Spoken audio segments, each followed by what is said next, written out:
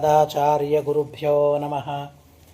ನರಸಿಂಹೋऽಖಿಲಜ್ಞಾನಮತಧ್ವಾन्तದಿವಾಕರः ಜಯತ್ಯಮಿತಸಜ್ಞಾನಸುಖಶಕ್ತಿಪಯೋನಿಧಿः ಕಲ್ಯಾಣಾದ್ಭುತಗಾತ್ರಾರ್ಯ ಕಾಮಿತಾರ್ಥಪ್ರದಾಯಿನೇ ಶ್ರೀಮದ್ವೆಂಕಟನಾಥಾರ್ಯ ಶ್ರೀನಿವಾಸಾಯ ತೇ ನಮಃ. ವ್ಯಾಸಾಯ ಭವನಾಶಾರ್ಯ ಶ್ರೀಶಾರ್ಯ ಗುಣರಾಶರೇ ಹೃದ್ಯಾರ್ಯ ಶುದ್ಧವಿದ್ಯಾರ್ಯ ಮಧ್ವಾರ್ಯ ಚ ನಮೋ ನಮಃ. ನೌಮಿನ್ಯಾರ್ಯ ಸುಧಾದಿಕರ್ಜರಮುನೀನ್ ಶ್ರೀಪಾದರಾಟ್ ಸನ್ಮಣೀನ್ ವ್ಯಾಸಾರ್ಯಾನ್ ವಿವಿಧಾಗಮಾಬ್ಧಿವಿಹರಾನ್ ಶ್ರೀವಾದಿರಾಜಾನಪಿ ವಂದೇ ಹಂಸವರಾನ್ ರಘೂತ್ತಮಗುರೂನ್ ವೈದಗ್ಧ್ಯವಾರಾಂ ನಿಧೀನ್ ಶ್ರೀ ಸತ್ಯವ್ರತ ರಾಘವೇಂದ್ರ ಮುನಿಪಾನ್ ಸದ್ಬೋಧಸಧ್ಯಾನಪಾನ್ ಸತ್ಯಾಭಿಜ್ಞಕರಾಬ್ಜೋತ್ಥಾನ್ ಪಂಚಾಶದ್ವರ್ಷಪೂಜಕಾನ್ ಸತ್ಯಪ್ರಮೋದತೀರ್ಥಾರ್ಯಾನ್ ನೌಮಿನ್ಯಾರ್ಯ ಸುಧಾರತಾನ್ ಶಾಸ್ತ್ರೇಷು ಪಾರದೃಶ್ವಾನಂ ಶಾಸ್ತ್ರಜ್ಞೇಷು ಚ ವತ್ಸಲಂ ದೀನಭಕ್ತೋದ್ಧಾರಕರಂ ಸತ್ಯಾತ್ಮಾನಂ ಗುರುಂ ಭಜೆ. ವಿದ್ಯಾಪೀಠವಿಧಾತಾರಂ ವಿದ್ಯಾವಾರಿಧಿಚಂದಿರಂ ವಿದ್ಯಾರ್ಥಿವತ್ಸಲಂ ವಂದೇ ಮಹಾಮಹಿಮಸದ್ಗುರುಂ. ಸೃಷ್ಟಿಸ್ಥಿತ್ಯಪ್ಯಯೇಹ ನಿಯತಿದೃಶಿತಮೋ ಬಂಧಮೋಕ್ಷಾಶ್ಚ ಯಸ್ಮಾತ್ ಅಸ್ಯ ಶ್ರೀಬ್ರಹ್ಮರುದ್ರಪ್ರಭೃತಿಸುರನರದ್ವೀಷಶತ್ರುತ್ಮಕಸ್ಯ ವಿಷ್ಣೋರ್ವ್ಯಸ್ತಾಃ ಸಮಸ್ತಾಃ ಸಕಲಗುಣನಿಧಿಃ ಸರ್ವದೋಷವ್ಯಪೇತಃ ಪೂರ್ಣಾನಂದಾವ್ಯಯೋಜೋ ಗುರುರಪಿ ಪರಮಶ್ಚಿಂತರೇತಂ ಮಹಾಂತಂ. ಜನ್ಮಾದ್ಯಸ್ಯ ಯತೋನ್ವಯಾದಿತರತಶ್ಚಾರ್ಥೇಷ್ವಭಿಜ್ಞಸ್ವರಾಟ್ ತೇನೇ ಬ್ರಹ್ಮಹೃದಾಯ ಆದಿಕವಜೇ ಮುಹ್ಯಂತಿ ಯಂ ಸೂರಯಃ ತೇಜೋವಾರಿಮೃದಾಂ ಯಥಾ ವಿನಿಮಯೋರ್ಯತ್ರ ತ್ರಿಸರ್ಗೋ ಮೃಷಾ ಧಾಮ್ನಾ ಸ್ವೇನ ಸದಾ ನಿರಸ್ತಕುಹಕಂ ಸತ್ಯಂ ಪರಂ ಧೀಮಹಿ. ನಿಗಮಕಲ್ಪತರೋರ್ಗಲಿತಂ ಫಲಂ ಶುಕಮುಖಾದಮೃತದ್ರವಸಂಯುತಂ ಪಿಬತ ಭಾಗವತಂ ರಸಮಾಲಯಂ ಮುಹುರಹೋ ರಸಿಕಾಃ ಭುವಿ ಭಾವುಕಾಃ ಯಂ ಪ್ರವ್ರಜन्तಮನುಪೇತಮಪೇತಕೃತ್ಯಂ ದ್ವೈಪಾಯನೋ ವಿರಹಕಾತರಾಜುಹಾವ ಪುತ್ರೇತಿ ತನ್ಮಯತಯಾ ತರವೋಪಿ ನೇದುಸ್ಥಂ ಸರ್ವಭೂತಹೃದಯಂ ಮುನಿಮಾನತೋಸ್ಮಿ. ನಾರಾಯಣಂ ನಮಸ್ಕೃತ್ಯ ನರಂ ಚೈವ ನರೋತ್ತಮಂ ದೇವೀಂ ಸರಸ್ವತೀಂ ವ್ಯಾಸಂ ತತೋ ಜರಮುದೀರಯೇತ್. ಸ್ವಸ್ತ್ಯಸ್ತು ಸತಾಮಖಿಲ ಸನ್ಮಂಗಲಾನಿ ಸಂತು ಶ್ಲೋಕೈಕಶ್ರವಣ ಪಠನ ಮಾತ್ರೇಣ ಕಥಾ ವಕ್ತುಶ್ಚ ಶ್ರೋತॄಣಾಂ ನಿಖಿಲ ಕಲಿಕೃತಕಲ್ಮಷಾಪನೋದನ ಪಟುತರೆ ಧರ್ಮಾದ್ಯಖಿಲ ಪುರುಷಾರ್ಥ ಸಾಧನೀಭೂತೆ ಶ್ರೀಮದ್ಭಾಗವತೆ ಅದ್ಯ ಕಥಾ ಪ್ರಾರಂಭೆ ಸತಿ ಯತ್ಕಿಂಚಿತ್ ಪೂರ್ವಕಥಾ ಪ್ರಮೇಯಾನುವಾದಃ. ಹರಿಃ ಓಂ ಹರಿಃ ಓಂ ಹರಿಃ ಓಂ.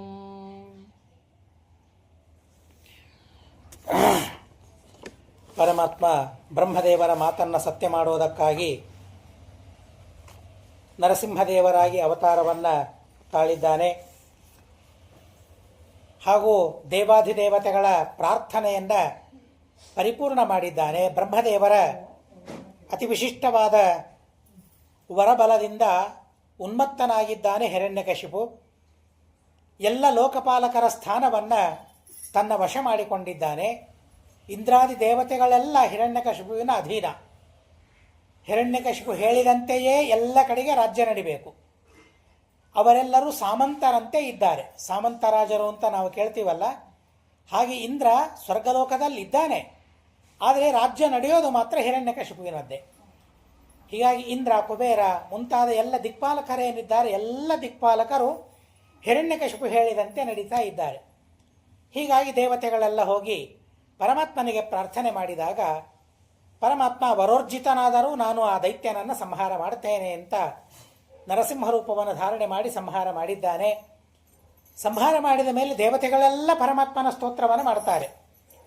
ಹಿರಣ್ಯಕಶಿಪುವಿನ ಸಂಹಾರದಿಂದ ಎಷ್ಟು ಜನರಿಗೆ ಸಂತೋಷವಾಗಿದೆ, ಎಷ್ಟು ಜನರಿಗೆ ಲಾಭವಾಗಿದೆ ಅಂತನ್ನೋದನ್ನು ಭಾಗವತ ನಮಗೆ ತಿಳಿಸ್ತದೆ. ಬ್ರಹ್ಮಾದಿ ದೇವತೆಗಳೆಲ್ಲರೂ ಕೂಡ ಪರಮಾತ್ಮನ ಸ್ತೋತ್ರವನ್ನು ಮಾಡುತ್ತಾರೆ. ಹಿರಣ್ಯಕಶಿಪುವನ್ನು ಸಂಹಾರ ಮಾಡಿದಿ, ಅದರಿಂದ ನಮಗೆ ಬಹಳಷ್ಟು ಲಾಭವಾಗಿದೆ. ಪಿತೃದೇವತೆಗಳು ಹೇಳುವ ಮಾತು, ಶ್ರಾದ್ದ ಮಾಡುವಾಗ ಆ ಶ್ರಾದ್ದದ ಫಲವನ್ನು ಆ ದೇವತೆಗಳಿಗೆ ಕೊಡ್ತಾ ಇಲ್ವಂತೆ. ಆ ಶ್ರಾದ್ದದ ಫಲವನ್ನು ಹಿರಣ್ಯಕಶಿಪುವೆ ಅಪಹರಣ ಮಾಡಬೇಕು. ಶ್ರಾದ್ದಾನಿ ನೋಧಿ ಬುಭುಜೆ, ನಮ್ಮ ಉದ್ದೇಶದಿಂದ ಶ್ರಾದ್ದ ಮಾಡಿದರೂ ಕೂಡ ಆ ಶ್ರಾದ್ದದ ಭೋಗವನ್ನು ಹಿರಣ್ಯಕಶಿಪು ಮಾಡ್ತಾ ಇದ್ದಾನೆ. ಇಷ್ಟು ಕಷ್ಟ ಕೊಟ್ಟಿದ್ದಾನೆ. ಸಂಹಾರ ಮಾಡಿ ಬಹಳ ಒಳ್ಳೆಯದಾಗಿದೆ. ಶ್ರಾದ್ದ ಪಿತೃಗಳಿಗೆ ತಲುಪಲಿಲ್ಲ ಅಂತಾದರೆ ನಮ್ಮ ತಂದೆ ತಾಯಿಗಳಿಗೂ ಅದರಿಂದ ಸುಖವಾಗೋದಿಲ್ಲ. ಹೀಗಾಗಿ ಯಾರಿಗೂ ಸುಖವಾಗದೇ ಇದ್ದಾಗ ಪರಮಾತ್ಮ ಸಂಹಾರ ಮಾಡಿ ಎಲ್ಲರಿಗೆ ಸುಖ ಆಗುವಂತೆ ಮಾಡಿದ್ದಾನೆ. ರಾಜ ಮತ್ತೆ ಪ್ರಶ್ನೆ ಮಾಡ್ತಾನೆ, ಸ್ವಾರಂಭುವ ಸಚ ಮನೋಹ ವಂಶೋಯಂ ವಿಸ್ತರಾಚ್ಛ್ರುತಃ ಯತ್ರ ಯತ್ರ ಹರೇರ್ಭಕ್ತಾಃ ಕರ್ಮಾಣಿ ಚ ಮಹೀಯಸಃ ಯತ್ರ ಧರ್ಮಾಶ್ಚ ವಿವಿಧಾಃ ಚತುರ್ವರ್ಣಾಶ್ರಿತಾ ಶುಭಾಃ ಯತ್ರ ವಿಶ್ವಸೃಜಾಂ ಸರ್ಗಃ ಮನೋನನ್ಯಾನ್ ವದಸ್ವನಃ ಗಾಯಂತಿ ಕವಯೋ ಬ್ರಹ್ಮನ್ ತಾನಿನೋ ವೇದ ಶೃಣ್ವತಾಂ ಯದಸ್ಮಿನ್ನಂತರೆ ಬ್ರಹ್ಮನ್ ಭಗವಾನ್ ವಿಶ್ವಭಾವನಃ ಕೃತವಾನ್ ಕುರುತೆ ಕರ್ತಾಹ್ಯತಿ ತೇನಾಗತೇದ್ಯವಾ. ಸ್ವಯಂಭುವ ಮನುವಿನ ವರ್ಣನೆಯನ್ನು ವಿಸ್ತಾರವಾಗಿ ನೀವು ಮಾಡಿದ್ದೀರಿ. ಉಳಿದ ಮನುಗಳ ಕಥೆಯನ್ನು ಕೂಡ ನಮಗೆ ತಿಳಿಸಬೇಕು ಅಂತ ಪ್ರಾರ್ಥನೆ ಮಾಡ್ತಾನೆ ರಾಜ. ಪ್ರಾರ್ಥನೆ ಮಾಡಿದಾಗ ಮಹಾನುಭಾವರಾದ ಶುಕಾಚಾರ್ಯರು ಹೇಳ್ತಾರೆ, ಆ ಮನುಗಳ ವಂಶವನ್ನು ವಿಸ್ತಾರ ಮಾಡಲಿಕ್ಕೆ 100 ವರ್ಷ ಸಮಯ ಸಿಕ್ಕರೂ ಕೂಡ ಸಾಕಾಗೋದಿಲ್ಲ ಅಂತ ಹೇಳ್ತಾರೆ. ಮನುವಂಶವನ್ನೇ ವರ್ಣನೆ ಮಾಡಲಿಕ್ಕಾಗೋದಿಲ್ಲ ಅಂದಮೇಲೆ ಇನ್ನು ಪರಮಾತ್ಮನ ವರ್ಣನೆ ಮಾಡೋದು ಬಹಳ ಕಷ್ಟ, ಸಾಧ್ಯವೇ ಇಲ್ಲ ಪರಮಾತ್ಮನ ವರ್ಣನೆ ಮಾಡೋದು ಅಂತ ಹೇಳ್ತಾರೆ. 14 ಮನುಗಳ ಕಥೆಯನ್ನು ಇಲ್ಲಿ ಹೇಳ್ತಾರೆ. ಆಯಾ ವ್ಯಕ್ತಿ ಮನುವಾದಾಗ ಸ್ವಯಂಭುವ, ಸ್ವಾರೋಚಿಷ, ಉತ್ತಮ, ತಾಪಸ, ರೈವತ, ಚಾಕ್ಷುಷ ಮುಂತಾದ ಮನುಗಳಿದ್ದಾರೆ. 14 ಜನ ಮನುಗಳಿದ್ದಾರೆ. ಒಬ್ಬೊಬ್ಬರು ಮನುಗಳಾಗಿದ್ದಾಗ ಯಾರು ದೇವತೆಗಳಾಗ್ತಾರೆ, ಸಪ್ತರ್ಷಿಗಳು ಯಾರಾಗ್ತಾರೆ, ಆಯಾ ಪದವಿಗೆ ಯಾರು ಬರ್ತಾರೆ, ಪರಮಾತ್ಮ ಹೇಗೆ ಅವತಾರವನ್ನು ತಾಳ್ತಾನೆ, ಪರಮಾತ್ಮ ಮಾಡಿದ ಕಾರ್ಯ ಏನು, ಒಟ್ಟಾರೆ 6 ಕಾರ್ಯಗಳನ್ನು ಅಲ್ಲಿ ಹೇಳಬೇಕು. ಒಂದು ಮನುವಿನ ವರ್ಣನೆಯನ್ನು ಮಾಡಬೇಕಾದರೆ 6 ಕಾರ್ಯಗಳನ್ನು ಅಲ್ಲಿ ಹೇಳಬೇಕು. ಆದರೆ ಸ್ವಯಂಭುವ ಮನುವಿನಲ್ಲಿ ಪರಮಾತ್ಮನೂ ಯಜ್ಞನೇ, ಇಂದ್ರನೂ ಯಜ್ಞನೇ. ಹೀಗಾಗಿ ಅಲ್ಲಿ 5 ಕಾರ್ಯಗಳನ್ನು ಅಲ್ಲಿ ಹೇಳಿದ್ದಾರೆ. 14 ಮನುಗಳ ವಿಸ್ತಾರವನ್ನು ಸಪ್ತಾಹದ ಕ್ರಮದಲ್ಲಿ ಹೇಳಲಿಕ್ಕೆ ಸಾಧ್ಯವೇ ಇಲ್ಲ. 4ನೇ ಮನ್ವಂತರ, 6ನೇ ಮನ್ವಂತರ ಮತ್ತು 7ನೇ ಮನ್ವಂತರ, ಈ 3 ಮನ್ವಂತರಗಳಲ್ಲಿ ಭಗವಂತ ಅತಿ ವಿಶಿಷ್ಟವಾದ ಮಹಿಮೆಯನ್ನು ತೋರಿಸಿದ್ದಾನೆ ಅಂತನ್ನೋದಕ್ಕಾಗಿ ಆ ಮನ್ವಂತರಗಳ ವಿವರವನ್ನು ತಿಳಿಬೇಕು. ಸ್ವಯಂಭುವ ಮನುವಾದಾಗ ಮೊಟ್ಟ ಮೊದಲನೇ ಮನು, ಅವನು ರಾಜ್ಯವನ್ನಾಳಿದ, ತಪಸ್ಸು ಮಾಡೋದಕ್ಕಾಗಿ ವಿರಕ್ತನಾಗಿ ವನಕ್ಕೆ ಹೋಗ್ತಾನೆ. ವನಕ್ಕೆ ಹೋದಾಗ ಧ್ಯಾನಮಗ್ನನಾಗ್ತಾನೆ. ಧ್ಯಾನಮಗ್ನನಾದಾಗ ಅವನು ಕಂಡ ಉಪನಿಷತ್ತು ಅದು ಈಶಾವಾಸ್ಯ ಉಪನಿಷತ್ತು, ಯಾಜ್ಞೀಯ ಮಂತ್ರೋಪನಿಷತ್ತು ಅಂತ ಅದಕ್ಕೆ ಕರೀತಾರೆ. ಅದಕ್ಕೆ ಪ್ರತಿಪಾದ್ಯ ಯಜ್ಞನಾಮಕ ಪರಮಾತ್ಮ ಅನ್ನೋದಕ್ಕಾಗಿ ಯಾಜ್ಞೀಯ ಮಂತ್ರ ಉಪನಿಷತ್ತು ಅಂತ ಹೇಳ್ತಾರೆ. ಅಂತಹ ಯಾಜ್ಞೀಯ ಉಪನಿಷತ್ತನ್ನು ಅವನು ಕಾಣುತ್ತಾನೆ. ಅದಕ್ಕೆ ದ್ರಷ್ಟ, ಆ ಉಪನಿಷತ್ತಿನ ದ್ರಷ್ಟ ಸ್ವಯಂಭುವ ಮನು. ಅದನ್ನು ಭಾಗವತದಲ್ಲಿ ಅನುವಾದ ಮಾಡ್ತಾರೆ. ಆತ್ಮಾವಾಸ್ಯಮಿದಂ ವಿಶ್ವಂ ಯಜ್ಜಗತ್ಯಾಂ ಜಗನ್ಮನಃ ತೇನ ತ್ಯಕ್ತೇನ ಭುಂಜೀಥಾಹ ಮಾಗ್ರದ ಕಸ್ಯ ಸ್ವಿಧನಂ ಅಂತ ಹೇಳಿ ಯಜ್ಞನಾಮಕನಾದ ಪರಮಾತ್ಮ ತನ್ನ ದೌಹಿತ್ರ. ಆದರೂ ಕೂಡ ತನ್ನ ಮಗಳಿಗೆ ಮೊದಲು ಹೇಳಿದ್ದ, ತನ್ನ ಮಗಳು ಮತ್ತು ಅಳಿಯನಿಗೆ ಹೇಳಿದ್ರು, ನಿಮ್ಮಲ್ಲಿ ಹುಟ್ಟುವ ಮಗನನ್ನು ನಮಗೆ ಕೊಡಬೇಕು ಅಂತ ಕೇಳಿದ್ರು. ಇದನ್ನು ಪುತ್ರಿಕಾ ಪುತ್ರ ಧರ್ಮನ್ಯಾಯ ಅಂತ ಹೇಳ್ತಾರೆ. ಯದ್ಯಪಿ ಅವನಿಗೆ 2 ಮಕ್ಕಳಿದ್ದಾರೆ. ಸ್ವಯಂಭುವ ಮನುವಿಗೆ ಪ್ರಿಯವ್ರತ, ಉತ್ತಾನಪಾದ ಅಂತ 2 ಗಂಡಸರಿದ್ದಾರೆ. ಆದರೂ ಕೂಡ ಪುತ್ರಿಕಾ ಪುತ್ರ ಧರ್ಮನ್ಯಾಯದಿಂದ ಯಾಕೆ ಯಜ್ಞನನ್ನು ತಾನು ಸ್ವೀಕಾರ ಮಾಡಿದ ಅಂತ ಅಂದರೆ, ಆ ಯಜ್ಞ ಸ್ವಯಂ ಪರಮಾತ್ಮ. ಹೀಗಾಗಿ ನನ್ನ ದೌಹಿತ್ರ ನನ್ನ ಮಗನೂ ಆಗಬೇಕು ಅಂತ ಅಪೇಕ್ಷೆಯಿಂದ ಆ ಪುತ್ರಿಕಾಪುತ್ರ ಧರ್ಮದಿಂದ ತನ್ನ ಮಗನನ್ನಾಗಿ ಮಾಡಿಕೊಳ್ತಾನೆ. ಒಂದರ್ಥದಲ್ಲಿ ದೌಹಿತ್ರ, ಮಗಳ ಮಗ, ಮತ್ತೊಂದರ್ಥದಲ್ಲಿ ಪುತ್ರನೂ ಹೌದು. ಹೀಗಾಗಿ ಅವನು ಸಾಕ್ಷಾತ್ ಪರಮಾತ್ಮ ಅಂತ ತಿಳಿದು ತಪಸ್ಸು ಮಾಡುವಾಗ, ಆ ಮಂತ್ರದಿಂದ ಸ್ತೋತ್ರ ಮಾಡುವಾಗ ಯಜ್ಞನಾಮಕನಾದ ಪರಮಾತ್ಮನನ್ನೇ ಧ್ಯಾನ ಮಾಡ್ತಾ ಆ ಮಂತ್ರಗಳಿಂದ ಪರಮಾತ್ಮನ ಚಿಂತನೆಯನ್ನು ಮಾಡ್ತಾ ಇದ್ದಾನೆ. ಮಾಡುವಾಗ ಆ ಪ್ರಭಾವವನ್ನು ನೋಡ್ತಾರೆ. ನಮ್ಮ ಈ ವನದಲ್ಲಿ, ಕಾಡಿನಲ್ಲಿ ಯಾರೋ ಒಬ್ಬ ದೇವರ ಧ್ಯಾನವನ್ನು ಮಾಡ್ತಾ ಇದ್ದಾನೆ ಅಂತ ದೈತ್ಯರಿಗೆ ಗೊತ್ತಾಗ್ತದೆ. ಬಹಳ ಸಿಟ್ಟು ಬರ್ತದೆ. ಸಿಟ್ಟು ಬಂದು ಅವನನ್ನು ತಿನ್ನೋದಕ್ಕಾಗಿ ಅಂತ ಬರ್ತಾರೆ. ಭಾರೀ ಸಿಟ್ಟಿನಿಂದ ಅವನನ್ನು ತಿನ್ನೋದಕ್ಕಾಗಿ ಅಂತ ಬರ್ತಾರೆ. ಅವಾಗ ಇವರು ಧ್ಯಾನಮಗ್ನರೇ ಆಗಿರ್ತಾರೆ. ಆ ಸಂದರ್ಭದಲ್ಲಿ ಯಜ್ಞನಾಮಕನಾದ ಪರಮಾತ್ಮ ಅಲ್ಲಿ ಪ್ರತ್ಯಕ್ಷನಾಗಿ ದೈತ್ಯರನ್ನು ಸಂಹಾರ ಮಾಡಿ ಸ್ವಯಂಭುವ ಮನುವನ್ನು ಸಂರಕ್ಷಣೆ ಮಾಡಿಕೊಂಡ ಅಂತ ಆ ಮನುವಿನ ವಂಶವನ್ನು ಅಲ್ಲಿ ಮತ್ತೆ ವರ್ಣನೆ ಮಾಡ್ತಾರೆ. 4ನೇ ಮನ್ವಂತರ ತಾಪಸ ಮನ್ವಂತರ. ತಾಪಸ ಮನ್ವಂತರದಲ್ಲಿ ಪರಮಾತ್ಮ ಹರಿ ಎಂಬ ಹೆಸರಿನಿಂದ ಅವತಾರವನ್ನು ತಾಳ್ತಾನೆ. ಹರಿ ಎಂಬ ಹೆಸರಿನಿಂದ ಅವತಾರವನ್ನು ತಾಳಿ ಆನೆಯನ್ನು ಸಂರಕ್ಷಣೆ ಮಾಡಿದ್ದಾನೆ, ಗಜಪತಿಯನ್ನು ಸಂರಕ್ಷಣೆ ಮಾಡಿದ್ದಾನೆ. ಆ ಆನೆ ಮತ್ತು ಮೊಸಳೆ ಗಜೇಂದ್ರ ಮೋಕ್ಷ, ಆ ಗಜೇಂದ್ರದ ಮೋಕ್ಷದ ಕಥೆಯನ್ನು ವಿಸ್ತಾರವಾಗಿ ಕೇಳಬೇಕು ಅಂತ ಪರೀಕ್ಷಿನ್ ಮಹಾರಾಜ ಪ್ರಶ್ನೆ ಮಾಡಿದಾಗ ಶುಕಾಚಾರ್ಯ ಹೇಳ್ತಾರೆ, ತ್ರಿಕೂಟ ಅಂತ ಒಂದು ವಿಶ್ರುತವಾದ ಪ್ರಸಿದ್ಧವಾದ ಒಂದು ಪರ್ವತ. ಆ ಪರ್ವತ ಕ್ಷೀರ ಸಮುದ್ರದಿಂದ ಆವೃತವಾಗಿದೆ, ಕ್ಷೀರೋದದಿಂದ. ಬೇಕಾದಷ್ಟು ಯೋಜನ ಎತ್ತರದ ಪರ್ವತ ಅದು. ನಾನಾ ತರಹದ ಶೃಂಗಗಳಿವೆ. ಅಲ್ಲಿ ಮಹಾತ್ಮನಾದ ವರುಣನ ಒಂದು ಉದ್ಯಾನವನ ಇದೆ. ಅಲ್ಲಿ ಆ ಪರ್ವತದಲ್ಲಿ ಅದಕ್ಕೆ ಋತುಮತ್ ಅಂತ ಹೆಸರು ಆ ಉದ್ಯಾನವನಕ್ಕೆ. ಯಾವುದೇ ಋತುಗಳಲ್ಲಿಯ ಹೂಹಣ್ಣುಗಳಿರಲಿ, ಅಲ್ಲಿ ಎಲ್ಲ ಋತುಗಳಲ್ಲಿಯೂ ಆ ಹೂಹಣ್ಣುಗಳು ಬೆಳೀತವೆ ಅಂತ ಅನ್ನೋದಕ್ಕಾಗಿ ಋತುಮತ್ ಅಂತ ಅದಕ್ಕೆ ನಾಮಕರಣ ಮಾಡಿದ್ದಾರೆ. ದೇವತಾ ಸ್ತ್ರೀಯರೆಲ್ಲರೂ ತಮ್ಮ ತಮ್ಮ ಪತಿಗಳಿಂದ ಸೇರಿ ಅಲ್ಲಿ ವಿಹಾರಕ್ಕಾಗಿ ಬರ್ತಾರೆ. ಸುಂದರವಾದ ವನ.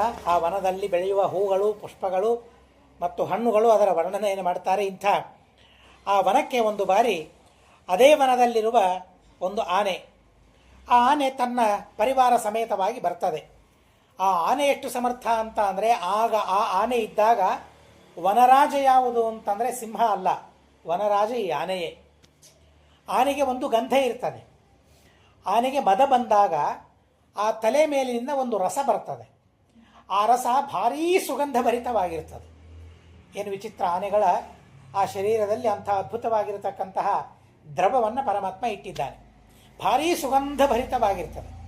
ಹೀಗಾಗಿ ಆ ಸುಗಂಧ ಭರಿತವಾದ ಜಲವನ್ನು ಸ್ವೀಕಾರ ಮಾಡೋದಕ್ಕಾಗಿ ಭ್ರಮರಗಳೆಲ್ಲ ಅಲ್ಲೇ ಸುತ್ತಾಡ್ತಾ ಇರ್ತವಂತೆ. ಅದರ ಗಂಧ ಒಂದು ಯೋಜನ ಮಾತ್ರ ದೂರ ಹೋಗ್ತದಂತೆ. ಆ ಗಂಧ, ಆನೆ ಗಂಧ ಬಂದರೆ ಸಾಕು, ಅಲ್ಲಿಂದ ದುಷ್ಟ ಪ್ರಾಣಿಗಳೆಲ್ಲ ದೂರ ಓಡಿ ಹೋಗಿಬಿಡ್ತಾವಂತೆ. ಆನೆ ಕಾಣಿಸ್ಬೇಕಾಗಿಲ್ಲ, ಆ ಆನೆಯ ಗಂಧ ಬಂದರೆ ಸಾಕು, ದುಷ್ಟ ಪ್ರಾಣಿಗಳು ಓಡಿ ಹೋಗ್ತದೆ. ದೊಡ್ಡ ದೊಡ್ಡ ಹುಲಿಗಳು, ಸಿಂಹಗಳು, ಖಡ್ಗಮೃಗಗಳು ಅಥವಾ ಹಾವುಗಳು ಎಲ್ಲವೂ ಕೂಡ ದೂರ ದೂರ ಓಡಿ ಹೋಗ್ತವೆ. ಅಂತಹ ಸಮರ್ಥವಾದ ಆನೆ ಆ ಸರೋವರಕ್ಕೆ ಬಂದಿದೆ. ಸರೋವರದಲ್ಲಿ ಸ್ನಾನ ಮಾಡಿದೆ, ನೀರು ಕುಡಿದಿದೆ ಚೆನ್ನಾಗಿ. ಮಕ್ಕಳಿಗೆ, ಮೊಮ್ಮಕ್ಕಳಿಗೆ, ಎಲ್ಲ ಪರಿವಾರದವರಿಗೆ ಸ್ನಾನ ಮಾಡಿಸಿದೆ. ಸ್ನಾನ ಮಾಡಿಸಿ ಸಂತೋಷದಿಂದ ಅದು ಇದೆ. ತಂ ತತ್ರ ಕಶ್ಚಿಂದ್ರಪದೈವ ಚೋದಿತ ಗ್ರಹೋ ಬಲಿ ಯಾಂಶ್ಚರಣೇರುಷಾಗ್ರಹೀತ. ದೈವ ಪ್ರಾರಬ್ಧ, ಹಾಹಹುಹು ಗಂಧರ್ವರಿವರು ದೇವಲರ ಶಾಪದಿಂದ ಈ ತರಹದ ಯೋನಿಯವರಿಗೆ ಬಂದಿದೆ. ದೇವಲರು ಸ್ನಾನ ಮಾಡೋದಕ್ಕಾಗಿ ಹೋಗಿದ್ದಾರಂತೆ. ಸರೋವರದಲ್ಲಿ ಸ್ನಾನ ಮಾಡೋದಕ್ಕಾಗಿ ಹೋದಾಗ ಈ ಗಂಧರ್ವರು ಆಲೋಚನೆ ಮಾಡ್ತಾರೆ, ಒಂದು ಆಟ ಆಡಿಕೊಳ್ಳೋಣ ದೇವಲರ ಜೊತೆಗೆ ಅಂತ. ನಾನು ಆನೆಯಾಗಿ ತೀರದ ಮೇಲೆ ಇರ್ತೇನೆ, ಮೊಸಳೆಯಾಗಿ ನೀನು ನೀರಲ್ಲಿರು. ಅವರು ನೀರಿನಲ್ಲಿಳಿದರೆ ನೀನು ಭಯಪಡಿಸು, ಮೇಲೆ ಬಂದರೆ ನಾನು ಭಯಪಡಿಸ್ತೇನೆ. ಹೀಗೆ ಅವರ ಜೊತೆಗೆ ಆಟ ಆಡೋಣ ಅಂತ ಆ ಗಂಧರ್ವರು ಅಂದುಕೊಳ್ತಾರಂತೆ. ನೋಡಿ ಹೇಗೆ ಬುದ್ಧಿ ಬರ್ತದೆ, ವಿಚಿತ್ರ! ಮಹಾನುಭಾವರು, ಆದರೆ ಪ್ರಾರಬ್ಧ. ಆ ಮುನಿಗಳ ಜೊತೆಗೆ ಆಟವಾಡುವ ಅಪೇಕ್ಷೆ ಪಟ್ಟಿದ್ದಾರೆ, ಮನಸ್ಸು ಮಾಡಿದ್ದಾರೆ. ದೇವಲರು ಭಯಪಟ್ಟರು. ಒಳಗೆ ಹೋಗ್ತಾರೆ ಮೊಸಳೆ, ಹೊರಗೆ ಬರ್ತಾರೆ ಆನೆ. ಆದರೆ 2-3 ತರಹ ಹೀಗೆ ಮಾಡಿದಾಗ ದೇವಲರಿಗೆ ಅನ್ನಿಸ್ತು ಇದು ಪ್ರಾಣಿಗಳ ವ್ಯಾಪಾರ ಅಲ್ಲ ಅಂತ ಅನ್ನಿಸ್ತು. ಯಾಕೆಂದರೆ ಪ್ರಾಣಿಗಳು ಸಹಸಾ ಯಾರಿಗೂ ತೊಂದರೆ ಕೊಡೋದಿಲ್ಲ, ಯಾರಿಗೂ ಪೀಡೆ ಕೊಡೋದಿಲ್ಲ. ಮನುಷ್ಯರಿಂದ ಭಯ ತನಗಾಗ್ತದೆ ಅಂತ ಗೊತ್ತಾದಾಗ ಪೀಡೆ ಕೊಡ್ತವೆ ಹೊರತು ಸಹಸಾ ಆ ಪ್ರಾಣಿಗಳು, ಯಾವ ಪ್ರಾಣಿಗಳು ಮತ್ತೆ ಪೀಡೆ ಕೊಡೋದಿಲ್ಲ. ಹಾವು ಸಹ ನಾವು ಏನೋ ಮಾಡ್ತೇವೆ ಅಂತ ಹೇಳಿ ಕಚ್ಚಲಿಕ್ಕೆ ಬರ್ತೇವೆ ಹೊರತು ನಮ್ಮಷ್ಟಕ್ಕೆ ನಾವಿದ್ರೆ ಯಾವ ಹಾವುಗಳು ಕಚ್ಚೋದಿಲ್ಲ. ಸಾಕಷ್ಟು ಬಾರಿ ಅದನ್ನು ನಾವು ಅನುಭವಿಸಿದ್ದೇವೆ. ಹಿಂದಕ್ಕೆ ಎಲ್ಲ ಹಳ್ಳಿ ಊರಲ್ಲಿ ಮನೆಗಳು. ಹೀಗಾಗಿ ನಮ್ಮಷ್ಟಕ್ಕೆ ನಾವು ಸುಮ್ಮನೆ ಕೂತ್ರೆ ಹಾವು ಬರ್ತವೆ, ತಮ್ಮಷ್ಟಕ್ಕೆ ತಾವೇ ಹೋಗಿಬಿಡ್ತವೆ. ಈಗ ನೀವು ಹೇಳಿದ್ರಲ್ಲ ಮಹಿಷಿ ಅಂತ, ಎಷ್ಟು ಹಾವುಗಳಲ್ಲಿ ಅದೇ ಹೇಳ್ತವೆ, ಬರ್ತವೆ ಹೋಗ್ತವೆ ಅಷ್ಟೇ, ಯಾರೇನೂ ಮಾಡೋದಿಲ್ಲ ಅಂತ ಅಂತಾರೆ. ಹಾಗೆ ಯಾವ ಹಾವು ಏನೂ ಮಾಡೋದಿಲ್ಲ. ನನ್ನನ್ನು ತುಳಿಲಿಕ್ಕೆ ಬರ್ತಾ ಇದ್ದಾರೆ ಅಂತ ಗೊತ್ತಾದಾಗ ಕಚ್ತದೆ. ಪ್ರಾಣಿಗಳು ಅಷ್ಟೇನೆ. ಹೀಗಾಗಿ ಒಳಗಡೆಗೆ ಪ್ರಾಣಿ ಇದೆ, ಮೊಸಳೆ ಇದೆ. ಆ ಮೊಸಳೆ ಆ ಪ್ರಾರಬ್ಧ ವಶವಾಗಿದೆ. ಆ ಆನೆಯನ್ನು ಹಿಡಿಬೇಕು ಅಂತ ಬಂದಿದೆ. ಆನೆಯನ್ನು ಹಿಡಿದು ಬಿಟ್ಟಿದೆ, ಗೊತ್ತಾಗಿದ್ದಿಲ್ಲ ಆನೆಗೆ.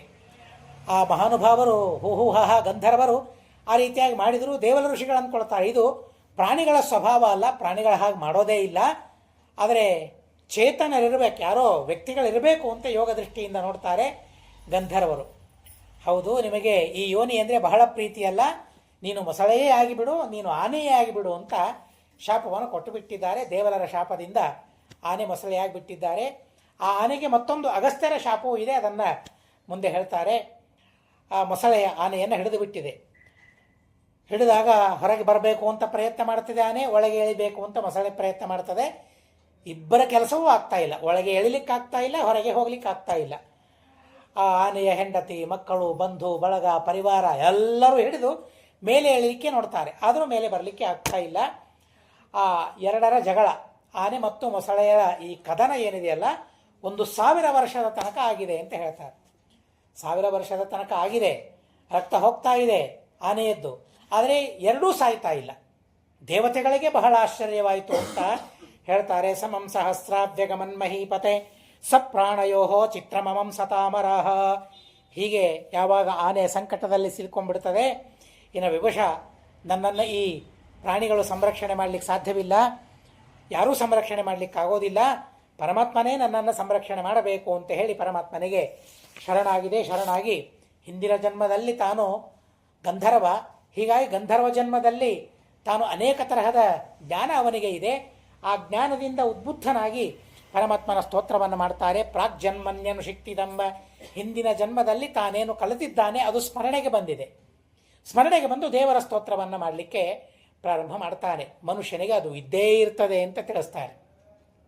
ಯಾಕೆ ನಾವು ಓದಬೇಕು, ಅಧ್ಯಯನವನ್ನು ಯಾಕೆ ಮಾಡಬೇಕು? ಕೆಲವು ಪ್ರಸಂಗದಲ್ಲಿ ವೃದ್ಧರಾದ ಮೇಲೆ ಅಧ್ಯಯನವನ್ನು ಪ್ರಾರಂಭ ಮಾಡ್ತೇವೆ, ಅನಿವಾರ್ಯವಾಗಿ ಬಿಡ್ತದೆ. ವೃದ್ಧರಾದ ಮೇಲೆ ಅಧ್ಯಯನ ಪ್ರಾರಂಭ ಮಾಡ್ತೇವೆ. ಆವಾಗ ಕೆಲವರು ನೋಡಿ ನಗುತ್ತಾರೆ, ಈಗೇನು ಓದ್ತಾ ಇದ್ದಿ ನೀನು, ಓದಿದ್ದು ಅರ್ಥವಾಗೋದಿಲ್ಲ, ತಿಳಿದದ್ದು ಮರೆತು ಹೋಗಿಬಿಡ್ತದೆ, ಹೀಗಿದ್ದಾಗ ಓದಿ ಏನು ಲಾಭ ಅಂತ ಅನೇಕ ಜನ ಆಕ್ಷೇಪ ಮಾಡ್ತಾ ಇರ್ತಾರೆ. ಏನು ಲಾಭ ಇಲ್ಲ, ವ್ಯರ್ಥ ಈಗ ಓದಿದರೆ ಅಂತ ಹೇಳ್ತಾರೆ.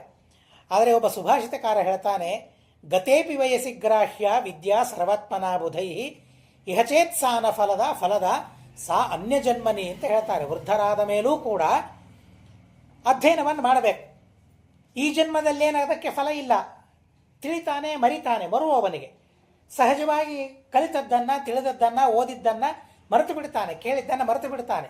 ಈ ಜನ್ಮದಲ್ಲಿ ಅದರ ಫಲ ಏನು ಅಂತ ಅವನಿಗೆ ಅರ್ಥವಾಗೋದೇ ಇಲ್ಲ, ಗೊತ್ತಾಗೋದೇ ಇಲ್ಲ. ಆದರೆ ಮುಂದಿನ ಜನ್ಮದಲ್ಲಿ ಮಾತ್ರ ಅದರ ಸಂಸ್ಕಾರ ಆ ಮನುಷ್ಯನಿಗಿರ್ತದೆ ಅಂತ ಹೇಳ್ತಾರೆ. ಆ ವ್ಯಕ್ತಿಗೆ, ಓದಿದ ವ್ಯಕ್ತಿಗೆ ಇರ್ತದೆ. ಮಹಾಸ್ವಾಮಿಗಳು ಪೂರ್ವಾಶ್ರಮದಲ್ಲಿದ್ದಾಗ ನಮಗೆ ಪ್ರತಿನಿತ್ಯ ಪಾಠ ಹೇಳಬೇಕಾದ್ರೆ ಒಂದೊಂದು ಸುಭಾಷಿತವನ್ನು ಹೇಳಬೇಕು ಅಂತ ಇಟ್ಕೊಂಡಿದ್ರು. ಇದು ಮೊಟ್ಟ ಮೊದಲ ಸುಭಾಷಿತ ನಮಗೆ ಹೇಳಿದ್ದು. ಗತೇಪಿ ವಯಸ್ಸಿ ಗ್ರಾಹ್ಯ, ವೃದ್ಧರಾದ ಮೇಲೂ ಕೂಡ ವಿದ್ಯೆಯನ್ನು ಗ್ರಹಣ ಮಾಡಬೇಕು. ಅಲ್ಲ, ಫಲನೇ ಇಲ್ಲಲ್ಲ, ಇಹಚೇತ್ಸಾನ ಫಲದ, ಈ ಜನ್ಮದಲ್ಲಿ ಅದು ನಿಮಗೆ ಫಲ ಕೊಡದೇ ಇರಬಹುದು, ಫಲಕಾರಿಯಾಗದೇ ಇರಬಹುದು, ಆದರೆ ಅದು ಮತ್ತೊಂದು ಜನ್ಮದಲ್ಲಿ, ಮುಂದಿನ ಜನ್ಮದಲ್ಲಿ ಅದು ಫಲವನ್ನು ಕೊಡ್ತದೆ. ಆ ಸಂಸ್ಕಾರ ಹಾಗೆ ಉಳಿತಿದೆ. ಮತ್ತೆ ABCD ಕಲಿಯೋ ಕಾರಣ ಇಲ್ಲ. ಓದ್ತಾ ಇರಬೇಕಾದ್ರೆ ಸುಲಭವಾಗಿ ಅರ್ಥ ಆಗ್ತಾ ಹೋಗ್ತದೆ. ಯಾಕೆ ಸುಲಭವಾಗಿ ಅರ್ಥವಾಗ್ತದೆ? ಹಿಂದಿನ ಜನ್ಮದಲ್ಲಿಯ ಸಂಸ್ಕಾರ. ಗುರುಗಳು ಉಪದೇಶ ಮಾಡಿರೋದಿಲ್ಲ, ಆದರೂ ಕೂಡ ಓದ್ತಾ ಹೋದರೆ ಅರ್ಥವಾಗ್ತಾ ಹೋಗಿರ್ತದೆ. ಗುರುಗಳು ಮಾಡಿರ್ತಾರೆ, ಸ್ವಲ್ಪ ದಾರಿಯನ್ನು ತೋರಿಸಿರ್ತಾರೆ. ದಾರಿಯನ್ನು ತೋರಿಸೋದಕ್ಕಾಗಿ ಗುರುಗಳು ಬೇಕು.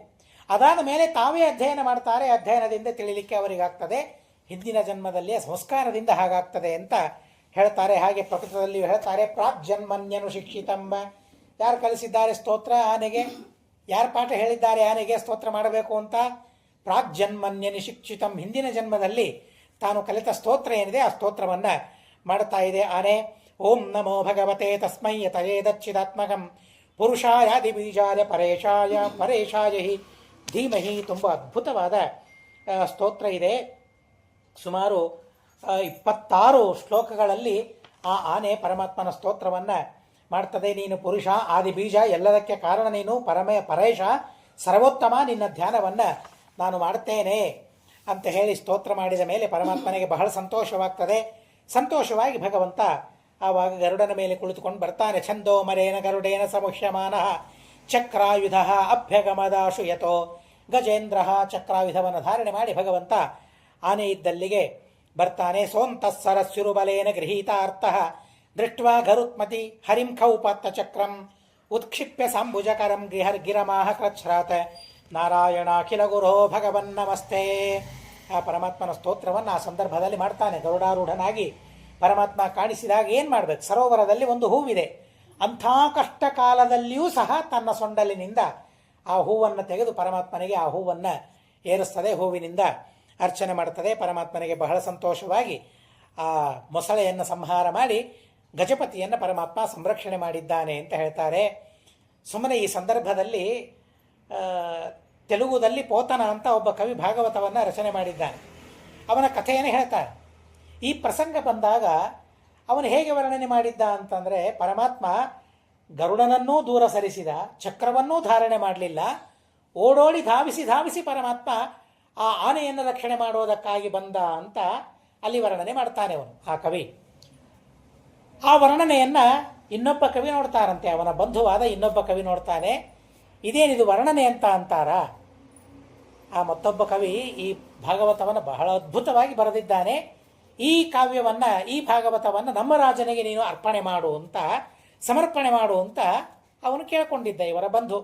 ಅವನು ಕವಿ. ಕೇಳಿಕೊಂಡಾಗ ಇವರೇನು ಮಾತಾಡೋದಿಲ್ಲ. ರಾತ್ರಿ ಅವನ ಸ್ವಪ್ನದಲ್ಲಿ ಸರಸ್ವತಿ ಬಂದು ಕಣ್ಣೀರಿಡ್ತಾ ಇದ್ದಾಳಂತೆ. ಯಾಕೆ ಅಂತ ಕೇಳಿದರೆ, ಅಲ್ಲ ನನ್ನನ್ನು ಯಾವುದೋ ರಾಜನಿಗೆ ಸಮರ್ಪಣೆ ಮಾಡ್ತೀಯಂತ ಅಲ್ಲ ನೀನು ಅಂತ ಹೇಳ್ತಾರಂತೆ. ಆ ಸ್ವಪ್ನದಿಂದಾಗಿ ಅದನ್ನು ಪರಮಾತ್ಮನಿಗೆ ಸಮರ್ಪಣೆ ಮಾಡಿದ ಹೊರತು ರಾಜನಿಗೆ ಸಮರ್ಪಣೆ ಮಾಡಲಿಲ್ಲ ಅಂತ ಕತೆ ಹೇಳ್ತಾರೆ. ಇಲ್ಲಿ ಹಾಗೆ ಆ ಅಸೂಯೆ, ಆ ದ್ವೇಷ ಇರ್ತದೆ. ನಮ್ಮ ರಾಜನಿಗೆ ಸಮರ್ಪಣೆ ಮಾಡಲಿಲ್ಲ, ಏನಾದರೂ ತಪ್ಪು ಹುಡುಕಾಡಬೇಕಿದರಲ್ಲಿ ಅಂತ ಅವನ ಆಲೋಚನೆ ಮಾಡಿ, ನೋಡು ಚಕ್ರವೇ ಧಾರಣೆ ಮಾಡದೆ ರಕ್ಷಣೆ ಮಾಡುವುದಕ್ಕಾಗಿ ಬಂದ ಅಂತ ನೀನು ಹೇಳ್ತಿ. ಹೇಗೆ ರಕ್ಷಣೆ ಮಾಡ್ತಾನಪ್ಪ? ಚಕ್ರ ಇಲ್ಲದೆ, ಆಯುಧ ಇಲ್ಲದೆ ರಕ್ಷಣೆ ಹೇಗೆ ಮಾಡ್ತಾನೆ? ದೇವರು ಹೀಗೆ ಬಂದ ಅಂತ ವರ್ಣನೆ ಮಾಡಿದ್ದಲ್ಲ, ಇದು ಎಷ್ಟು ಅಸಂಬದ್ಧ, ಇದು ಸಂಬಂಧವೇ ಇಲ್ಲ ಅಂತ ಅವನಲ್ಲಿಯ ದೋಷವನ್ನು ಎತ್ತಿ ತೋರಿಸ್ತಾನಂತೆ. ಆ ಸಂದರ್ಭದಲ್ಲಿ ಆ ಪೋತನನ ಮಗ ಅಲ್ಲಿದ್ದಂತೆ. ಅದನ್ನು ಕೇಳ್ತಾನೆ. ಅಲ್ಲಿಂದ ಮನೆ ಹೊರಗೆ ಹೋಗ್ತಾನಂತೆ. ಹೊರಗೆ ಹೋಗಿ ಬಾವಿಯಲ್ಲಿ ಒಂದು ದೊಡ್ಡ ಕಲ್ಲನ್ನು ಹಾಕ್ತಾನಂತೆ, ಧ್ವನಿ ಬರೋ ಹಾಗೆ, ಎಲ್ಲರಿಗೆ ಕೇಳಿಸುವ ಹಾಗೆ. ಓಡ್ತಾ ಬರ್ತಾನೆ. ಮಾಮ ನಿಮ್ಮ ಮಗ ಬಾವಿಯಲ್ಲಿ ಬಿದ್ದಿದ್ದಾನೆ ಅಂತ ಹೇಳ್ತಾನೆ. ಹೇಳಿದ ಕೂಡಲೇ ಓಡಿ ಬರ್ತಾನೆ. ಬಾವಿಯಲ್ಲಿ ನೋಡ್ತಾನೆ. ಮಾವ, ನಿಮ್ಮ ಮಗ ಬಿದ್ದಿದ್ದಾನೆ, ಎತ್ತೋದಕ್ಕಾಗಿ ಹಗ್ಗ ತಂದಿದ್ದೀಯಾ ನೀನು ಅಂತ ಕೇಳ್ತಾನೆ. ಏನು ತಂದಿದ್ದು? ಏನೂ ಇಲ್ಲ, ಹಗ್ಗ ಇಲ್ಲ, ಏನೂ ಇಲ್ಲ. ಬಂದಿದ್ದೀಯಲ್ಲ, ಹೇಗೆ ಬಂದು ರಕ್ಷಣೆ ಮಾಡಬೇಕು ಅಂತ ಬಂದಿಯಲ್ಲ?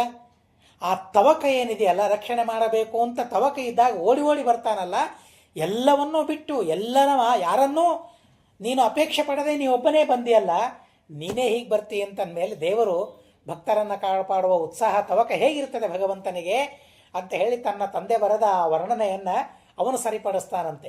ಹೀಗೆ ಅದು ಯೋಗ್ಯವೇ ಆಗಿದೆ, ನಮ್ಮ ತಂದೆ ಬರೆದದ್ದು ಅಂತ ಹೇಳ್ತಾರಂತೆ. ಆದರೆ ಭಾಗವತ ಮಾತ್ರ ಹಾಗೆ ಹೇಳೋದಿಲ್ಲ. ಚಕ್ರವನ್ನು ಧಾರಣೆ ಮಾಡಿಯೇನೆ ಪರಮಾತ್ಮ ಬರ್ತಾನೆ. ಧಾರಣೆ ಮಾಡೋದನ್ನು ಯಾವಾಗಲೂ ಧಾರಣೆ ಮಾಡಿಯೇ ಪರಮಾತ್ಮ ಇರ್ತಾನೆ. ಚಕ್ರ ಬೇರೆ ಅಲ್ಲ, ಲಕ್ಷ್ಮೀದೇವಿಯೇ ಚಕ್ರದ ರೂಪದಿಂದ ಅಲ್ಲಿರ್ತಾರೆ. ದೇವಾದಿ ದೇವತೆಗಳು ಚಕ್ರ ಆಯುಧ ರೂಪದಿಂದ ಮತ್ತು ಆಭರಣಗಳ ರೂಪದಿಂದ ಇರ್ತಾರಂತೆ ಭಗವಂತನ ಸೇವೆ ಮಾಡೋದಕ್ಕಾಗಿ. ಸ್ವಯಂ ಪರಮಾತ್ಮನೇ ಆಯುಧ ರೂಪದಿಂದ ಇರ್ತಾನೆ. ಚಕ್ರಾಯುಧ ಅಂದರೆ ಬೇರೆ ಅಲ್ಲ, ಪರಮಾತ್ಮ ಬೇರೆ ಅಲ್ಲ, ತನ್ನ ರೂಪವೇ ಅಲ್ಲಿ ಇದೆ. ಅಲ್ಲಿ ಮತ್ತೆ ಲಕ್ಷ್ಮೀದೇವಿ, ವಾಯುದೇವರು ಮತ್ತು ಬೇರೆ ಭರತ ಮುಂತಾದವರು ಇವರೆಲ್ಲ ಆ ಅಭಿಮಾನಿಗಳಾಗಿರ್ತಾರೆ ಆ ಚಕ್ರಾದಿ ಆಯುಧಗಳಿಗೆ ಅಷ್ಟೇ ಹೊರತು ಬೇರೆ ಏನೂ ಇಲ್ಲ. ಹೀಗಾಗಿ ಚಕ್ರಧಾರಣೆ ಮಾಡಿ ಗರುಡನ ಮೇಲೆ ಪರಮಾತ್ಮ ಬಂದಿದ್ದಾನೆ, ರಕ್ಷಣೆ ಮಾಡಿದ್ದಾನೆ. ಮುಮುಚು ಕುಸುಮಾಸಾರಂ ಶಶಂತಃ ಕರ್ಮ ತದ್ಧರೇಹೇ, ಪರಮಾತ್ಮನ ಅದ್ಭುತವಾದ ಕರ್ಮವನ್ನು ಶವಸನೆ ಮಾಡ್ತಾ ಪುಷ್ಪವೃಷ್ಟಿಯನ್ನು ಮಾಡಿದ್ದಾರೆ.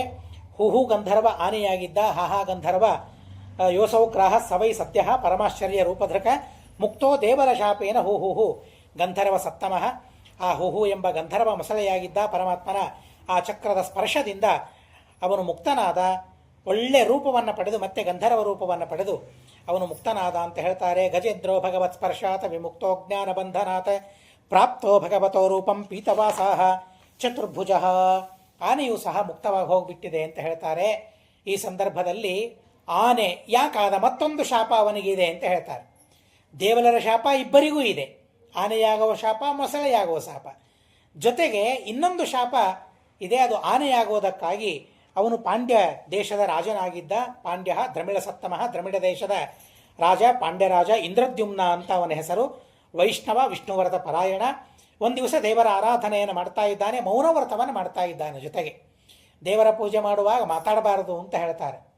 ಷಟ್ಸು ಮೌನವು ಸಮಾಚಾರೇತ್ ಅಂತ 6 ಕರ್ಮಗಳಲ್ಲಿ ಮೌನದಿಂದ ಇರಬೇಕು ಅಂತ ಹೇಳ್ತಾರೆ. ಆದರೆ ಆ 6 ಬಂದಾಗಲೇ ನಮ್ಮಲ್ಲಿ ಮಾತು ಶುರುವಾಗ್ತದೆ. ಉಳಿದು ಯಾವಾಗೂ ಮಾತಾಡೋ ಪ್ರಸಂಗ ಇರೋದಿಲ್ಲ, ಆದರೆ ಯಾವಾಗಲೇ ಶುರುವಾಗ್ತದೆ, ಮಾತುಗಳು ಶುರುವಾಗ್ತದೆ. ಹಾಗೆ ಅಲ್ಲಿ ಮೌನವ್ರತ ಪರಾಯಣ, ವಿಷ್ಣುವ್ರತ ಪರಾಯಣ ಮೌನವನ್ನು ಮಾಡ್ತಾ ಇದ್ದಾನೆ. ಗೃಹೀತ ಮೌನವ್ರತ ಈಶ್ವರಂ ಹರಿಂ. ಯಾರ ಜೊತೆಗೂ ಮಾತಾಡದೆ ಪರಮಾತ್ಮನ ಆರಾಧನೆಯನ್ನು ಮಾಡಬೇಕು. ಯಾರ ಜೊತೆಗೂ ಮಾತಾಡಬಾರದು ನಿಜ, ಆದರೆ ಅತಿಥಿಗಳು ಬಂದಾಗ ಅವರ ಜೊತೆಗೆ ಮಾತನಾಡಬೇಕು ಅಂತ ಹೇಳಿದ್ದಾರೆ. ಅದು ಮೌನ ಮುರಿದಂತೆ ಆಗೋದಿಲ್ಲ, ಶಾಸ್ತ್ರ. ಆ ಸಂದರ್ಭದಲ್ಲಿ ಮತ್ತೆ ಅಗಸ್ತ್ಯರಲ್ಲಿಗೆ ಬಂದಿದ್ದಾರೆ. ಸ ಏಕದಾರಾಧನ ಕಾಲ ಆತ್ಮವಾನ್ ಗೃಹೀತ ಮೌರವ್ರತ ಈಶ್ವರಂ ಹರಿಂ ಜಟಾಧರಸ್ತಾಪಸ ಅಪ್ಲುತೋಚ್ಯುತಂ ಸಮರ್ಚಜಾಮಾಸ ಕುಲಾಚಲಾಶ್ರಿತಃ ಯದೃಚ್ಛಯಾ ತತ್ರ ಮಹಾಶಜಾ ಮುನಿಃ ಸಮಾಗಮಚ್ಛಿಷ್ಯಗಣೈಃ ಪರಿಶ್ರಿತಃ ತಂ ವೀಕ್ಷ್ಯ ತೂಷ್ಣೀಂ ಅಕೃತರ್ಹಣಾಧಿಕಂ ರಹಸ್ಯುಪಾಸೀನ ಋಷುಶ್ಚುಕೋಪಃ. ಋಷಿಗಳು ಬಂದಿದ್ದಾರೆ, ಋಷಿಗಳು ಬಂದಾಗಲೂ ಹೇಳ್ತಾ ಇಲ್ಲ, ಅವರಿಗೆ ಗೌರವ ಕೊಡ್ತಾ ಇಲ್ಲ. ಅಗಸ್ತ್ಯ ಋಷಿಗಳಿಗೆ ಅವರ ಪೂಜೆಯನ್ನು ಮಾಡ್ತಾ ಇಲ್ಲ, ಮಾತಾಡ್ತಾ ಇಲ್ಲ, ಕೆಳಗೆ ಇಳಿಲಿಲ್ಲ. ಆದರೆ ಹಿರಿಯರು ಬಂದಾಗ ಪೂಜೆಯನ್ನು ನಿಲ್ಲಿಸಿ ಕೆಳಗೆ ಎಳೆದು ಬಂದು ನಮಸ್ಕಾರವನ್ನು ಮಾಡಿ, ಯಾಕೆಂದರೆ ಅದು ಜಡ ಪ್ರತಿಮೆ, ಅದು ಅಚೇತನ ಪ್ರತಿಮೆ. ಅಚೇತನ ಪ್ರತಿಮೆಯಲ್ಲಿ ಪೂಜೆ ಮಾಡ್ತಾ ಇರೋ ಸಂದರ್ಭದಲ್ಲಿ ಚೇತನ ಪ್ರತಿಮೆ ಬಂದಿದ್ದಾರೆ. ಹೀಗಾಗಿ ಚೇತನ ಪ್ರತಿಮೆಯಲ್ಲಿ ದೇವರ ಪೂಜೆಯನ್ನು ಮಾಡಬೇಕಾದದ್ದು ಅತಿ ದೊಡ್ಡದಾದ ಕರ್ತವ್ಯ. ಆದರೆ ಅದನ್ನು ಬಿಟ್ಟು ಇದೇ ಪ್ರತಿಮೆ ಇಲ್ಲಿಯೇ ದೇವರು ಅಂತ ತಿಳಿದು ಬಿಟ್ಟು ಹೋದರೆ ದೇವರ ಪೂಜೆ ನಿಲ್ಲಿಸಿದಂತೆ ಆಗ್ತದೆ ಅಂತ ಭಾವಿಸಿ ಹೋಗಲಿಲ್ಲ, ಆರಾಧನೆ ಮಾಡಲಿಲ್ಲ, ಪೂಜೆಯನ್ನು ಮಾಡಲಿಲ್ಲ, ಮಾತಾಡಿಸಲಿಲ್ಲ. ಅದಕ್ಕೆ ಸಿಟ್ಟು ಬಂದು ಅವನು ಶಾಪವನ್ನು ಕೊಡ್ತಾನೆ. ಮದೋನ್ಮತ್ತನಾಗಿದ್ದೇ, ಹೀಗಾಗಿ ಆನೆಯಾಗುವಂಥ ಶಾಪ ಕೊಟ್ಟದ್ದಕ್ಕಾಗಿ ಆನೆಯಾಗಿದ್ದಾನೆ. ಹರಿಯರ್ಚನಾನುಭಾವೇನ ಯದ್ಗಜತ್ವೇಪ್ಯನುಸ್ಮೃತಿ. ದೇವರ ಆರಾಧನೆಯನ್ನು ಮಾಡ್ತಾ ಇದ್ದ, ಮಹಾನುಭಾವರನ್ನ ಪೂಜೆ ಮಾಡಲಿಲ್ಲ ಅನ್ನೋದಕ್ಕಾಗಿ ಅವನು ಆನೆಯಾದ. ಆದರೆ ಹರಿಯರ್ಚನೆಯನ್ನು ಮಾಡ್ತಾ ಇದ್ದ ಅಂತ ಅನ್ನೋದಕ್ಕಾಗಿ ಪೂರ್ವಜನ್ಮದ ಸ್ಮರಣೆ ಅವನಿಗೆ ಇತ್ತು ಅಂತ ಹೇಳ್ತಾರೆ. ಆನೆಯಾದಾಗಲೂ ಪೂರ್ವಜನ್ಮದ ಸ್ಮರಣೆ ಇತ್ತು. ಹೀಗಾಗಿ ಈ ಸ್ತೋತ್ರದಲ್ಲೂ ಕೂಡ ನೀವು ಹೇಳಿದಂಗೆ ಅವನು ಚಕ್ರಧಾರಣೆ ಮಾಡ್ದೇನೆ ಬಂದ, ಬಟ್ ಇಲ್ಲ ಅಂತ ಅನ್ಕೋಬಾರ್ದು, ಅವನು ಚಕ್ರಧಾರಿನೇ ಅಂತ ಹೇಳ್ತಾರೆ. ಇಲ್ಲ ಇಲ್ಲ, ಚಕ್ರಧಾರಣೆ ಮಾಡೇನೆ ಭಗವಂತ ಬಂದ ಅಂತ ಅನ್ನೋದೇ ಇದೆ. ನೋಡ್ಲಿಕ್ಕೆ ಇವಾಗ ನೀವೀಗ ಒಂದು ಹೇಳಿದ್ರಲ್ಲ, ಅದು ಕಾವ್ಯದಲ್ಲಿ ಹಾಗೆ ವರ್ಣನೆ ಮಾಡಿದ್ದಾನೆ. ಆದರೆ ಭಾಗವತದಲ್ಲಿ ಅಲ್ಲೇನು ಹಾಗೇನು ಬಂದಿಲ್ಲ. ಉಪಾತ್ತ ಚಕ್ರಂ ಅಂತಲೇ ವಿಶೇಷಣ ಇದೆ. ಅವುಗಳನ್ನು ಬಂದ ಗರುಡನ್ನು ಬಿಟ್ಬಿಟ್ಟು ಬಂದ್ಬಿಟ್ಟ. ಆಮೇಲೆ ಅದು ಇಲ್ಲಿ ಬಂದಿಲ್ಲ, ಅದು ಕಾವ್ಯದಲ್ಲಿ ಬಂದದ್ದು. ಭಾಗವತದಲ್ಲಿ ಬಂದದ್ದು ಮಾತ್ರ ಗರುಡನ ಮೇಲೆ ಕೂತುಕೊಂಡು ಚಕ್ರಾಯುಧವನ್ನು ಧಾರಣೆ ಮಾಡಿಯೇನೆ ಬಂದ ಅಂತ ಅನ್ನೋದು ಇಲ್ಲಿ ವರ್ಣನೆ ಇದೆ. ಅಲ್ಲಿ ಅವು ಯಾವ ಪುರಾಣದ್ದು ತೆಗೆದುಕೊಂಡಿದ್ದಾರೆ ಏನೋ ಗೊತ್ತಿಲ್ಲ, ಅಂತೂ ಭಾಗವತದಲ್ಲಿ ಮಾತ್ರ ಚಕ್ರಾದಿ ಆಯುಧಗಳನ್ನು ಧಾರಣೆ ಮಾಡಿಯೇನೆ ಯಾವಾಗಲೂ ಧರಿಸಿಯೇನೆ ಇರ್ತಾನೆ ಪರಮಾತ್ಮ. ಚಕ್ರಾದಿಗಳನ್ನು ಬಿಟ್ಟಿರೋದೇ ಇಲ್ಲ. ಯಾವ ತರ ಅರ್ಥದಲ್ಲಿ ಬಿಟ್ಟು ಬಿಡೋದು ಅಂತ ಅನ್ನೋ ಪ್ರಸಂಗ ಇಲ್ಲೇ ಇಲ್ಲ. ಹೀಗಾಗಿ ಅದನ್ನು ಬಿಟ್ಟು ಬಂದ ಅಂತ ಹೇಳೋ ಅವಶ್ಯಕತೆ ಇಲ್ವೇ ಇಲ್ಲ. ಇದ್ರಲ್ಲಿ ಅವ್ರು ಬರ್ದಿರೋದೇನಂದ್ರೆ ಶಂಕು ಚಕ್ರ ಇಲ್ಲ ಅಂದ್ರೂ ಶಂಕಿಸದೆ ಬಂದ ಅಂತ. ಅದು ಭಾಗವತದಲ್ಲಿ ಮಾತ್ರ ಹಾಗೆ ಇಲ್ಲ. ಉಪಾತ್ತ ಚಕ್ರಂ ಅಂತ ಹೇಳಿ ಚಕ್ರವನ್ನು ಧಾರಣೆ ಮಾಡಿಯೇನೆ ಭಗವಂತ ಬಂದ ಅಂತ ಅನ್ನೋದು ಇಲ್ಲಿ ಇದೆ. ಅಲ್ಲಿ ಬೇರೆ ಪುರಾಣದ್ದೋ ಅಥವಾ ಮತ್ಯಾವುದೋ ಅಥವಾ ಭಗವಂತ ರಕ್ಷಣೆ ಮಾಡುವ ಉತ್ಸಾಹ ಅಷ್ಟಿತ್ತು ಅಂತ ಅನ್ನೋದಕ್ಕಾಗಿ ಕಾಲ್ಪನಿಕವಾಗಿ ವಾದಿರಾಜರು ಉತ್ಪ್ರೇಕ್ಷೆಗಳಿರ್ತದೆ. ವಾದಿರಾಜರು ಉತ್ಪ್ರೇಕ್ಷಾಲಂಕಾರವನ್ನು ಎಲ್ಲ ರುಕ್ಮಿಣಿ ಶಿವಜಯದಲ್ಲಂತೂ ಎಲ್ಲ ಕಡೆಗೆ ಉತ್ಪ್ರೇಕ್ಷಾಲಂಕಾರವನ್ನು ಹೇಳಿರ್ತಾರೆ. ಅಲ್ಲೂ ಸಹ ಉತ್ಪ್ರೇಕ್ಷಾಲಂಕಾರ ಅಂತ ಇಟ್ಕೊಂಡು ಅಷ್ಟು ಉತ್ಸಾಹ, ಅಷ್ಟು ತವಕ, ಭಕ್ತರನ್ನು ಸಂರಕ್ಷಣೆ ಮಾಡಬೇಕು ಅಂತನೋ ತವಕದಿಂದ ಬಂದ ಅಂತ ಅಭಿಪ್ರಾಯವೇ ಹೊರತು ಶಂಖಚಕ್ರಗಳನ್ನು ಬಿಟ್ಟು ಬಂದ ಅಂತ ಅರ್ಥವನ್ನು ಮಾಡಬಾರದು. ಭಾಗವತದಲ್ಲಂತೂ ಉಪಾತ್ತ ಚಕ್ರಂ ಅಂತೇನೆ ವರ್ಣನೆ ಇದೇ. ಎಲ್ಲ ಕಡೆಗೆ ನಾವು ಹಾಗೇನೆ ನೋಡ್ತೇವೆ. ಹೀಗೆ ಆ ಇಂದ್ರದ್ಯುಮ್ನ ಅಂತನ್ನೋ ರಾಜ ಅವನು ಶಾಪ ಕೊಟ್ಟ ಮೇಲೆ ಅವನು ಆನೆಯಾದ. ದೇವರ ಆರಾಧನೆಯನ್ನು ಮಾಡಿದ್ದ ಅಂತನ್ನೋದಕ್ಕಾಗಿ ಹಿಂದೆ ಹೇಳಿದಲ್ಲ, ಪೂರ್ವಜನ್ಮನ್ಯನುಶಿಕ್ಷಿತಂ ಪ್ರಾಗ್ಜನ್ಮನ್ಯನುಶಿಕ್ಷಿತಂ. ಹಿಂದಿನ ಜನ್ಮದಲ್ಲಿ ತಾನೇನು ಶಿಕ್ಷೆಯನ್ನು ಜ್ಞಾನವನ್ನು ಪಡೆದಿದ್ದ ಆ ಜ್ಞಾನ ಮರೆತಿರಲಿಲ್ಲ, ಹೀಗಾಗಿ ದೇವರ ಸ್ತೋತ್ರವನ್ನು ಮಾಡಿದ ಅಂತ ಹೇಳಿದ್ದಾರೆ. ಹಾಗೆ ಪರಮಾತ್ಮನ ಸ್ತೋತ್ರವನ್ನು ಗಜನಾದಾಗಲೂ ಆನೆಯಾದಾಗಲೂ ಅವನಿಗೆ ಆ ಸ್ಮರಣೆ ಇತ್ತು ಅಂತ ಹೇಳ್ತಾರೆ. ಯಾರು ಪ್ರತಿನಿತ್ಯ ಈ ಗಜೇಂದ್ರ ಮೋಕ್ಷವನ್ನು ಸ್ಮರಣೆ ಮಾಡಿಕೊಳ್ತಾರೆ ಅವರ ದುಸ್ವಪ್ನಗಳೆಲ್ಲ ಪರಿಹಾರ ಆಗ್ತದೆ ಅಂತ ಹೇಳ್ತಾರೆ. ಕೆಟ್ಟ ಕೆಟ್ಟ ಸ್ವಪ್ನಗಳು ಮನುಷ್ಯನಿಗೆ ಬೀಳ್ತಾ ಇರ್ತವೆ. ಯಾಕೆಂದರೆ ನಾವು ಯಾವಾಗಲೂ ಕೆಟ್ಟ ಕೆಲಸವನ್ನೇ ಮಾಡ್ತಾ ಇರ್ತೇವೆ, ಆ ಆಲೋಚನೆಯನ್ನೇ ಮಾಡ್ತಾ ಇರ್ತೇವೆ. ಹೀಗಾಗಿ ಸ್ವಪ್ನಗಳು ಹಾಗೆ ಬೀಳ್ತವೆ ಅಂತ ಹೇಳ್ತಾರೆ. ಆದರೂ ಆ ಸ್ವಪ್ನದ ಅಧ್ಯಾಯ ಅಂತ ಬೇರೆ ಇದೆ. ನಮಗೆ ಬಿದ್ದ ಸ್ವಪ್ನಗಳೆಲ್ಲ ಸತ್ಯವಾಗಬೇಕು ಅಂತ ನಿಯಮ ಇಲ್ಲ. ಶ್ರೀಮದಾಚಾರ್ಯರು ಸ್ವಪ್ನ ಸತ್ಯ ಅಂತ ಹೇಳಿದ್ದಾರೆ. ಅದನ್ನು ಎಲ್ಲರೂ ತಪ್ಪಾಗಿ ಅರ್ಥ ಮಾಡಿಕೊಂಡಿದ್ದಾರೆ. ಸ್ವಪ್ನ ಸತ್ಯ ಅಂದರೆ ಸ್ವಪ್ನದಲ್ಲಿ ಏನು ನಾವು ನೋಡ್ತೇವೆ ಅದೆಲ್ಲ ಸತ್ಯ ಆಗ್ತದೆ ಅಂತ ಅಲ್ಲ. ಸ್ವಪ್ನದಲ್ಲಿ ತೋರಿದ ವಸ್ತುಗಳೇನಿದೆಯಲ್ಲ ಆ ವಸ್ತುಗಳು ಸತ್ಯ, ಅವು ಸುಳ್ಳಲ್ಲ. ಅವು ಸ್ವಪ್ನದಲ್ಲಿಯ ಪದಾರ್ಥಗಳನ್ನು ಸುಳ್ಳು ಅಂತ ಕೆಲವರು ಹೇಳ್ತಾರೆ. ಆ ಪದಾರ್ಥನೇ ನನಗೆ ಸ್ವಪ್ನದಲ್ಲಿ ಆನೆ ಕಂಡಿತು, ಆ ಆನೆ ಸತ್ಯವೋ ಸುಳ್ಳೋ? ಇದು ಸಮಸ್ಯೆ, ದೊಡ್ಡದಾದ ಸಮಸ್ಯೆ, ತಾತ್ವಿಕವಾದ ಸಮಸ್ಯೆ, ತಾತ್ವಿಕವಾದ ಚರ್ಚೆಯೇ ಇದೆ ಅದರ ಮೇಲೆ. ಅನೇಕ ಜನ ಏನು ಹೇಳ್ತಾರೆ, ಸ್ವಪ್ನದಲ್ಲಿಯ ವಸ್ತುಗಳು ಹೇಗೆ ಮಿಥ್ಯಾನೋ ಸುಳ್ಳೋ ಹಾಗೆ ಹೊರಗೆ ಕಾಣಿಸುವ ವಸ್ತುಗಳು ಕೂಡ ಸುಳ್ಳು ಅಂತ ಹೇಳ್ತಾರೆ. ಆದರೆ ಶ್ರೀಮದಾಚಾರ್ಯರ ಸಿದ್ಧಾಂತ ಏನು ಅಂತಂದರೆ, ಸ್ವಪ್ನದಲ್ಲಿ ತೋರುವ ವಸ್ತುಗಳು ಕೂಡ ಸತ್ಯವೇ, ಅದು ಸುಳ್ಳಲ್ಲ ಅಂತ ಹೇಳ್ತಾರೆ. ಒಂದು ವಸ್ತು ಸತ್ಯ ಅಂತ ಆಗಬೇಕಾದ್ರೆ ಆ ವಸ್ತುವಿಗೆ ಉಪಾದಾನ ಇರಬೇಕು, ಕಾರಣ ಇರಬೇಕು. ಗಡಿಗೆ ಇದೆ, ಮಡಿಕೆ ಇದೆ. ಆ ಮಡಿಕೆ ಸತ್ಯವೋ ಸುಳ್ಳೋ ಅಂತ ತೀರ್ಮಾನ ಮಾಡಿಕೊಳ್ಳಬೇಕಾದರೆ ಹೇಗೆ? ಅದಕ್ಕೆ ಒಂದು ಉಪಾದಾನ ಇದೆ. ಅರ್ಥಾತ್ ಆ ಮಡಿಕೆಯನ್ನು ಹೇಗೆ ನಿರ್ಮಾಣ ಮಾಡಿದ್ದಾರೆ? ಮಣ್ಣಿನಿಂದ. ಆ ಮಣ್ಣನ್ನು ಉಪಾದಾನ ಕಾರಣ ಅಂತ ಕರೀತಾರೆ. ಮಡಿಕೆಯಲ್ಲಿ ಮಣ್ಣು ಬಿಟ್ಟರೆ ಏನಿದೆ? ಏನೂ ಇಲ್ಲೇ ಇಲ್ಲ, ಮಣ್ಣೆ. ಅದರಲ್ಲಿ ನೀರು ಹಾಕಿ ಆ ಆಕಾರ ಬರುವಂತೆ ಮಾಡಿದ್ದಾರೆ. ಬರೇ ಮಣ್ಣಿದ್ರೆ ಆ ಆಕಾರ ಬರೋದಿಲ್ಲ. ಹೀಗಾಗಿ ನೀರು ಹಾಕಿ ಚಕ್ರದ ಮೇಲೆ ಇಟ್ಟು ತಿರುಗಿಸಿ ವ್ಯಾಪಾರ ಮಾಡಿ ಅದು ಆ ರೂಪ ಬರುವಂತೆ, ಆಕಾರ ಬರುವಂತೆ ಮಾಡ್ತಾರೆ. ಆ ಕಾರಣವನ್ನು ಉಪಾದಾನ ಕಾರಣ ಅಂತ ಕರೆದಿದ್ದಾರೆ. ಎರಡು ಕಾರಣಗಳಿವೆ ನಮ್ಮಲ್ಲಿ, ಉಪಾದಾನ ಕಾರಣ, ನಿಮಿತ್ತ ಕಾರಣ ಅಂತ. ಕುಂಬಾರ ಇದ್ದಾನೆ, ಅವನು ನಿಮಿತ್ತ ಕಾರಣ, ಅವನು ಉಪಾದಾನ ಅಲ್ಲ. ಒಂದು ವಸ್ತುವಿನಲ್ಲಿ ಯಾವುದು ಇರ್ತದಲ್ಲ ಅದು ಉಪಾದಾನ ಕಾರಣ. ಮಡಿಕೆಯಲ್ಲಿ ಮಣ್ಣಿದೆ, ಕುಂಬಾರ ಇಲ್ಲ. ಮಡಿಕೆಯಲ್ಲಿ ಕುಂಬಾರ ಇದ್ದಾನ? ಇಲ್ಲ. ಹೀಗಾಗಿ ಕುಂಬಾರ ಅವನು ನಿಮಿತ್ತ ಕಾರಣ. ಮಣ್ಣೇನಿದೆಯಲ್ಲ ಅದನ್ನು ಉಪಾದಾನ ಕಾರಣ ಅಂತ ಶಾಸ್ತ್ರದಲ್ಲಿ ಹೇಳಿದ್ದಾರೆ. ಹಾಗೆ ಸ್ವಪ್ನದಲ್ಲಿ ಇರುವ ವಸ್ತು ಸತ್ಯ ಅಂತ ಆಗಬೇಕಾದರೆ ಅದಕ್ಕೆ ಒಂದು ಉಪಾದಾನ ಕಾರಣ ಬೇಕು. ಯಾವುದಾ ಉಪಾದಾನ ಕಾರಣ? ಏನಿದೆ ಅಲ್ಲಿ? ಕನಸಿನಲ್ಲಿ ಮಡಿಕೆ ಬಂತು. ಮಡಿಕೆಯಲ್ಲಿ ನೀರನ್ನು ತೆಗೆದುಕೊಂಡೆ, ನಾನು ಕುಡದೆ. ಆ ಮಡಿಕೆಗೆ ಉಪಾದಾನ ಏನು? ನೀರಿಗೆ ಉಪಾದಾನ ಏನು? ಆ ಲೋಟ ಇದೆಯಲ್ಲ ಅದಕ್ಕೆ ಉಪಾದಾನ ಏನು? ನಾನು ಕಾಣಿಸಿದ್ನಲ್ಲ ನನಗೆ ಸ್ವಪ್ನದಲ್ಲಿ, ನನಗೆ ಉಪಾದಾನ ಏನು? ಒಂದು ಕಾರಣ ಬೇಕಲ್ಲ. ಕಾರಣ ಇಲ್ಲದೆ ಕಾಣಿಸ್ತವ? ಇಲ್ಲ, ಕಾರಣ ಇರಬೇಕು. ಏನದು ಕಾರಣ ಅಂತಂದರೆ ವಾಸನ ಅಂತ ಹೇಳ್ತಾರೆ ಅದನ್ನು. ಹೇಗೆ ಮಣ್ಣು ಮಡಿಕೆಯಾಗಿದೆ, ವಾಸನ ಅಂತನ್ನೋ ದ್ರವ್ಯವೇ ಸ್ವಪ್ನದಲ್ಲಿಯೇ ಪದಾರ್ಥಗಳಾಗ್ತವೆ ಅಂತ ಶ್ರೀಮದಾಚಾರ್ಯರ ಸಿದ್ಧಾಂತ. ಕಣ್ಣು ಮುಚ್ಚುತ್ತೇವೆ, ಕಣ್ಣು ಮುಚ್ಚಿದಾಗ ಆ ಮನಸ್ಸಿನಲ್ಲಿ ಏನೋ ಹಲವಾರು ರೂಪಗಳು ಬರ್ತದೆ. ಕಣ್ಣು ಮುಚ್ಚಿದಾಗ ನನ್ನ ತಾಯಿಯನ್ನು ನೆನೆಸ್ಕೊಳ್ಬೇಕು, ತಾಯಿಯ ರೂಪ, ಮನೆಯ ರೂಪ, ಗಂಡ ಹೆಂಡತಿ ಮಕ್ಕಳು ಎಲ್ಲರೂ ಕಾಣಿಸ್ತಾರಲ್ಲ. ಎಚ್ಚರ ಇದ್ದಾಗಲೂ ಕಾಣಿಸ್ತಾರೆ, ಕೆಲವು ಸಲ ಮನಸ್ಸಿಗೆ ಗೋಚರವಾಗ್ತದೆ. ಅವೆಲ್ಲ ವಾಸನಾಮಯ ಅಂತ ಹೇಳಿದ್ದಾರೆ. ಅದೇನು ಸಂಸ್ಕಾರ, ಜ್ಞಾನ, ಪರಿಜ್ಞಾನ ಇರ್ತದೆ, ಹಿಂದೆ ಜ್ಞಾನ ಇರ್ತದೆ. ಆ ಜ್ಞಾನದಿಂದ, ಆ ಜ್ಞಾನವೇ ಮನಸ್ಸಿನಲ್ಲಿ ವಾಸನ. ನಮ್ಮ ಪ್ರಾರಬ್ಧಕ್ಕೆ ಅನುಗುಣವಾಗಿ ಆ ವಾಸನ ಉದ್ಬುದ್ಧವಾದಾಗ ಆ ವಾಸನಾದಿಂದಲೇ ಎಲ್ಲ ವಸ್ತುಗಳು ಹುಟ್ಕೊಂಡ್ಬಿಡ್ತದೆ ಕನಸು, ಆ ಸ್ವಪ್ನದಲ್ಲಿ, ಕನಸಿನಲ್ಲಿ. ಹೀಗಾಗಿ ಸ್ವಪ್ನದಲ್ಲಿ ತೋರುವ ವಸ್ತುಗಳು ಕೂಡ ಹೊರಗೆ ಪುಸ್ತಕ ಹೇಗೆ ಸತ್ಯವೋ ಸ್ವಪ್ನದಲ್ಲಿಯೂ ಹಾಗೇ ಸತ್ಯ ಅಂತ ಹೇಳಿದ್ದಾರೆ. ಅಷ್ಟೇ ಸ್ವಪ್ನ ಸತ್ಯತ್ವ ಹೊರತು ಬಿದ್ದ ಸ್ವಪ್ನಗಳೆಲ್ಲ ಸತ್ಯವಾಗಬೇಕು, ನಿಜವಾಗಬೇಕು ಅಂತ ಅರ್ಥ ಅಲ್ಲ. ಹಾಗೆ ಶ್ರೀಮದಾಚಾರ್ಯ ಹೇಳಿಯೇ ಇಲ್ಲ. ಎಲ್ಲವೂ ಆಗ್ತದೆ ಅಂತ ನಿಯಮ ಇಲ್ಲ. ಆ ಸ್ವಪ್ನ ಶಾಸ್ತ್ರ ಅಂತಲೇ ಒಂದು ಶಾಸ್ತ್ರ ಇದೆ. ಯಾವಾಗ ಬಿದ್ದ ಕನಸುಗಳು ಸತ್ಯವಾಗ್ತವೆ, ಅರ್ಥಾತ್ ಅವು ಜೀವನದಲ್ಲಿ ನಡೀತವೆ, ಘಟಿಸ್ತವೆ, ಅವು ಜೀವನದಲ್ಲಿ ಆಗ್ತವೆ. ಹಾಗೆ ಯಾವಾಗ ಯಾವ ಅವಸ್ಥೆಯಲ್ಲಿ ಬಿದ್ದಿರಬೇಕು, ಆರೋಗ್ಯ ಸರಿಯಾಗಿ ಇರಲಿಲ್ಲ, ಆವಾಗ ಸ್ವಪ್ನ ಬಿದ್ದರೆ ಅದು ಸತ್ಯವಾಗುವುದಿಲ್ಲ. ಅರ್ಥಾತ್ ಅದು ಜೀವನದಲ್ಲಿ ನಡೀತದೆ ಅಂತ ಅಲ್ಲ. ಮತ್ತೆ ಅದಕ್ಕೆ ಕಾಲವನ್ನು ಹೇಳಿದ್ದಾರೆ. ಯಾವ ಕಾಲದಲ್ಲಿ, ಸ್ವಪ್ನಕ್ಕೆ ಒಂದು ಕಾಲ ಹೇಳಿದ್ದಾರೆ. ಆ ಕಾಲದಲ್ಲಿ ಬಿದ್ದರೆ ಎಷ್ಟು ದಿವಸಗಳಲ್ಲಿ ಅದು ಆಗ್ತದೆ ಆ ಕೆಲಸ, ಯಾವ ಸಮಯದಲ್ಲಿ ಬಿದ್ದರೆ ಎಷ್ಟೆಷ್ಟು ದಿವಸ, ಈಗಲೇ ಆಗ್ತದೋ, ತಿಂಗಳಿಗಾಗ್ತದೋ, ವರ್ಷಕ್ಕಾಗ್ತದೋ, ಸರಿಯಾಗಿ ಹೇಳಿದ್ದಾರೆ. ಅಲ್ಲಿ ಹೇಳ್ತಾರೆ ಸ್ವಪ್ನದಲ್ಲಿ ಯಾವ ಯಾವ ವಸ್ತುಗಳು ಕಂಡಾಗ ಏನೇನಾಗ್ತದೆ, ಏನು ಶುಭ ಆಗ್ತದೆ, ಏನು ಅಶುಭ ಆಗ್ತದೆ, ಅವುಗಳನ್ನು ಹೇಳಿದ್ದಾರೆ. ಕೆಲವು ಸಲ ನಾವು ಬಹಳ ಸಂತೋಷ ಪಡ್ತಾ ಇರ್ತೇವೆ. ಇವತ್ತು ನನಗೆ ಶುಭ ಸ್ವಪ್ನವಾಯಿತು ಅಂತ ಸಂತೋಷ ಪಡ್ತೇವೆ. ಆದರೆ ಸಂತೋಷ ಪಡೋ ಹಾಗಿಲ್ಲ.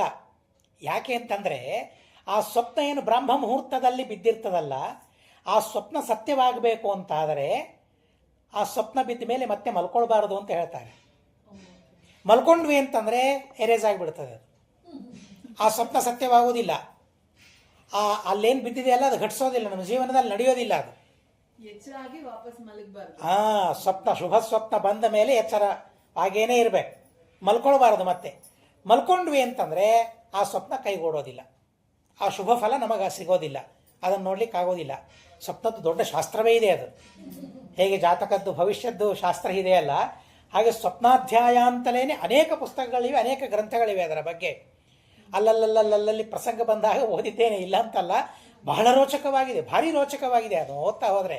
ಆದರೆ ಏನಿದ್ರೂ ನಮ್ಮ ಭಾಗವತ ಮಹಾಭಾರತ ಅಷ್ಟು ರೋಚಕ ಮಾತ್ರ ಸರ್ವಥಾ ಅಲ್ಲ, ಅದನ್ನು ನಾನು ಹೇಳ್ತೇನೆ. ಏನೋ ಮಜಾ ಅಂತ ಅನ್ನಿಸ್ತದೆ ಹೊರತು ಇದನ್ನು ಓದುವಾಗ ಏನು ಆನಂದ ಅನ್ನಿಸ್ತದಲ್ಲ, ಆ ಆನಂದ ಅಲ್ಲಿ ಅನುಭವಿಸ್ಲಿಕ್ಕಾಗೋದಿಲ್ಲ. ಹೊಸ ವಿಷಯ ಅಂತ ಅನ್ನೋದಕ್ಕಾಗಿ ಆ ಉತ್ಸಾಹ, ಹೊಸ ವಿಷಯವನ್ನು ತಿಳಿಬೇಕಾದ್ರೆ ಏನು ಉತ್ಸಾಹ ಇರ್ತದಲ್ಲ, ಆ ಉತ್ಸಾಹ ಇರ್ತದೆ ಹೊರತು ಇದನ್ನು ಓದಬೇಕಾದ್ರೆ ಪರಮಾನಂದ ಏನಾಗ್ತದಲ್ಲ, ಆನಂದ ಮಾತ್ರ ಆಗೋದಿಲ್ಲ. ಅದು ಮಾತ್ರ ವಾಸ್ತವ, ಇಲ್ಲ ಅಂತ ಅನ್ನೋದಿಲ್ಲ. ಇನ್ನು ದುಸ್ವಪ್ನ ಬಂದ ಮೇಲೆ ಮಲ್ಕೊಳ್ಬೇಕಂತೆ. ಮಲ್ಕೊಂಡ್ರೆ ಆ ದುಸ್ವಪ್ನ ಫಲಕಾರಿ ಆಗೋದಿಲ್ಲ ಅಂತ ಹೇಳ್ತಾರೆ. ಆದರೆ ದುಸ್ವಪ್ನ ಬಂದರೆ ನಿದ್ರೆ ಬರೋದಿಲ್ಲ. ವಿಚಿತ್ರ. ನಮ್ಮ ಪ್ರಾರಬ್ಧ ಹೇಗಿರ್ತದೆ ಅಂತಂದರೆ ಬಹಳ ವಿಚಿತ್ರ ಇರ್ತದೆ. ಅದು ಯಾವಾಗ 3ಕ್ಕೆ ಬಿದ್ದರೂ 4ಕ್ಕೆ ಬಿದ್ದರೂ 2ಕ್ಕೆ ಬಿದ್ದರೂ ಆಮೇಲೆ ನಿದ್ರೆ ಬರೋದಿಲ್ಲ. ಎಷ್ಟು ಮಲ್ಕೊಳ್ಬೇಕು ಅಂತ ಪ್ರಯತ್ನ ಮಾಡಿದ್ರೆ ನಿದ್ರೆ ಬರೋದಿಲ್ಲ. ನಾನು ಕೆಲವು ಸಲ ಪ್ರಯತ್ನ ಮಾಡಿದ್ದೇನೆ. ನೆನಪೇ ಇಲ್ಲದಿದ್ರೆ ಏನ್ ಕತೆ ಅದು? ಅಷ್ಟೇ, ಅದು ಹೋಯ್ತು ಅಂತೆ, ಸತ್ಯವಾಗೋದೇ ಇಲ್ಲ. ಹೀಗೆಲ್ಲ ಇದೆ. ಎಷ್ಟೋ ಸಲ ದುಸ್ವಪ್ನ ಬಿದ್ದಾಗ ಆಯಿತು ಮಲ್ಕೊಂಡ್ಬಿಡೋಣ ಅಂತ ಬೇಕಾದ ಪ್ರಯತ್ನ ಮಾಡಿದರೂ ನಿದ್ರೆ ಬರೋದಿಲ್ಲ. ಚಿಂತೆಗೆ ನಿದ್ದೆ ಆದರೆ ಈ ಭಾಗವತದಲ್ಲಿಯೇ ಈ ಗಜೇಂದ್ರ ಮೋಕ್ಷದ ಸ್ಮರಣೆಯನ್ನು ಮಾಡಿದಾಗ, ಪೂರ್ಣ ಗಜೇಂದ್ರ ಮೋಕ್ಷವನ್ನು ಹೇಳ್ಕೊಳ್ಳಿಕ್ಕೆ ಬರದೇ ಇದ್ರೂ ಕೂಡ ಪರವಾಗಿಲ್ಲ, ಹೀಗೆ ಆನೆ ಇತ್ತು, ಭಗವಂತ ರಕ್ಷಣೆ ಮಾಡಿದ, ಆ ಸರೋವರ, ಈ ಋತು ಮತ್ತು ಉದ್ಯಾನ, ವರುಣ, ಆನೆ, ಮೊಸಳೆ, ಪರಮಾತ್ಮ ಇವೇನಿದೆಯಲ್ಲ ಇವುಗಳನ್ನು ಸ್ಮರಣೆ ಮಾಡಿದರೆ ಸಾಕಂತೆ ಆ ದುಸ್ವಪ್ನ ಪರಿಹಾರ ಆಗ್ತದೆ ಅಂತ ಬಹಳ ಅದ್ಭುತವಾಗಿ ಹೇಳ್ತಾರೆ. ಅಥ ಅನುಕೀರ್ತಯಂತೆ ತತ್ ಶ್ರೇಯಸ್ಕಾಮಾಹ ದ್ವಿಜಾತಯ. ಸ್ತ್ರೀಯರು ಪಠನೆ ಮಾಡಬಾರದು, ಆದರೆ ಕೇಳಬಹುದು, ಇನ್ನೊಬ್ಬರ ಕಡೆಯಿಂದ ಕೇಳಬೇಕು ಅಂತ ಹೇಳಿದ್ದಾರೆ. ವಾದಿರಾಜರು ಗಜೇಂದ್ರ ಮೋಕ್ಷವನ್ನು ಬರೆದಿದ್ದಾರೆ, ಅದಕ್ಕಾಗಿಯೇ ಬರೆದಿದ್ದಾರೆ. ಅವರ ವಿಜಯಕಾವ್ಯದಲ್ಲಿ ಒಂದು ಮಾತು ಬರ್ತದೆ. ಅವರಿಗೆ ತಂಗಿ ಒಬ್ಬಳಿದ್ದು, ತಂಗಿಯಲ್ಲ ಅಕ್ಕ, ತಂಗಿನೇ. ನಾನು ನೋಡಿದ ಪ್ರಕಾರ ತಂಗಿ ಇರ್ತಾಳೆ. ಆ ತಂಗಿ ವಾದಿರಾಜರ ಹತ್ರ ಬರ್ತಾಳೆ. ಅಲ್ಲಿ ಸಂಸ್ಕೃತದಲ್ಲಿ ಬರೀ ಸ್ವಸ ಅಂತ ಅಂದಿದ್ದಾರೆ. ಸಂಸ್ಕೃತದಲ್ಲಿ ಸ್ವಸ ಅಂದರೆ ಅಕ್ಕನೂ ಆಗ್ಬೋದು, ತಂಗಿಯೂ ಆಗ್ಬೋದು ಇದ್ದಾಗೆ. ಹಾಗೆ ಅವಳು ಬರ್ತಾಳೆ, ಬಂದು ಪ್ರಾರ್ಥನೆ ಮಾಡ್ತಾಳೆ. ಸ್ವಸ್ರ ಸಂಪ್ರಾರ್ಥಿತ ತಸ್ಮೈ ಸಂಸ್ಕೃತಾಜ್ಞ ದಯಾಪರಃ. ವಾದಿರಾಜರ ಸಹೋದರಿ, ಅಕ್ಕಯೋ ತಂಗಿಯೋ ಗೊತ್ತಿಲ್ಲ, ಸಹೋದರಿ ಅಂತ ಅಂದ್ಕೊಂಡ್ಬಿಡೋಣ, ಏನು ಸಮಸ್ಯೆ ಇಲ್ಲ. ಆ ಸಹೋದರಿ ಬರ್ತಾಳೆ, ಪ್ರಾರ್ಥನೆ ಮಾಡ್ತಾಳೆ. ನಾವು ಭಾಗವತ ಇತ್ಯಾದಿಗಳ ಪಾರಾಯಣ ಅಧ್ಯಯನ ಮಾಡಬಾರ್ದು, ತಾತ್ಪರ್ಯ ನಿರ್ಣಯ ನಾವು ಓದಬಾರ್ದು, ಹಾಗೇನೇ ಪ್ರಾರ್ಥನೆ ಇದೆ ಇಲ್ಲಿ. ಸ್ವಸ್ವರ ಸಂಪ್ರಾರ್ಥಿತಸ್ತಸ್ಮೈ ಸಂಸ್ಕೃತಾಜ್ಞ ದಯಾಪರಃ. ಸಂಸ್ಕೃತದ ಶಾಸ್ತ್ರಗಳ ಅಧ್ಯಯನ ಇಲ್ಲ, ಆದ್ದರಿಂದಾಗಿ ನಮಗೆ ತಾತ್ಪರ್ಯ ನಿರ್ಣಯವನ್ನು ಕನ್ನಡದಲ್ಲಿ ಬರೆದುಕೊಡಿ ಅಂತ ಪ್ರಾರ್ಥನೆ ಮಾಡ್ತಾರೆ. ಪ್ರಾರ್ಥನೆ ಮಾಡಿದಾಗ ಕನ್ನಡದಲ್ಲಿ ತಾತ್ಪರ್ಯ ನಿರ್ಣಯವನ್ನು ಬರೆದು ಕೊಡ್ತಾರೆ ವಾದಿರಾಜರು ಅವರಿಗಾಗಿ. ಅವರ ಉದ್ಧಾರಕ್ಕಾಗಿ ಗಜೇಂದ್ರ ಮೋಕ್ಷ, ಆಮೇಲೆ ವಿರಾಟ ಅಂತ ನೋಡು, ವಿರಾಟ್ ರೂಪ ಧ್ಯಾನ, ಮನೆ ವಾರ್ತೆ, ಇವುಗಳನ್ನೆಲ್ಲ ಸಪ್ತಪದ, ಇವುಗಳನ್ನೆಲ್ಲ ಆ ಸ್ತ್ರೀಯರಿಗೆ ಉಪಯೋಗಕ್ಕೆ ಬೀಳಲಿ ಅಂತ ಅನ್ನೋದಕ್ಕಾಗಿ ವಾಯುಸ್ತುತಿಯನ್ನು ಬರೆದಿದ್ದಾರೆ. ವ್ಯಾಸರಾಜರು ಬರೆದಿದ್ದಾರೆ ವಾಯುಸ್ತುತಿ. ಪ್ರಾಣೇಶ ವಿಠಲರಂತೂ ಪೂರ್ಣ ವಾಯುಸ್ತುತಿ ಅನುವಾದವನ್ನು ಮಾಡಿಬಿಟ್ಟಿದ್ದಾರೆ ಕನ್ನಡದಲ್ಲಿ. ಭಾಮಿನಿ ಷಟ್ಪದಿಯಲ್ಲಿ ಬರುತ್ತದೆ. ಪ್ರಾಣೇಶದಾಸರಂತೂ ಸರಿಯಾಗಿ ಆ ಶ್ಲೋಕಕ್ಕೆ ತಕ್ಕಂತೆ ಪ್ರಾಣೇಶದಾಸರು ಸಮಗ್ರ ವಾಯುಸ್ತುತಿಯ ಭಾಮಿನಿ ಷಟ್ಪದಿಯಲ್ಲಿ ಅನುವಾದವನ್ನು ಮಾಡಿದ್ದಾರೆ. ಯಾಕೆ ಅಂತಂದರೆ ಆ ವಾಯುಸ್ತುತಿ ಅಂತಂದರೆ ನಮಗೆಲ್ಲ ಮಂತ್ರತುಲ್ಯ ಅನ್ನೋದಕ್ಕಾಗಿ ಸ್ತ್ರೀಯರು ಪಠನೆ ಮಾಡಬಾರದು, ಆದರೆ ಪಠನೆ ಮಾಡೋದಕ್ಕಾಗಿ ಒಂದು ಬೇಕು ಅಂತ ಅನ್ನೋದಕ್ಕಾಗಿ ಅವುಗಳನ್ನು ರಚನೆ ಮಾಡಿದ್ದಾರೆ. ಇಲ್ಲೇ ಹೋದರೆ ಸಂಸ್ಕೃತ ಮಧ್ವನಾಮ ಬರೆದಿದ್ದಾರೆ. ಹೀಗೆ ಇವೆಲ್ಲ ಬೇಕು. ಯಾಕೆ ಅಂತಂದರೆ ಯಾರಿಗೆ ಆ ಸಂಸ್ಕೃತ ಗ್ರಂಥಗಳನ್ನು ಪಾರಾಯಣ ಮಾಡಲಿಕ್ಕೆ ಇಲ್ಲ, ಅಧಿಕಾರ ಇಲ್ಲ, ಅಂಥವರ ಪಾರಾಯಣ ಮಾಡಲಿ ಅಂತ ಅನ್ನೋದಕ್ಕಾಗಿ ಅವುಗಳನ್ನೆಲ್ಲ ಬರೆದಿದ್ದಾರೆ. ನಮ್ಮ ತಂದೆಯವರು ಕನ್ನಡದ ತಾತ್ಪರ್ಯ ನಿರ್ಣಯವನ್ನು ಪೂರ್ಣ ಬರೆದಿಟ್ಟಿದ್ದಾರೆ. ಅವರಿಗೆ ಕನ್ನಡ ಲಿಪಿ ಬರೋದಿಲ್ಲ, ಹೀಗಾಗಿ ನಿಮಗೆ ದೇವನಾಗರಿ ಇದ್ದಂತೆ ಅವರಿಗೆ ತೆಲುಗು ಲಿಪಿಯವರು, ಹೀಗಾಗಿ ತೆಲುಗು ಲಿಪಿಯಲ್ಲಿ ಬರೆದಿದ್ದಾರೆ. ಅವರು ಸ್ವಯಂ ಬರೆದಿಟ್ಟಿದ್ದಾರೆ ಪುಸ್ತಕ. ಹೀಗೆ ಆ ಗಜೇಂದ್ರ ಮೋಕ್ಷದ ಸ್ಮರಣೆಯನ್ನು ಮಾಡಿಕೊಳ್ಳಬೇಕು. ಎಲ್ಲ ತರಹದ ದುಸ್ವಪ್ನಗಳು ಶಾಂತವಾಗ್ತದೆ ಅಂತ ಹೇಳ್ತಾರೆ. ಇದು ಗಜೇಂದ್ರ ಮೋಕ್ಷ ಅಂತ ಹೇಳ್ತಾರೆ. ಇಂಥ ಅದ್ಭುತವಾಗಿರತಕ್ಕಂತಹ ಕಥೆ ನಡೀತು. ಆಮೇಲೆ ಚಾಕ್ಷುಷ ಮನ್ವಂತರ, 6ನೇ ಮನ್ವಂತರದಲ್ಲಿ ನಡೆದ ಮತ್ತೊಂದು ಕಥೆ ಕ್ಷೀರಸಾಗರ ಮಥನ. ಯಾಕೆ ದೇವತೆಗಳು ಸಮುದ್ರ ಮಥನ ಮಾಡಿದರು ಅಂತ ಪ್ರಶ್ನೆ ಬರ್ತದೆ. ಪ್ರಶ್ನೆ ಬಂದಾಗ ಅದಕ್ಕೆ ಉತ್ತರವನ್ನು ಹೇಳೋದಕ್ಕಾಗಿ ಶುಕಾಚಾರ್ಯರು ಪ್ರಾರಂಭ ಮಾಡ್ತಾರೆ. ಯದಾ ದುರ್ವಾಸ ಶಾಪೇನ ಸೇಂದ್ರ ಲೋಕಾಸ್ತ್ರಯೋ ನೃಪ ನಿಶ್ರೀಕಾಂಶ್ಚಾಭವಂಸ್ತತ್ರ ನೇಷುರ್ಜ್ಯಾದಯ ಕ್ರಿಯಾ ಯದಾ ಯುದ್ಧೇ ಸುರೈರ್ದೇವಾ ಬಾಧ್ಯಮಾನಾಶ್ಚಿತಾಯುಧೈಃ ಗತಾಸವೋ ನಿಪತಿತಾ ನೋತ್ತಿಷ್ಠೇರಂ ಸ್ಮ ಭೂರಿಶಃ. ದುರ್ವಾಸರು ಸಂಚಾರ ಮಾಡ್ತಾ ಇದ್ದಾರೆ. ಸಂಚಾರ ಮಾಡುವಾಗ ಇಂದ್ರನ ಭೇಟಿಯಾಗ್ತದೆ. ಇಂದ್ರ ತ್ರಿಲೋಕಾಧಿಪತಿ, ಇಂದ್ರ ರಾಜ, ಇವರು ಯತಿಗಳು ದುರ್ವಾಸರು. ಯೋಗ್ಯತೆಯಲ್ಲಿ ಇವರು ದುರ್ವಾಸರು ದೊಡ್ಡವರು, ರುದ್ರದೇವರು, ಇಂದ್ರ ಸಣ್ಣವನು. ಆದರೂ ಕೂಡ ರಾಜ ಭೇಟಿಯಾದಾಗ ರಾಜನಿಗೆ ಏನೋ ಒಂದು ನಾವು ಕೊಡಬೇಕು ಅಂತ ಹೇಳ್ತಾರೆ. ರಿಕ್ತಹಸ್ತೇನ ನೋಪೇಯ ರಾಜಾನಂ ದೈವತಂ ಗುರುಂ ಶಿಶುಂ. ಮಕ್ಕಳ ಹತ್ರ ಹೋಗಬೇಕಾದ್ರೆ ಖಾಲಿ ಕೈಲಿ ಹೋಗಬಾರ್ದು, ಏನೋ ಒಂದು ಒಯ್ಬೇಕು ಅವರಿಗೆ ಕೊಡೋದಕ್ಕಾಗಿ. ಮಕ್ಕಳಿಗೆ ಕೊಡೋದಕ್ಕಾಗಿ, ತಿನ್ನೋದಕ್ಕಾಗಿನೋ ಆಟವಾಡೋದಕ್ಕಾಗೋ ಯಾವುದಕ್ಕೋ ಒಂದು ಅಂತೂ ತೆಗೆದುಕೊಂಡು ಹೋಗಬೇಕು ಅಂತ ಹೇಳ್ತಾರೆ. ರಾಜರ ಹತ್ರ ಹೋಗಬೇಕಾದ್ರೆ ಹಾಗೆ ಖಾಲಿ ಹೋಗಬಾರ್ದು, ದೇವತೆಗಳ ಹತ್ರ ಹೋಗಬೇಕಾದ್ರೆ ಹಾಗೆ ಹೋಗಬಾರ್ದು, ಗುಡಿಗೆ ಹೋಗ್ತೇವೆ ಹಾಗೆ ಹೋಗಬಾರ್ದು, ಏನಾದರೂ ತೆಗೆದುಕೊಂಡು ಹೋಗಬೇಕು, ಹಣ್ಣು ಕಾಯಿ ಇಂಥದ್ದೇನಾದರೂ ಒಯ್ಯಬೇಕು. ಆಮೇಲೆ ಸ್ವಾಮಿಗಳ ಹತ್ರ ಹೋಗಬೇಕಾದರೂ ಸಹ ಏನಾದರೂ ನಾವು ಒಯ್ಯಬೇಕು. ಅವರಿಗೆ ಬೇಕಾದದ್ದೇನು ಹೂವು, ಹಣ್ಣು, ತುಳಸಿ, ದೇವರ ಪೂಜೆಗೆ ಬೇಕಾಗಿರ್ತದೆ ಅಂತಹ ವಸ್ತುಗಳನ್ನು ಅವಶ್ಯವಾಗಿ ನಾವು ಒಯ್ಯಬೇಕು. ಹೀಗಾಗಿ ರಾಜ ಭೇಟಿಯಾಗಿದ್ದಾನೆ, ಏನು ಕೊಡಬೇಕು ಅಂತಂದರೆ ತಮ್ಮ ಹತ್ರ ಒಂದು ಮಾಲೆ ಇದೆ, ಮಾಲೆಯನ್ನು ಇಂದ್ರನಿಗೆ ದುರ್ವಾಸರು ಕೊಡ್ತಾರೆ. ದುರ್ವಾಸರ ಆ ಮಾಲೆಯನ್ನು ಕೊಟ್ಟರೆ ಮಾಲೆಯನ್ನು ಆನೆಗೆ ಹಾಕಿಬಿಟ್ರು. ಇದೇನು ನಾನು ತೆಗೆದುಕೊಳ್ಳೋದು ಅಂತ. ಆ ಆನೆ ಹೇಳಿ ಕೇಳಿ ಮದೋನ್ಮತ್ತ ಆಹಾರವನ್ನು ತೆಗೆದು ತನ್ನ ಕಾಲು ತೆಳಗೆ ಹಾಕಿ ಹೊಸಿಗೆ ಹಾಕಿಬಿಡ್ತು. ಹೂವು ಅಂತಂದರೆ ಅದರಲ್ಲಿ ಲಕ್ಷ್ಮೀದೇವಿ ಇರ್ತಾಳೆ, ಲಕ್ಷ್ಮೀದೇವಿಯ ಸನ್ನಿಧಾನ. ಅಂಥ ಲಕ್ಷ್ಮೀದೇವಿಯ ಸನ್ನಿಧಾನದ ಹೂವು ತನ್ನ ಕಣ್ಣೆದುರಿಗೆ ಆನೆಯ ಕಾಲು ಕೆಳಗೆ ಬಿದ್ದದ್ದನ್ನು ನೋಡಿ ದುರ್ವಾಸರಿಗೆ ಸಿಟ್ಟು ಬರ್ತದೆ. ಆಹಾ, ಐಶ್ವರ್ಯ ಇದ್ದದ್ದಕ್ಕಾಗಿ ತಾನೇ ನೀನು ಹೀಗೆ ಮಾಡ್ತಾ ಇದ್ದಿ, ಆದ್ದರಿಂದ ಹೂವಿಗೆ ಅವಮಾನವನ್ನು ಮಾಡಿದೆ, ಐಶ್ವರ್ಯ ಭ್ರಷ್ಟನಾಗು ಅಂತ ದುರ್ವಾಸರು ಶಾಪ ಕೊಡ್ತಾರೆ. ಶಾಪ ಕೊಟ್ಟಾಗ ನಿಶ್ರೀಕಾಂಶಾಭವಂಸ್ತತ್ರ, ಎಲ್ಲ ಸಂಪತ್ತು ಕಳೆದು ಹೋಗ್ಬಿಟ್ಟು ದೇವತೆಗಳು ನಿಶ್ರೀಕಾಹ, ದರಿದ್ರರಾಗಿ ಬಿಟ್ಟರು ದೇವತೆಗಳು. ಹಣವೇ ಇಲ್ಲ, ಐಶ್ವರ್ಯವೇ ಅವರ ಹತ್ರ ಇಲ್ಲ. ನೇಷು ಇಜ್ಜಾದಯ ಕ್ರಿಯಾ, ಯಜ್ಞ ಯಾಗಾದಿ ಎಲ್ಲ ಕ್ರಿಯೆಗಳು ಕೂಡ ಲೋಪವಾಗಿ ಬಿಡುತ್ತದೆ. ಇದನ್ನೆಲ್ಲ ಕೇಳಿ ಬಹಳ ಕಷ್ಟ ಅನ್ನಿಸ್ತಾರೆ. ದೇವತೆಗಳೆಲ್ಲ ಹೋಗಿ ಬ್ರಹ್ಮದೇವರಿಗೆ ಪ್ರಾರ್ಥನೆ ಮಾಡ್ತಾರೆ. ಸಾಕ್ಷಾತ್ ಪರಮಾತ್ಮನ ಹತ್ರ ಹೋಗ್ತಾರೆ. ಅಜಿತಸ್ಯ ಪದಂ ಸಾಕ್ಷಾತ್ ಜಗಾಮತಮಸಃ ಪರಂ, ಅಲ್ಲಿ ಬ್ರಹ್ಮದೇವರು ಸ್ತೋತ್ರ ಮಾಡ್ತಾರೆ. ಅವಿಕ್ರಿಯಂ ಸತ್ಯಮನಂತಮಾದ್ಯಂ ಗುಹಾಶರಂ ನಿಷ್ಕಲಮ ಪ್ರತರ್ಕ್ಯಂ ಮನೋಗ್ರಯಾಣಂ ವಚಸಾ ನಿರುಕ್ತಂ ನಮಾಮಹೇ ದೇವವರೆಂ ವರೇಣ್ಯಂ. ಪರಮಾತ್ಮನ ಅತ್ಯದ್ಭುತವಾದ ಸ್ತೋತ್ರವನ್ನು ಬ್ರಹ್ಮದೇವರು ಮಾಡ್ತಾರೆ. ಬ್ರಹ್ಮದೇವರು ಮಾಡಿ ಮತ್ತು ದೇವತೆಗಳನ್ನು ಹೇಗಾದರೂ ಮಾಡಿ ನೀವು ಸಂರಕ್ಷಣೆ ಮಾಡಬೇಕು ಅಂತ ಹೇಳಿದಾಗ ಪರಮಾತ್ಮ ಹೇಳ್ತಾನೆ, ಮೊದಲಿಗೆ ನೀವು ಕ್ಷೀರಸಾಗರ ಮಥನವನ್ನು ಮಾಡಬೇಕು. ಸಮುದ್ರ ಮಥನವನ್ನು ಮಾಡಬೇಕಾದ್ರೆ ನೀವೊಬ್ಬರೇ ಮಾಡೋದು ಬೇಡ, ದೈತ್ಯರನ್ನು ನೀವು ಸೇರಿಸಿಕೊಳ್ಳಬೇಕು. ಶತ್ರುಗಳಲ್ಲ, ಶತ್ರುಗಳಾದರೂ ಪರವಾಗಿಲ್ಲ. ಅರಯೋಪ್ಯನುಸಂಧೇಯ ಸತಿ ಕಾರ್ಯಾರ್ಥ ಗೌರವೇ. ಈಗ ದೊಡ್ಡ ಕೆಲಸ ಮಾಡಬೇಕಾಗಿದೆ, ದೊಡ್ಡ ಕೆಲಸ ಮಾಡಬೇಕಾದ್ರೆ ಎಲ್ಲರೂ ಒಂದಾಗಬೇಕು ಅಂತನ್ನೋ ನ್ಯಾಯವನ್ನು ದೇವರು ತಿಳಿಸ್ತಾರೆ. ನಮ್ಮ ಶತ್ರುಗಳು ಆದರೂ ಕೂಡ ಎಲ್ಲರೂ ಒಂದಾಗಿ ಕಾರ್ಯವನ್ನು ಮಾಡಬೇಕು ಅಂತ ದೇವರು ಹೇಳ್ತಾನೆ. ನೀವು ದೈತ್ಯರ ಹತ್ರ ಹೋಗಬೇಕು, ದೈತ್ಯರಿಗೆ ಕೇಳಬೇಕು, ಮತ್ತು ಅಮೃತ ಮಥನ ಮಾಡೋಣ, ನಿಮಗೂ ಅಮೃತ ಸಿಗುತ್ತದೆ ಅಂತ ಹೇಳಿ ಸಂಧಾನವನ್ನು ಮಾಡಿಕೊಂಡು ಅವಶ್ಯವಾಗಿ ನೀವು ಆ ಕ್ಷೀರಸಾಗರ ಮಥನವನ್ನು ಮಾಡಬೇಕು. ಎಲ್ಲ ಆ ಕ್ಷೀರಸಾಗರದಲ್ಲಿ ಅನೇಕ ತೃಣ, ಹುಲ್ಲುಗಳು, ಬಳ್ಳಿಗಳು, ಲತೆಗಳು, ಔಷಧಿ ವನಸ್ಪತಿಗಳು ಅವುಗಳಲ್ಲಿ ಹಾಕಬೇಕು. ಅಮೃತ ಬರಬೇಕಾದ್ರೆ ಅವೆಲ್ಲ ಹಾಕಿದರೆ ಬರ್ತದೆ, ಇಲ್ಲೇ ಹೋದರೆ ಹೇಗೆ ಬರ್ತದೆ ಅನ್ನೋದಕ್ಕಾಗಿ ಅವುಗಳನ್ನೆಲ್ಲ ಹಾಕಿ ಮಂದರ ಪರ್ವತವನ್ನು ಕಡಗೋಲು ಮಾಡಿಕೊಳ್ಳಬೇಕು, ವಾಸುಕಿಯನ್ನು ಹಗ್ಗ ಮಾಡಿಕೊಳ್ಳಬೇಕು, ಅವರೆಲ್ಲರ ಸಹಾಯವನ್ನು ನೀವು ಪಡಿಬೇಕು, ಹೋಗಬೇಕು ಅಂತ ಹೇಳಿದಾಗ ಸರಿ ಹಾಗೆ ಆಗಲಿ ದೈತ್ಯರ ಜೊತೆಗೆ ಸಂಧಾನವನ್ನು ಮಾಡಿಕೊಳ್ಳುತ್ತಾರೆ. ಆಮೇಲೆ ವಾಸುಕಿಯ ಹತ್ರ ಹೋಗ್ತಾರೆ. ಫಲಭಾಗೇನ ನಿಮಗೂ ಅಮೃತ ಸಿಗುವಂತೆ ಮಾಡ್ತೇವೆ, ನೀನು ಹಗ್ಗವಾಗಬೇಕು ಅಂತ ಹೇಳ್ತಾರೆ. ಮಂದರ ಪರ್ವತವನ್ನು ಹೊತ್ತು ತರಬೇಕು. ದೇವತೆಗಳೆಲ್ಲ ಹೊರಲಿಕ್ಕೆ ಹೋಗ್ತಾರೆ, ಎತ್ತಲಿಕ್ಕಾಗೋದಿಲ್ಲ, ಇಲ್ಲೇನೂ ಕಾರಣ ಕೊಡೋದಿಲ್ಲ, ದೇವತೆಗಳಿಗೆ ಎತ್ತಲಿಕ್ಕಾಗೋದಿಲ್ಲ ಅಂತ ಹೇಳ್ತಾರೆ. ಎಂಥ ಸಮರ್ಥರು ದೇವತೆಗಳು, ಒಂದು ಪರ್ವತ ಎತ್ತಲಿಕ್ಕಾಗಲಿಲ್ಲ ಅಂತಂದರೆ ಹೇಗೆ? ಅದಕ್ಕಾಗಿ ಶ್ರೀಮದಾಚಾರ್ಯ ನಿರ್ಣಯ ಕೊಡ್ತಾರೆ ತಾತ್ಪರ್ಯ ನಿರ್ಣಯದಲ್ಲಿ. ಆ ಪರ್ವತಕ್ಕೆ ರುದ್ರದೇವರ ವರ ಇದೆಯಂತೆ. ರುದ್ರದೇವರ ವರ ಇದ್ದದ್ದಕ್ಕಾಗಿ ಇಂದ್ರಾದಿ ಯಾವ ದೇವತೆಗಳು ಅದನ್ನು ಅಲುಗಾಡಿಸ್ಲಿಕ್ಕಾಗ್ತಾ ಇಲ್ಲ. ಆ ಸಂದರ್ಭದಲ್ಲಿ ಪರಮಾತ್ಮ ತನ್ನ ಕೈಯಿಂದ ಎತ್ತಿ ಗರುಡನ ಮೇಲೆ ಇಡ್ಲಿಕ್ಕೆ ಹೋಗ್ತಾನೆ. ಆಯಿತು, ನಮಗೆ ಎತ್ತಲಿಕ್ಕಾಗಿಲ್ಲ, ಎತ್ತಿದ ಮೇಲೆ ನಾವು ಎತ್ಕೊಂಡು ಬರ್ತೇವೆ ಅಂತ ದೇವತೆಗಳಂತಾರೆ. ಆಯಿತು ಅಂತ ಹೇಳಿ ಅವರಿಗೆ ಬಿಟ್ಟಾಗ ಆ ಪರ್ವತದ ಕೆಳಗೆ ಬಿದ್ದು ದೇವತೆಗಳೆಲ್ಲ ಸತ್ತು ಹೋಗ್ಬಿಟ್ಟು. ಆಮೇಲೆ ಪರಮಾತ್ಮ ಮತ್ತೆ ಆ ಪರ್ವತವನ್ನು ತೆಗಿತಾನೆ, ತಾನು ನೋಡ್ತಾನೆ, ನೋಡಿದ ಕೂಡಲೇ ಎಲ್ಲ ಬದುಕಿಬಿಡ್ತಾರೆ. ಮತ್ತೆ ಎಲ್ಲರೂ ಆ ಗರುಡನ ಮೇಲೆ ತಂದು ಆ ಪರ್ವತವನ್ನು ಸಮುದ್ರದಲ್ಲಿ ಇಡ್ತಾರೆ. ಮಥನ ಪ್ರಾರಂಭವಾಗಬೇಕು. ದೇವತೆಗಳೆಲ್ಲ ಆ ಸರ್ಪದ ಮುಖವನ್ನು ಹಿಡಿಲಿಕ್ಕೆ ಹೋಗ್ತಾರೆ. ಮುಖ ಹಿಡಿಲಿಕ್ಕೆ ಹೋದಾಗ ದೈತ್ಯರಂತಾರೆ, ನಾವು ಬ್ರಾಹ್ಮಣರೇ ಅಂತ ಅಂತಾರೆ. ಆವಾಗ ನೆನಪಾಯ್ತು ಅವರಿಗೆ, ಯಾಕೆ ಅವರು ಕಶ್ಯಪರ ಮಕ್ಕಳೇ ಅಲ್ಲ, ದೈತ್ಯರು ಅಂದರೆ ಬೇರೆ ಯಾರು, ಕಶ್ಯಪರ ಮಕ್ಕಳೇ ಅಲ್ಲ, ದಿತಿಯಲ್ಲಿ ಹುಟ್ಟಿದ್ದಾರೆ, ಹೀಗಾಗಿ ದೈತ್ಯರು. ಓ, ನಾವು ಬ್ರಾಹ್ಮಣರೇ, ನಮಗೂ ಗೊತ್ತು ಯಾವುದು ಶುಭ ಯಾವುದು ಅಶುಭ, ಯಾವುದು ಮಂಗಲ ಯಾವುದು ಅಮಂಗಲ ಅಂತ ನಮಗೆ ಗೊತ್ತು, ಅಮಂಗಲವಾದ ಬಾಲದ ಹತ್ರ ನಾವು ಹೋಗೋದಿಲ್ಲ ಅಂತ ದೈತ್ಯರಂದರು.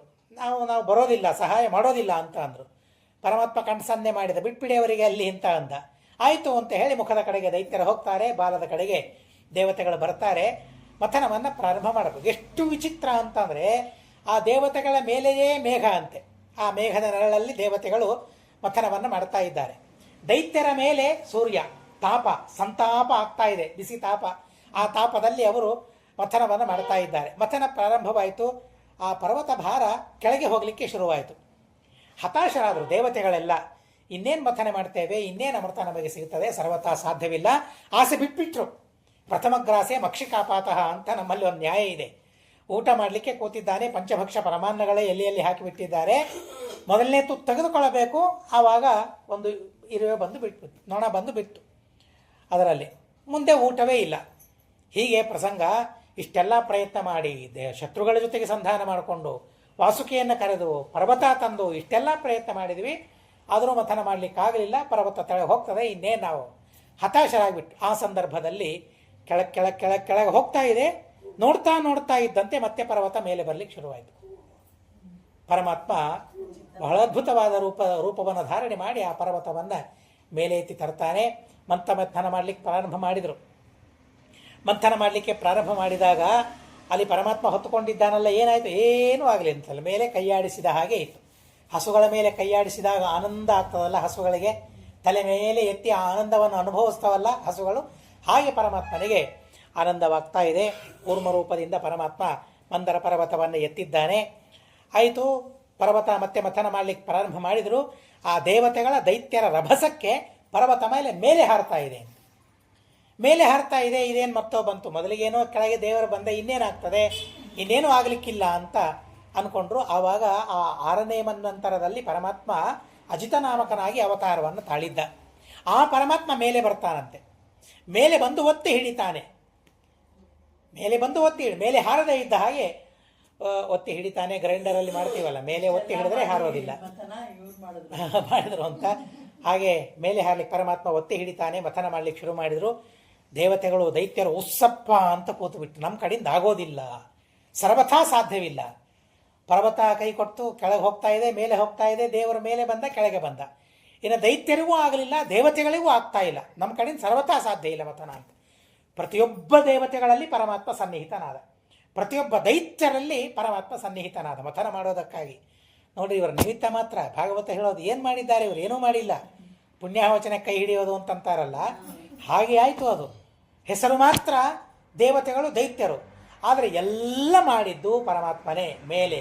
ಶ್ರೀಮದಾಚಾರ್ಯ ಹೇಳ್ತಾರೆ, ಎಲ್ಲೆಲ್ಲಿದ್ದಾನೆ ಪರಮಾತ್ಮ? ಉಪರಿ ಯಧಶ್ಚಾತ್ಮನಿ ನೇತ್ರ ಗೋತ್ರಯೋ. ಉಪರಿ ಮೇಲೆ ಇದ್ದಾನೆ, ಅಧಃ ಕೆಳಗೆ ಇದ್ದಾನೆ. ನೇತ್ರ ಆದರೆ ವಾಸುಕಿಯಲ್ಲಿದ್ದಾನೆ, ಗೋತ್ರ ಪರ್ವತದಲ್ಲಿದ್ದಾನೆ ಪರಮಾತ್ಮ. ಹೀಗೆ ಪರ್ವತದಲ್ಲಿ, ವಾಸುಕಿಯಲ್ಲಿ, ದೇವತೆಗಳಲ್ಲಿ, ದೈತ್ಯರಲ್ಲಿ ಎಲ್ಲರಲ್ಲಿಯೂ ತಾನಿದ್ದು ಪರಮಾತ್ಮ ಮಥನ ಮಾಡಿದ. ಆದರೆ ದೇವತೆಗಳು ದೈತ್ಯರು ಮಾತ್ರ ನಾವು ಮಥನ ಮಾಡಿದ್ದೀವಿ ಅಂತ ಅವರ ಅಹಂಕಾರಕ್ಕೆ ಒಳಗಾದರು ಅಂತ ಬರ್ತದೆ. ಆದರೆ ದೇವತೆಗಳಿಗೆ ಆ ತರಹದ ಅಹಂಕಾರ ಬರಲಿಲ್ಲ. ನಮಂತು ಪರಮಾಯತ್ತಾಹ ಅಮೃತಾರ್ಥೆ ಪಯೋನಿಧಿ ಮಧ್ಯಮಾನಾರಣವೇ ಸೋದ್ರಿಹಿ. ಮೊಟ್ಟ ಮೊದಲಿಗೆ ವಿಷ ಬರ್ತದೆ. ಹಾಲಾಹಲ ಹ್ವಮಗ್ರತಃ ಹಾಲಾಹಲ ಎಂಬ ವಿಷ. ಆ ವಿಷಕ್ಕೆ ಅಭಿಮಾನಿ ಸ್ವಯಂ ಕಲಿ. ಆ ಕಲಿಯೇ ವಿಷರೂಪದಿಂದ ಬರ್ತಾರೆ. ಭಾಗವತದಲ್ಲಿ ಬರಲಿಲ್ಲ, ವಾಯುದೇವರು ಪಾನ ಮಾಡಿದರು ಅಂತ. ಆದರೆ ಋಗ್ವೇದದಲ್ಲಿ ಬಂದಿದೆ. ಬಹಳ ವಿಚಿತ್ರ. ಅದು ಯಾಕೆ ಭಾಗವತದಲ್ಲಿ ಬಹುಶಃ ಇಲ್ಲ, ಎಲ್ಲಿಯೂ ಹೋಗಿಲ್ಲ, ಭಾಗವತದಲ್ಲಿ ಹೇಳೇ ಇಲ್ಲ ಆ ವಿಷಯವನ್ನು. ಹಾಗಾದರೆ ಅದು ಸುಳ್ಳ? ಭಾಗವತದಲ್ಲಿ ಬಂದಿಲ್ಲಲ್ಲ ಅಂತ ಅಂದರೆ ಋಗ್ವೇದದಲ್ಲಿ ಆ ಮಾತು ಬಂದಿದೆ.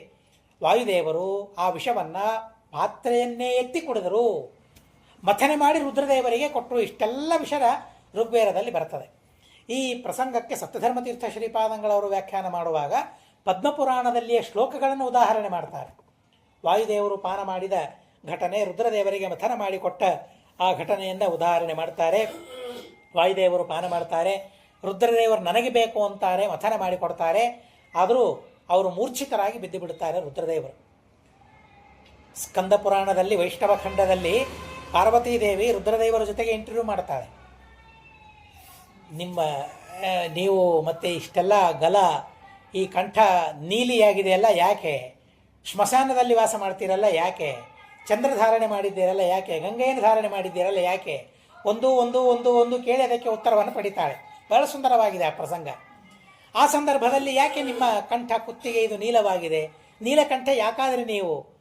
ಅಮ್ಮ, ಆ ಘಟನೆ ಮತ್ತೆ ನೆನಪು ಮಾಡಬೇಡ ಅಂತ ಹೇಳ್ತಾರೆ. ಆದರೂ ಹೇಳ್ತೇನೆ ಕೇಳು. ದೇವರ ಸಾಮರ್ಥ್ಯ, ವಾಯುದೇವರ ಸಾಮರ್ಥ್ಯ, ನಮ್ಮ ಗುರುಗಳ ಅಪ್ಪನ ಸಾಮರ್ಥ್ಯ, ಅಜ್ಜನ ಸಾಮರ್ಥ್ಯ, ನಾನು ಹೇಳ್ತೇನೆ ಕೇಳು ಅಂತ ಹೇಳಲಿಕ್ಕೆ ಪ್ರಾರಂಭ ಮಾಡ್ತಾರೆ. ಸಮುದ್ರ ಮಥನದಲ್ಲಿ ವಿಷ ಕುಡಿತೇನೆ ಅಂತ ಅಂದೆ. ನಮ್ಮಪ್ಪ ಮಥನ ಮಾಡಿಕೊಟ್ರು, ಅದನ್ನು ಕುಡಿದಕ್ಕಾಗೇನೆ ಮೂರ್ಛಿತನಾಗಿ ಬಿದ್ದುಬಿಟ್ಟೆ. ದೇವರು ಬಂದು ಅಚ್ಯುತ ಅನಂತ ಗೋವಿಂದ ಅಂತ ನಾಮತ್ರಯದ ಉಪದೇಶವನ್ನು ಮಾಡಿದ. ಆ ನಾಮತ್ರಯವನ್ನು ಜಪ ಮಾಡಿದ ಮೇಲೆ ನಾನು ಮತ್ತೆ ಚೇತರಿಸಿಕೊಂಡೆ. ರುದ್ರದೇವರು ಹೇಳ್ತಾರೆ, ಆ ವಿಷ ನಾನು ಕುಡಿದದ್ದೇನಿದೆಯಲ್ಲ ಗಂಟಲಲ್ಲಿದೆ, ಅದೇ ನೀಲವಾಗಿ ಉಳಿದಿದೆ ಅಂತ ರುದ್ರದೇವರು ಹೇಳ್ತಾರೆ. ಹೀಗೆ ವಿಷವನ್ನು ಪಾನ ಮಾಡಿದರು ರುದ್ರದೇವರನ್ನು ಪರಮಾತ್ಮ ಸಂರಕ್ಷಣೆ ಮಾಡ್ತಾನೆ. ತದ್ವಿಕ್ಷ ವ್ಯಸನಂ ತಾಸಾಂ ಭ್ರಶ ಮಮಂತು ಸ್ತರಸಾ ಸಿಂಧುಂ ಹವಿರ್ಧಾನಿ ತಥೋಭವತ. ವಿಷ ಪಾನ ಮಾಡುವಾಗ ಕೆಳಗಡೆಗೆ ಅಲ್ಪ ಸ್ವಲ್ಪ ಪರಮಾಣುಗಳು ಬಿದ್ದಿದ್ವಲ್ಲ, ಅದನ್ನೇ ಚೇಳುಗಳು, ಹಾವುಗಳು, ಆ ಎಲ್ಲ ವಿಷವನ್ನು, ವಿಷ ಪ್ರಾಣಿಗಳೆಲ್ಲ ಆ ವಿಷವನ್ನು ಸ್ವೀಕಾರ ಮಾಡಿದವು ಅಂತ ಹೇಳ್ತಾರೆ.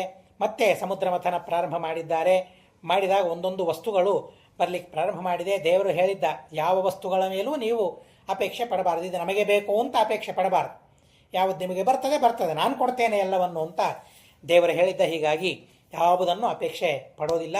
ಕೊನೆಗೆ ಅಮೃತ ಮಥನವಾಗ್ತದೆ. ತತಶ್ಚಾವಿರಭೂತ್ ಸಾಕ್ಷಾತ್ ಶ್ರೀರಮ ಭಗವತ್ಪ್ರಿಯ, ಪರಮಾತ್ಮನಿಗೆ ಅತ್ಯಂತ ಪ್ರಿಯಳಾದ ಲಕ್ಷ್ಮೀದೇವಿ ಅಲ್ಲಿ ಅವತಾರವನ್ನು ತಾಳ್ತಾಳೆ. ಲಕ್ಷ್ಮೀದೇವಿ ಸ್ವಯಂವರವನ್ನು ಮಾಡಬೇಕು. ಸಮುದ್ರ ಸ್ವಯಂವರವನ್ನು ಮಾಡಿದ. ಎಲ್ಲರ ದೋಷಗಳನ್ನು ಲಕ್ಷ್ಮೀದೇವಿ ಹೇಳ್ತಾ ಹೋಗ್ತಾಳೆ. ಲಕ್ಷ್ಮೀ ಶೋಭಾನದಲ್ಲಿ ಇದನ್ನೇ ಅನುವಾದ ಮಾಡಿದ್ದಾರೆ. ಎಲ್ಲ ದೋಷಗಳನ್ನು ಹೇಳ್ತಾ ಹೋಗಿ ನಿರ್ದುಷ್ಟ ಪರಮಾತ್ಮ ಅಂತ ಹೇಳಿ ಪರಮಾತ್ಮನ ಕೊರಳಲ್ಲಿ ಮಾಲೆ ಹಾಕಿಬಿಡುತ್ತಾಳೆ. ಆ ಲಕ್ಷ್ಮೀದೇವಿಗೆ ಒಂದು ಸಿಂಹಾಸನವನ್ನು ಕೊಟ್ಟು ಇಂದ್ರದೇವರು ಪೂಜೆ ಮಾಡ್ತಾರೆ. ನೀನು ಎಲ್ಲೆಲ್ಲಿ ಇರಬೇಕು ನನ್ನ ಮನೆಯಲ್ಲಿ ಅಂತ ಬಹಳ ಸುಂದರವಾಗಿ ಇಂದ್ರದೇವರು ಪ್ರಾರ್ಥನೆ ಮಾಡ್ತಾರೆ. ನನ್ನಲ್ಲಿ ಮಾತ್ರ ಅಲ್ಲ, ನನ್ನ ಮನೆಯಲ್ಲಿ ಮಲಗುವ ಕೋಣೆಯಲ್ಲಿ, ಹಾಸಿಗೆಯಲ್ಲಿ ನೀನಿರಬೇಕು, ತಲೆದಿಂಬಿನಲ್ಲಿ ನೀನಿರಬೇಕು ಅಂತ ಹೇಳ್ತಾರೆ. ಹೀಗಾಗಿ ಅಷ್ಟೆಲ್ಲ ಶುಭ್ರವಾಗಿ ಆ ವಸ್ತುಗಳನ್ನು ಇಟ್ಟುಕೊಂಡಿರಬೇಕು ಅಂತ ಹೇಳ್ತಾರೆ. ಎಲ್ಲ ಕಡೆಗೆ ನೀನಿರಬೇಕು ಅಂತ ಪ್ರಾರ್ಥನೆ ಮಾಡ್ತಾರೆ. ಆಮೇಲೆ ಪರಮಾತ್ಮ ಅಮೃತವನ್ನು ಧಾರಣೆ ಮಾಡಿಕೊಂಡು ಬರ್ತಾನೆ. ಧನ್ವಂತರಿ ದೈತ್ಯರು ಆ ಕಲಶವನ್ನು ಅಪಹರಣೆ ಮಾಡಿಬಿಟ್ರು. ಅಪಹರಣೆ ಮಾಡಿದ ಮೇಲೆ ಮತ್ತೆ ದೇವತೆಗಳಂದರು ತಪ್ಪು ಮಾಡಿಬಿಟ್ವಿ ನಾವು ಅಂತ ಅಂದ್ಕೊಂಡ್ಬಿಟ್ರು. ದೇವರು ಪರೀಕ್ಷೆ ಮಾಡಿದ ಅಷ್ಟೇ. ಕೈಗೆ ಬಂದ ತುತ್ತು ಬಾಯಿಗೆ ಇಲ್ಲ ಅಂತ ನಾವು ಹೇಳ್ತೀವಲ್ಲ, ಇಲ್ಲಿಂದೇ ಬಂದದ್ದು ಗಾದೆ ಅದು. ದೈತ್ಯರ ಕೈಗೆ ಬಂತು, ಆದರೆ ಬಾಯಿಗೆ ಬರಲೇ ಇಲ್ಲ. ಎಷ್ಟು ಪ್ರಯತ್ನ ಮಾಡಿದರು, ಮಾಡಲಿಲ್ಲ. ಪ್ರಯತ್ನವನ್ನು ಮಾಡಿದ್ದಾರೆ, ಆದರೆ ದೇವರಲ್ಲಿ ಭಕ್ತಿ ಇಲ್ಲ ಅಂತ ಅನ್ನೋದಕ್ಕಾಗಿ ಅವರಿಗೆ ಸಿಗಲಿಲ್ಲ ಅಂತ ಹೇಳ್ತಾರೆ. ದೇವತೆಗಳು ಮತ್ತೆ ಪರಮಾತ್ಮನ ಪ್ರಾರ್ಥನೆ ಮಾಡ್ತಾರೆ. ಮೋಹಿನಿ ರೂಪವನ್ನು ಧಾರಣೆ ಮಾಡ್ತಾನೆ. ಅಮೃತ ಬಿಟ್ಬಿಟ್ರು. ನಮಗೆ ಅಮೃತ ಬೇಡ, ನಮಗೆ ಮೋಹಿನಿ ಬೇಕು ಅಂತ ಅವರಂದರು. ಅವರು ಜಗಳಾಡಿದ್ರಂತೆ. ಅಮೃತ ಸಿಕ್ಕಾಗ ಬಲವಂತನಾದ ದೈತ್ಯ ದುರ್ಬಲನಾದ ದೈತ್ಯನ ಕಡೆಯಿಂದ ಕಸ್ಕೊಂಡು ಹೋಗ್ತಾ ಇದ್ದಾರೆ ಅಂತ. ಒಬ್ಬರೊಬ್ಬರು ನಿಂದಲೇ ಕೊಡು ಬಡದು ಕಸ್ಕೊಂಡು ಹೋಗ್ತಾ ಇದ್ದಾರೆ ದೈತ್ಯರು. ಐಕಮತ್ಯ ಇಲ್ಲ ದೈತ್ಯರಲ್ಲಿ. ದೇವತೆಗಳಲ್ಲಿ ಹಾಗಲ್ಲ, ಒಬ್ಬರಿಗೆ ಸಿಕ್ಕರೆ ಅದು ಎಲ್ಲರೂ ಅದನ್ನು ಸ್ವೀಕಾರ ಮಾಡ್ತಾರೆ. ಇದು ದೇವತೆಗಳ ಸ್ವಭಾವ. ದೈತ್ಯರ ಸ್ವಭಾವ ನನಗೆ ಮಾತ್ರ ಬೇಕು ಅಂತ ಆಗ್ರಹ ಅವರಿಗೆ. ಹೀಗಾಗಿ ಆ ಎಲ್ಲ ದೈತ್ಯರು ಸೇರಿ ಆ ಅಮೃತ ಕಲಶವನ್ನು ಮೋಹಿನಿಯ ಕೈಯಲ್ಲಿ ಇಟ್ಟಿದ್ದಾರೆ. ಮೋಹಿನಿ ಪರಮಾತ್ಮ ಹೇಳಿದ, ನಾನು ನಿಮಗೆ ವಂಚನೆ ಮಾಡಬಹುದು, ಗೊತ್ತಿಲ್ಲ ಅಂತ ಪರಮಾತ್ಮ ಬೇಕಾದಷ್ಟು ಹೇಳಿದರೂ ಕೂಡ ನೀನು ವಂಚನೆ ಮಾಡೋದಿಲ್ಲ, ಮಾಡಿದರೂ ಮಾಡು, ಇದನ್ನ ಕೈಯಲ್ಲಿ ಇಡ್ತೇನೆ ಅಂತ ಮೋಹಿನಿಯ ಕೈಯಲ್ಲಿ ಹಾಕಿದ್ದಾರೆ. ಪರಮಾತ್ಮ ಎರಡು ಪಂಕ್ತಿ ಬೇರೆ ಬೇರೆ ಮಾಡಿದ. ನಾವು ತಿಳಿದಿವಲ್ಲ ಪಾಪ, ಹೀಗಾಗಿ ಒಂದೇ ಪಂಕ್ತಿಯಲ್ಲಿ ಕೂಡಬಾರದು. ಆದ್ದರಿಂದಾಗಿ ನೀವೆಲ್ಲ ಸ್ನಾನ ಮಾಡ್ಕೊಂಡು ಬನ್ನಿ. ದೇವತೆಗಳ ಪಂಕ್ತಿ, ಇದು ದೈತ್ಯರ ಪಂಕ್ತಿ. ನಿಮ್ಮ ಮಡಿ ಅವರಿಗೆ ಬರೋದಿಲ್ಲ, ಅವ್ರ ಮಡಿ ನಿಮಗೆ ಬರೋದಿಲ್ಲ. ಬೇರೆ ಬೇರೆ ಪಂಕ್ತಿಯಲ್ಲಿ ಕೂಡಿ ನಾನು ಬಡಿಸ್ತೇನೆ ಅಂತ ಪರಮಾತ್ಮ ಬಡಿಸ್ಲಿಕ್ಕೆ ಪ್ರಾರಂಭ ಮಾಡಿದ. ದೇವತೆಗಳ ಪಕ್ಷದಲ್ಲಿಯೇ ಇದ್ದಾನೆ. ಇದು ಮುಗಿಲಿ, ಈ ಸಾಲ ಮುಗಿಲಿ, ನಿಮ್ಮ ಹತ್ರ ಬರ್ತೇನೆ ಅಂತ ದೇವರು ಕಾಯ್ತಾ ಕೂತಿದ್ದಾರೆ. ಕೊನೆಗೆ ರಾಹುವಿಗೆ ಗೊತ್ತಾಯಿತು, ಇವನೇನು ಬರೋದಿಲ್ಲ ನಮ್ಮ ಪಕ್ಷಕ್ಕೆ ಅಂತ ಹೇಳಿ ರಾಹು ದೇವತೆಗಳ ವೇಷವನ್ನು ಧಾರಣೆ ಮಾಡ್ಕೊಂಡು ಬಂದು ಕೊಡ್ತಾನೆ ಸೂರ್ಯಚಂದ್ರ ಪಕ್ಕದಲ್ಲಿ. ಸೂರ್ಯಚಂದ್ರ ದೇವರಿಗೆ ಹೇಳ್ತಾರೆ, ಅವನು ದೇವತೆ ಅಲ್ಲ, ಅವನು ದೈತ್ಯ ಅಂತ. ದೇವರಿಗೆ ಗೊತ್ತಿಲ್ವಾ? ಗೊತ್ತು. ರಾಹು ಆ ಸೂರ್ಯಚಂದ್ರರ ಹಾಗೆ ಹೇಳಿದ್ದಕ್ಕಾಗಿ ರಾಹುವಿಗೆ ಸೂರ್ಯಚಂದ್ರನ ಮೇಲೆ ಸಿಟ್ಟು. ಸೂರ್ಯಚಂದ್ರರಿಗೆ ಪೀಡೆ ಕೊಡೋದಕ್ಕಾಗಿ ಅವರ ಗ್ರಹಣವನ್ನು ಆ ರಾಹು ಮಾಡ್ತಾನೆ. ಯದ್ಯಪಿ ಮಂಡಲ ಇರಬಹುದು, ಆದರೆ ಒಳಗೆ ದೈತ್ಯ ಇರ್ತಾನೆ. ಈಗ ಆ ಚಂದ್ರನನ್ನು ತೋರಿಸಿ ಅವನೇ ಚಂದ್ರ ಅಂತ, ಅವನು ಚಂದ್ರ ಅಲ್ಲ, ದೇವತೆ ಅಲ್ಲ, ಅವನೇನು ಮಂಡಲ ಅದಷ್ಟೇ. ಚಂದ್ರ ಮಂಡಲ, ಆ ಮಂಡಲದ ಒಳಗೆ ಅಭಿಮಾನಿಯಾಗಿ ದೇವತೆ ಇರ್ತಾನೆ, ಚಂದ್ರ ದೇವರಿರ್ತಾರೆ. ಇದು ಭೂಮಿ. ಭೂಮಿ ಅಂದರೆ ನೆಲ, ಇದು ಜಡ. ಆದರೆ ಇದರ ಒಳಗೆ ಭೂದೇವಿ ಇರ್ತಾಳೆ. ನಾವು ತೋರಿಸ್ಕೊಳ್ಳೋದು ನಾನು ಅಂತ ಬಡ್ಕೊಳ್ತೇನೆ. ಏನು ನಾನು ಅಂದರೆ ಈ ದೇಹ ನಾನ ಅಲ್ಲ, ಒಳಗಿರುವ ಜೀವ ನಾನು. ನನ್ನನ್ನು ನಾನು ಮುಟ್ಕೊಳ್ಳಿಕ್ಕಾಗ್ತದ? ಹೌದಿಲ್ಲ? ಹೇಗಿದೆ ನೋಡಿ. ನಾನು ಅಂತ ಅಂದರೆ ಅಹಂಕಾರ. ನನಗೆ ಒಂದು ಸಲ ನಿನ್ನನ್ನು ನೀನು ಮುಟ್ಕೊಂಡು ತೋರಿಸ್ತೇನೆ. ಹೀಗೆ ನನ್ನನ್ನೇನು ದೇಹವನ್ನು ಮುಟ್ಕೊಂಡು ಜೀವನನ್ನು ಮುಟ್ಕೊಳ್ಳಿಕ್ಕಾಗ್ತದ? ನನಗೆ ಆಗೋದಿಲ್ಲ.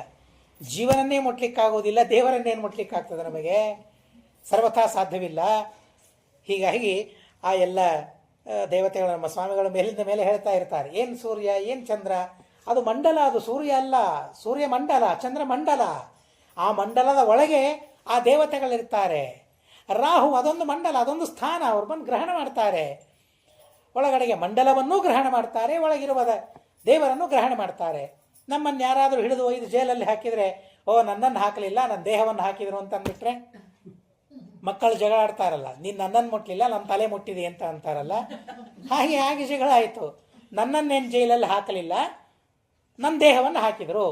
ಆದರೆ ಹೇಗಿರ್ತದೆ? ಹಾಗೆ ಆ ಸೂರ್ಯನನ್ನೇನು ತಿನ್ನಲಿಲ್ಲ, ಬರೀ ಮಂಡಲವನ್ನು ಹಿಡ್ಕೊಂಡ್ಬಿಟ್ಟು ಯಾವುದೋ ಅಂತಂದರೆ, ಇವತ್ತಿಗೂ ಸಹ ಆ ಜ್ಯೋತಿಷ್ಶಾಸ್ತ್ರಕ್ಕೆ ಅನುಗುಣವಾಗಿ ಸರಿಯಾದ ಸಮಯವನ್ನು ಕಂಡು ಹಿಡ್ಕೊಳ್ಳಿಕ್ಕೆ ಆಗ್ತಾ ಇದೆ. ಗ್ರಹಣ ಯಾವಾಗ ಬರ್ತದೆ ಅಂತ ಏನಿದೆ, ಶಾಸ್ತ್ರವೇ ಅಲ್ಲ, ಗಣಿತವೇ ಅಲ್ಲ ನಮಗೆ ಇದ್ದದ್ದು.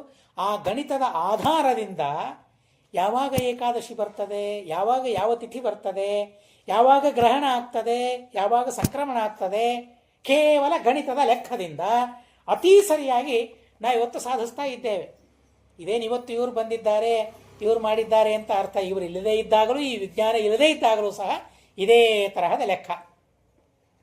ಆದ್ದರಿಂದ ಆ ಸೂರ್ಯಚಂದ್ರರ ಗ್ರಹಣ ಸಂಭವಿಸ್ತು. ದೇವರು ಆಲೋಚನೆ ಮಾಡ್ತಾನೆ, ಆಯಿತು, ಅವರ ಕೈಯಲ್ಲೂ ಅಮೃತವನ್ನು ಹಾಕಿದ, ರಾಹುವಿನ ಕೈಯಲ್ಲೂ ಅಮೃತ ಹಾಕಿದ. ಯಾಕೆ ಅಂತ ಅಂದರೆ, ಅಮೃತ ಪ್ರಾಪ್ತಿಗಾಗಿ 1000 ವರ್ಷ ತಪಸ್ಸು ಮಾಡಿದ್ದಂತೆ ಅವನು. ಶ್ರೀಮದಾಚಾರ್ಯ ಹೇಳ್ತಾರೆ, ತೇನ ಅಮೃತಾರ್ಥಂ ಹಿ ಸಹಸ್ರ ಜನ್ಮಸು ಪ್ರತಪ್ಯ ಭೂಯಸ್ತಪ ಆರಿತೋವರಹ. ಅಷ್ಟು 1000 ವರ್ಷ ತಪಸ್ಸು ಮಾಡಿ ಅಮೃತ ಬೇಕು ಅಂತ ಕೇಳ್ಕೊಂಡಿದ್ದಂತೆ. ನೋಡಿ, ಒಂದು ಅಮೃತವನ್ನು ಪಡಿಬೇಕಾದರೆ 1000 ವರ್ಷ ಅತಿ ಘೋರವಾಗಿ ತಪಸ್ಸು ಮಾಡಬೇಕಾಯ್ತು. ದೇವರು ಬೇಕು ಅಂತಂದರೆ ಇವೆಲ್ಲ ಕೈಮುತ್ಯದಿಂದ ನಾವೆಲ್ಲ ತಿಳ್ಕೊಳ್ಬೇಕಿದು. ಭಾಗವತಿ ಈ ಕಥೆಗಳನ್ನು ಯಾಕೆ ಹೇಳ್ತವೆ ಅಂತಂದರೆ, ಒಂದು ಸಣ್ಣ ಅಮೃತದ ಬಿಂದು ಬೀಳಬೇಕಾದ್ರೆ ಅದು ಎಲ್ಲಿ ಗಂಟಲಿಗೆ ಮಾತ್ರ ಹೋಯಿತು, ಒಳಗೆ ಹೋಗಲಿಲ್ಲ, ತಿನ್ನಲಿಲ್ಲ, ಕೈಯಲ್ಲಿ ಬಿತ್ತು ಗಂಟಲಿಗೆ ಹೋಯಿತು. ಇಷ್ಟಾಗಲಿಕ್ಕೆ 1000 ವರ್ಷದ ತಪಸ್ಸು ಮಾಡಿದ್ದಂತೆ, ಅತಿ ಘೋರವಾದ ತಪಸ್ಸು. ದೇವರು ಪರಮಾತ್ಮ ಅಷ್ಟು ಸುಲಭವಾಗಿ ಸಿಗ್ತಾನ ನಮಗೆ. ಹೀಗಾಗಿ ದೇವರು ಯಾಕೆ ಕೈಯಲ್ಲಿ ಹಾಕಿದ? ತಪಸ್ಸು ಮಾಡಿದ್ದಾನೆ. ಯಾರೇ ತಪಸ್ಸು ಮಾಡಲಿ ಆ ತಪಸ್ಸು ವ್ಯರ್ಥ ಆಗಬಾರದು, ದೇವರ ಸಂಕಲ್ಪ.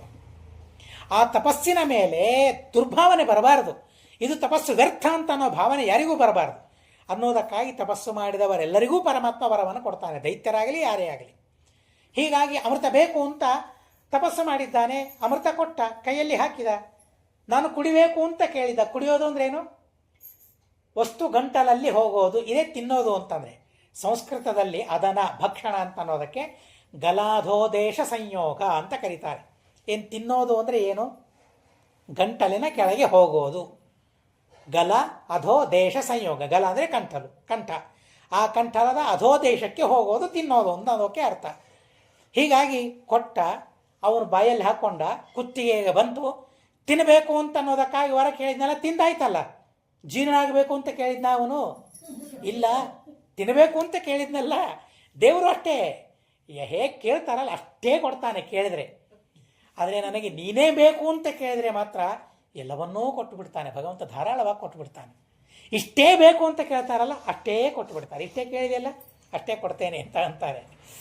ಕೆಲವರು ಇರ್ತಾರೆ, ಕೆಲವು ವ್ಯಕ್ತಿಗಳಿರ್ತಾರೆ, ಹಣ ಕೇಳಿದ್ರೆ ಅಷ್ಟೇ, ಪಾಪ ಜಾಸ್ತಿ ಕೊಡಬೇಕು ಅಂತ ಇರ್ತದೆ, ಆದರೆ ಕೇಳಿದ್ರಲ್ಲ ಅಷ್ಟೇ ಕೊಡೋಣ, ನಾವ್ಯಾಕೆ ಹೆಚ್ಚಿಗೆ ಕೊಡಬೇಕು ಅಂತ ಅಂತೇವೆ. ಈಗ ನಾವು ಹೊರಗಡೆಗೆ ಪ್ರಯಾಣ ಮಾಡಬೇಕಾದ್ರೂ ಅಷ್ಟೇ, ಆಟೋದವನಿಗೆ ಏನೋ ಸ್ವಲ್ಪ ಜಾಸ್ತಿ ಕೊಡೋಣ ಅಂತ ಅನಿಸಿರ್ತದೆ. ಪಾಪ ಬಹಳ ದೂರ ಹೋಗಬೇಕು, ರಸ್ತೆ ಸರಿ ಇಲ್ಲ, ನಮಗೆ ಗೊತ್ತು, ಸ್ವಲ್ಪ ಜಾಸ್ತಿ ಕೊಡೋಣ ಅಂತ ಅನಿಸಿರ್ತದೆ. ಆದರೆ ಅವನು ನನಗೆ 10 ರೂಪಾಯಿ ಜಾಸ್ತಿ ಕೊಡಬೇಕು ಅಂತ ಕೇಳಿದ ಕೂಡಲೇ ನಾನೇನು ಕೊಡೋದಿಲ್ಲ ಅಂತಂತೇವೆ.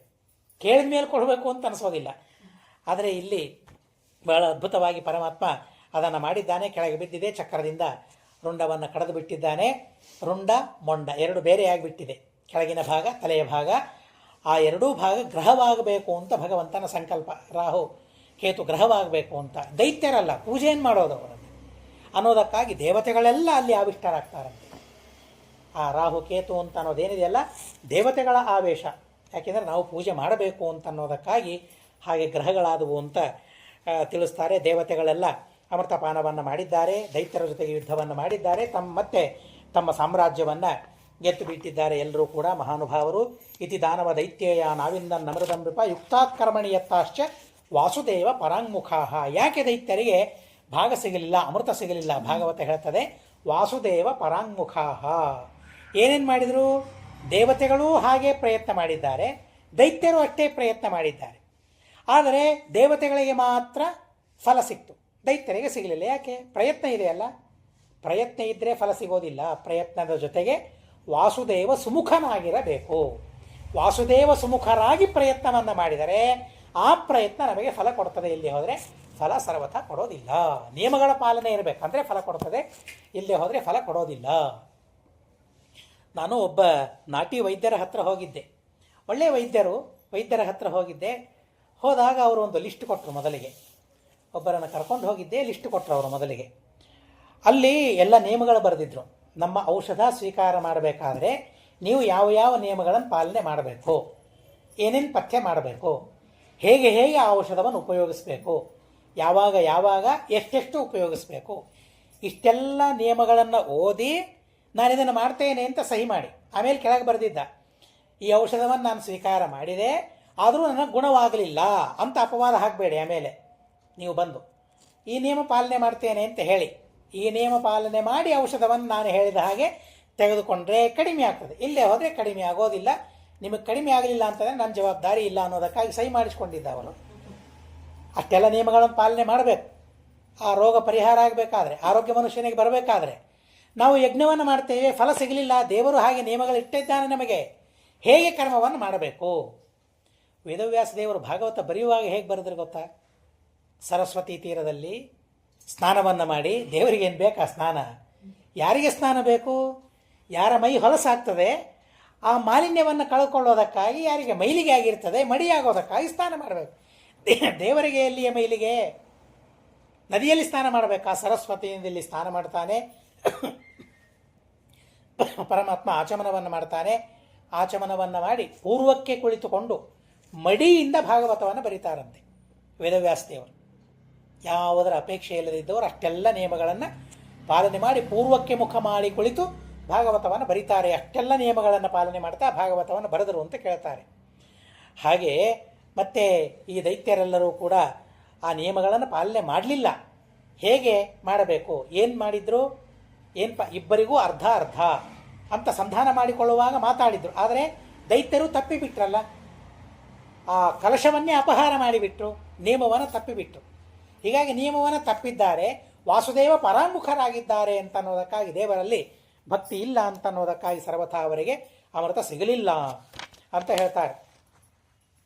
ಇನ್ನು ತತ್ರ ದೇವಾಸುರೋ ನಾಮರಣ ಪರಮದಾರುಣ. ಅಲ್ಲಿ ದೇವಾಸುರ ಎಂಬ ಹೆಸರಿನ ಅತಿ ದೊಡ್ಡದಾದ ಯುದ್ಧ ಆಗಿಬಿಡುತ್ತದೆ. ದೇವತೆಗಳು ಅದರಲ್ಲಿ ಗೆಲ್ತಾರೆ ಅಂತನ್ನೋ ಕಥೆಯನ್ನು ಹೇಳ್ತಾರೆ. ಆ ಭಗವಂತ ಮೋಹಿನಿ ವೇಷವನ್ನು ಧಾರಣೆ ಮಾಡಿದಾಗ ರುದ್ರದೇವರಲ್ಲಿರಲಿಲ್ಲ. ನೋಡಿ, ರುದ್ರದೇವರದ್ದು ಪ್ರಾರಬ್ಧ. ಮೋಹಿನಿ ರೂಪವನ್ನು ನೋಡ್ಲಿಕ್ಕೆ ಆಗಲಿಲ್ಲ ರುದ್ರದೇವರಿಗೆ ಆ ಕಾಲದಲ್ಲಿ. ಎಲ್ಲರೂ ಹೇಳಿದರು, ಭಾರಿ ಇತ್ತು, ನೀನು ನೋಡಲಿಲ್ಲ, ಏನೂ ಉಪಯೋಗವಿಲ್ಲ ಅಂತ. ನಾವು ಕೆಲವು ಸಲ ಹಾಗೆಲ್ಲ ಹೇಳ್ತಾ ಇರ್ತೇವೆ, ನಾನು ನೋಡಿದೆ ಇನ್ನೊಬ್ಬರು ನೋಡಿಲ್ಲ ಅಂತಂದರೆ ಅವರನ್ನು ಟೆಂಪ್ಟ್ ಮಾಡೋದಕ್ಕಾಗಿ ಏನೇನೋ ಹೇಳಬಾರದದ್ದೆಲ್ಲ ಹಾಗಿತ್ತು ಹೀಗಿತ್ತು ಭಾರಿ ಹೇಳ್ತೇವೆ ನಾವೆಲ್ಲ. ಕೆಲವು ಸಲ ಹಾಗೆ ಇದ್ದೂ ಇರ್ತದೆ, ಇಲ್ಲ ಅಂತೇನಲ್ಲ. ದೇವರನ್ನು ವರ್ಣನೆ ಮಾಡಿದರೆ ಸುಳ್ಳ? ಇವರೆಲ್ಲ ವರ್ಣನೆ ಮಾಡಿದರು ಮೋಹಿನಿ ರೂಪ, ಎಂಥ ಅದ್ಭುತವಾದ ರೂಪ. ದೇವರು ತೋರಿಸಿದ್ದು ನಮಗೆ ಗೊತ್ತೇ ಆಗಲಿಲ್ಲ ದೇವರು ಅಂತ. ಎಂಥ ಲಕ್ಷ್ಮಿ ಅಂತ ಹೇಳಲಿಕ್ಕಾಗ್ತಾ ಇಲ್ಲ, ಲಕ್ಷ್ಮಿಗಿಂತಲೂ ಅತ್ಯದ್ಭುತವಾದ ರೂಪ. ಏನು ಅದ್ಭುತವಾದ ರೂಪವನ್ನು ತೋರಿಸಿದ ರುದ್ರದೇವರು. ನೋಡಲಿಲ್ಲ, ನೀವು ನೋಡಲಿಲ್ಲಲ್ಲ ಅಂತೆಲ್ಲರೂ ಅಂತ ಇದ್ದಾರೆ. ನಿಶಮ್ಯೇದಂ ಯೋಷಿದ್ರೂಪೇಣ ದಾನವಾನ್ ಮೋಹಯಿತ್ವಾ ಸುರಗಣಾನ್ನ ಹರಿಸೋಮ ಅಪಾಯಯತ. ಆ ದೇವತೆಗಳಿಗೆಲ್ಲ ಆ ಪರಮಾತ್ಮ ಸ್ತ್ರೀರೂಪವನ್ನು ಧಾರಣೆ ಮಾಡಿ ಬಡಿಸಿದ ಅಂತ ಹೇಳ್ತಾರೆ. ಬಡಿಸ್ತಾರೆ. ಆ ಪರಮಾತ್ಮ ಬಡಿಸಿದ ಮೇಲೆ ಆ ದೇವರನ್ನು ಹೇಗಾದರೂ ಮಾಡಿ ನಾನು ನೋಡಬೇಕು ಅಂತ ಉಮಾದೇವಿ ಸಮೇತನಾಗಿ ಪರಮಾತ್ಮನ ಹತ್ರ ಹೋದರು. ಮತ್ತು ನೀನೇನೋ ರೂಪ ತೋರಿಸಿದೆ ಅಂತೆ, ನಾನು ಇದ್ದಿದ್ದಿಲ್ಲ ಆವಾಗ, ಮತ್ತೊಂದು ಸಲ ರೂಪ ತೋರಿಸ್ಬೇಕು ಅಂತ ಪ್ರಾರ್ಥನೆ ಮಾಡ್ತಾರೆ. ಸಹದೇವ್ಯಾರೆರವು ದ್ರಷ್ಟುಂ ಯತ್ರಾಸ್ತೆ ಮಧುಸೂದನ ಸೂಪವಿಷ್ಟ ಉವಾಚೇದಂ ಪ್ರತಿಪೂಜ್ಯ ಸ್ಮಯನ್ ಹರಿಂ. ಮುಗುಳ್ನಗನಗುತ್ತಾ ಪರಮಾತ್ಮನ ಪೂಜೆಯನ್ನು ಮಾಡ್ತಾ ಪ್ರಾರ್ಥನೆ ಮಾಡ್ತಾರೆ. ದೇವದೇವ ಜಗದ್ವ್ಯಾಪಿನ್ ಜಗದೀಶ ಜಗನ್ಮಯ ಸರ್ವೇಷಾಮೇವ ಭಾವಾನಾಂ ತಮಾತ್ಮ ಹೇತ್ವರೀಶ್ವರ. ನೋಡ್ರಿ, ಪರಮಾತ್ಮನ ಆ ಮೋಹಿನಿ ರೂಪವನ್ನು ನೋಡೋದಕ್ಕಾಗಿ ರುದ್ರದೇವರು ಪರಮಾದ್ಭುತವಾದ ರೀತಿಯಲ್ಲಿ ಸ್ತೋತ್ರ ಮಾಡ್ತಾರೆ. ಕಾಣಿಸೋದಿಲ್ಲ, ದೇವರು ಸಂಕಲ್ಪ ಮಾಡಬೇಕು. ಏನಂ ಮೋಚಯಾಮಿ, ಏನಂ ಬದ್ಧಯಾಮಿ, ಇವನಿಗೆ ನನ್ನ ರೂಪವನ್ನು ತೋರಿಸಬೇಕು. ದೇವರು ಸಂಕಲ್ಪ ಮಾಡಿದರೆ ಕಾಣಿಸ್ತಾನೆ ಹೊರತು ನಾನು ರುದ್ರದೇವರು ನಾನು ನೋಡ್ತೇನೆ ಮೋಹಿಯನ್ನು ತೋರಿಸಲಿಲ್ಲ ಅಂದರೂ ನಾನು ನೋಡ್ತೇನೆ, ಎಲ್ಲಿ ಆಗ್ತದೆ? ಆಗೋದಿಲ್ಲ. ರುದ್ರದೇವರಿಗೂ ಮೋಹಿನಿಯನ್ನು ನೋಡ್ಲಿಕ್ಕಾಗಲಿಲ್ಲ. ದೇವರ ಹತ್ರ ಹೋಗಿ ಪ್ರಾರ್ಥನೆ ಮಾಡ್ತಾರೆ. ಭಗವಾನುವಾಚ, ಭಗವಂತ ಅಂತಾನೆ, ಇಲ್ಲ ಬಿಡಪ್ಪ ಆ ರೂಪ ಮತ್ತೆ ಕೇಳ್ತಿದ್ದಿ ನೀನು, ನೋಡ್ಲಿಕ್ಕೆ ಹೋಗಬೇಡ. ಅದೇನೋ ಕುತೂಹಲದಿಂದ ನಾನು ಯೋಷಿದ್ವೇಷವನ್ನು ಸ್ತ್ರೀ ವೇಷವನ್ನು ಧಾರಣೆ ಮಾಡಿದೆ. ಆ ದೇವತೆಗಳ ಕಾರ್ಯ ಆಗಬೇಕಾದ್ರೆ ಆ ರೂಪ ಧಾರಣೆ ಮಾಡಲೇಬೇಕಾಗಿತ್ತು. ನಾನು ಪೀಯೂಷ ಭಾಜನೆ ಆ ಅಮೃತ ಕಲಶವನ್ನು ಅಪಹರಣೆ ಮಾಡಿದರು, ಅದು ಮತ್ತೆ ನಮಗೆ ಬರಬೇಕಾಗಿತ್ತು ಅಂತ ಅನ್ನೋದಕ್ಕಾಗಿ ಸ್ತ್ರೀ ವೇಷವನ್ನು ನಾನು ಧಾರಣೆ ಮಾಡಿದೆ. ಬಿಟ್ಬಿಡು, ಅದು ಯಾಕೆ ಬೇಕು ಮತ್ತೆ ನಿನಗೆ ಈಗ ಅಂತ ಹೇಳ್ತಾರೆ. ಇಲ್ಲ, ನೋಡಲೇಬೇಕು ಅಂತಂದಾಗ ತತ್ತೇಹಂ ದರ್ಶಯಿಷ್ಯಾಮಿ ದಿರುಕ್ಷೋಸುರ ಸತ್ತಮ ತತ್ ಕಾಮೀನಾಂಚ ಮಂತವ್ಯಂ ಸಂಕಲ್ಪ ಪ್ರಭಬೋದರ್ಯಂ. ಆಯಿತು, ಆ ರೂಪವನ್ನು ನಾನು ಅವಶ್ಯವಾಗಿ ತೋರಿಸ್ತೇನೆ ಅಂತ ಪರಮಾತ್ಮ ಹೇಳಿದ. ರೂಪ ತೋರಿಸ್ತೇನೆ ಅಂತ ಹೇಳಿ ಅದೃಶ್ಯನಾಗಿಬಿಟ್ಟ ಪರಮಾತ್ಮ. ಇದೇನಿದು ರೂಪ ತೋರಿಸ್ತೇನೆ ಅಂತಂದ ಅದೃಶ್ಯನಾಗಿಬಿಟ್ಟಲ್ಲ ಅಂತ ರುದ್ರದೇವರು ಅಂದ್ಕೊಳ್ತಾ ಇದ್ದಾರೆ. ಸರ್ವತಶ್ಚಾರಯಂಶ್ಚಕ್ಷು ಭವ ಆಸ್ತೆ ಸಹೋಮಯ. ಕಣ್ಣುಗಳನ್ನು ಆಚೆ ಈಚೆ ನೋಡ್ತಾ ಇದ್ದಾನೆ. ಎಲ್ಲಿ ತೋರಿಸ್ತೇನೆ ಅಂತ ಹೇಳಿದ್ದಾನೆ. ದೇವರ ರೂಪ ಎಲ್ಲಿದೆ ನೋಡ್ತಾ ಇರಬೇಕಾದ್ರೆ ಆ ಉದ್ಯಾನವನ ಉಪವನದಲ್ಲಿ ದೂರದಲ್ಲಿ ಒಬ್ಬ ಹೆಣ್ಣು ಮಗಳು ಬರ್ತಾ ಇದ್ದಾಳೆ. ಗೊತ್ತಾಗಲಿಲ್ಲ ದೇವರು ಅಂತ. ದೇವರು ಈಗ ಹೇಳಿದ್ದಾನೆ, ನನ್ನ ಸ್ತ್ರೀ ರೂಪವನ್ನು ತೋರಿಸ್ತೇನೆ ಅಂತ ಹೇಳಿದ್ದಾನೆ. ಒಬ್ಬ ಹೆಣ್ಣು ಮಗಳನ್ನು ನೋಡಿದ. ದೇವರು ಅಂತ ಪರಿಜ್ಞಾನ ಇಲ್ಲ, ನಿಜವಾಗಿ ಹೆಣ್ಣು ಬರ್ತಾ ಇದೆ ಅಂತ ಅಂದ. ಅಬ್ಬಾ, ಉಮಾದೇವಿಗಿಂತಲೂ ಸೌಂದರ್ಯ ಇದೆ ಅಲ್ವಾ ಅವಳಲ್ಲಿ, ಆ ಹೆಣ್ಣು ನನಗೆ ಬೇಕು ಅಂತ ಆ ರುದ್ರದೇವರು ಅಂದ್ಕೊಂಡ್ಬಿಟ್ರು. ದೃಷ್ಟ್ವಾ ತಸ್ಯಾಂ ಮನಶ್ಚಕ್ರೆ ವಿಲಜ್ಜಂತ್ಯಾಂ ಭವಕ್ಕಿಲ. ಆ ದೇವರು ಹೇಗೆ ಅಂತಂದರೆ ನಾಚಿಕೆಯನ್ನು ತೋರಿಸ್ತಾ ಇದ್ದಾನಂತೆ. ಸ್ತ್ರೀಯರು ತೋರಿಸುವಂತೆ ನಾಚಿಕೆಯನ್ನು ತೋರಿಸ್ತಾ ಇದ್ದರೆ ರುದ್ರ ಮನೋಭಿಮಾನಿ ದೇವತೆಗಳು, ಆದರೂ ಅವರ ಮನಸ್ಸೇ ಅಪಹಾರವಾಗಿ ಹೋಗ್ಬಿಟ್ಟು ಆ ಹೆಣ್ಣು ನನಗೆ ಬೇಕು. ಭವಾನ್ಯ ಅಪಿ ಪಶ್ಯಂತ್ಯ ಗತಹ್ರೀಸ್ತತ್ಪರಂ ಏನೋ.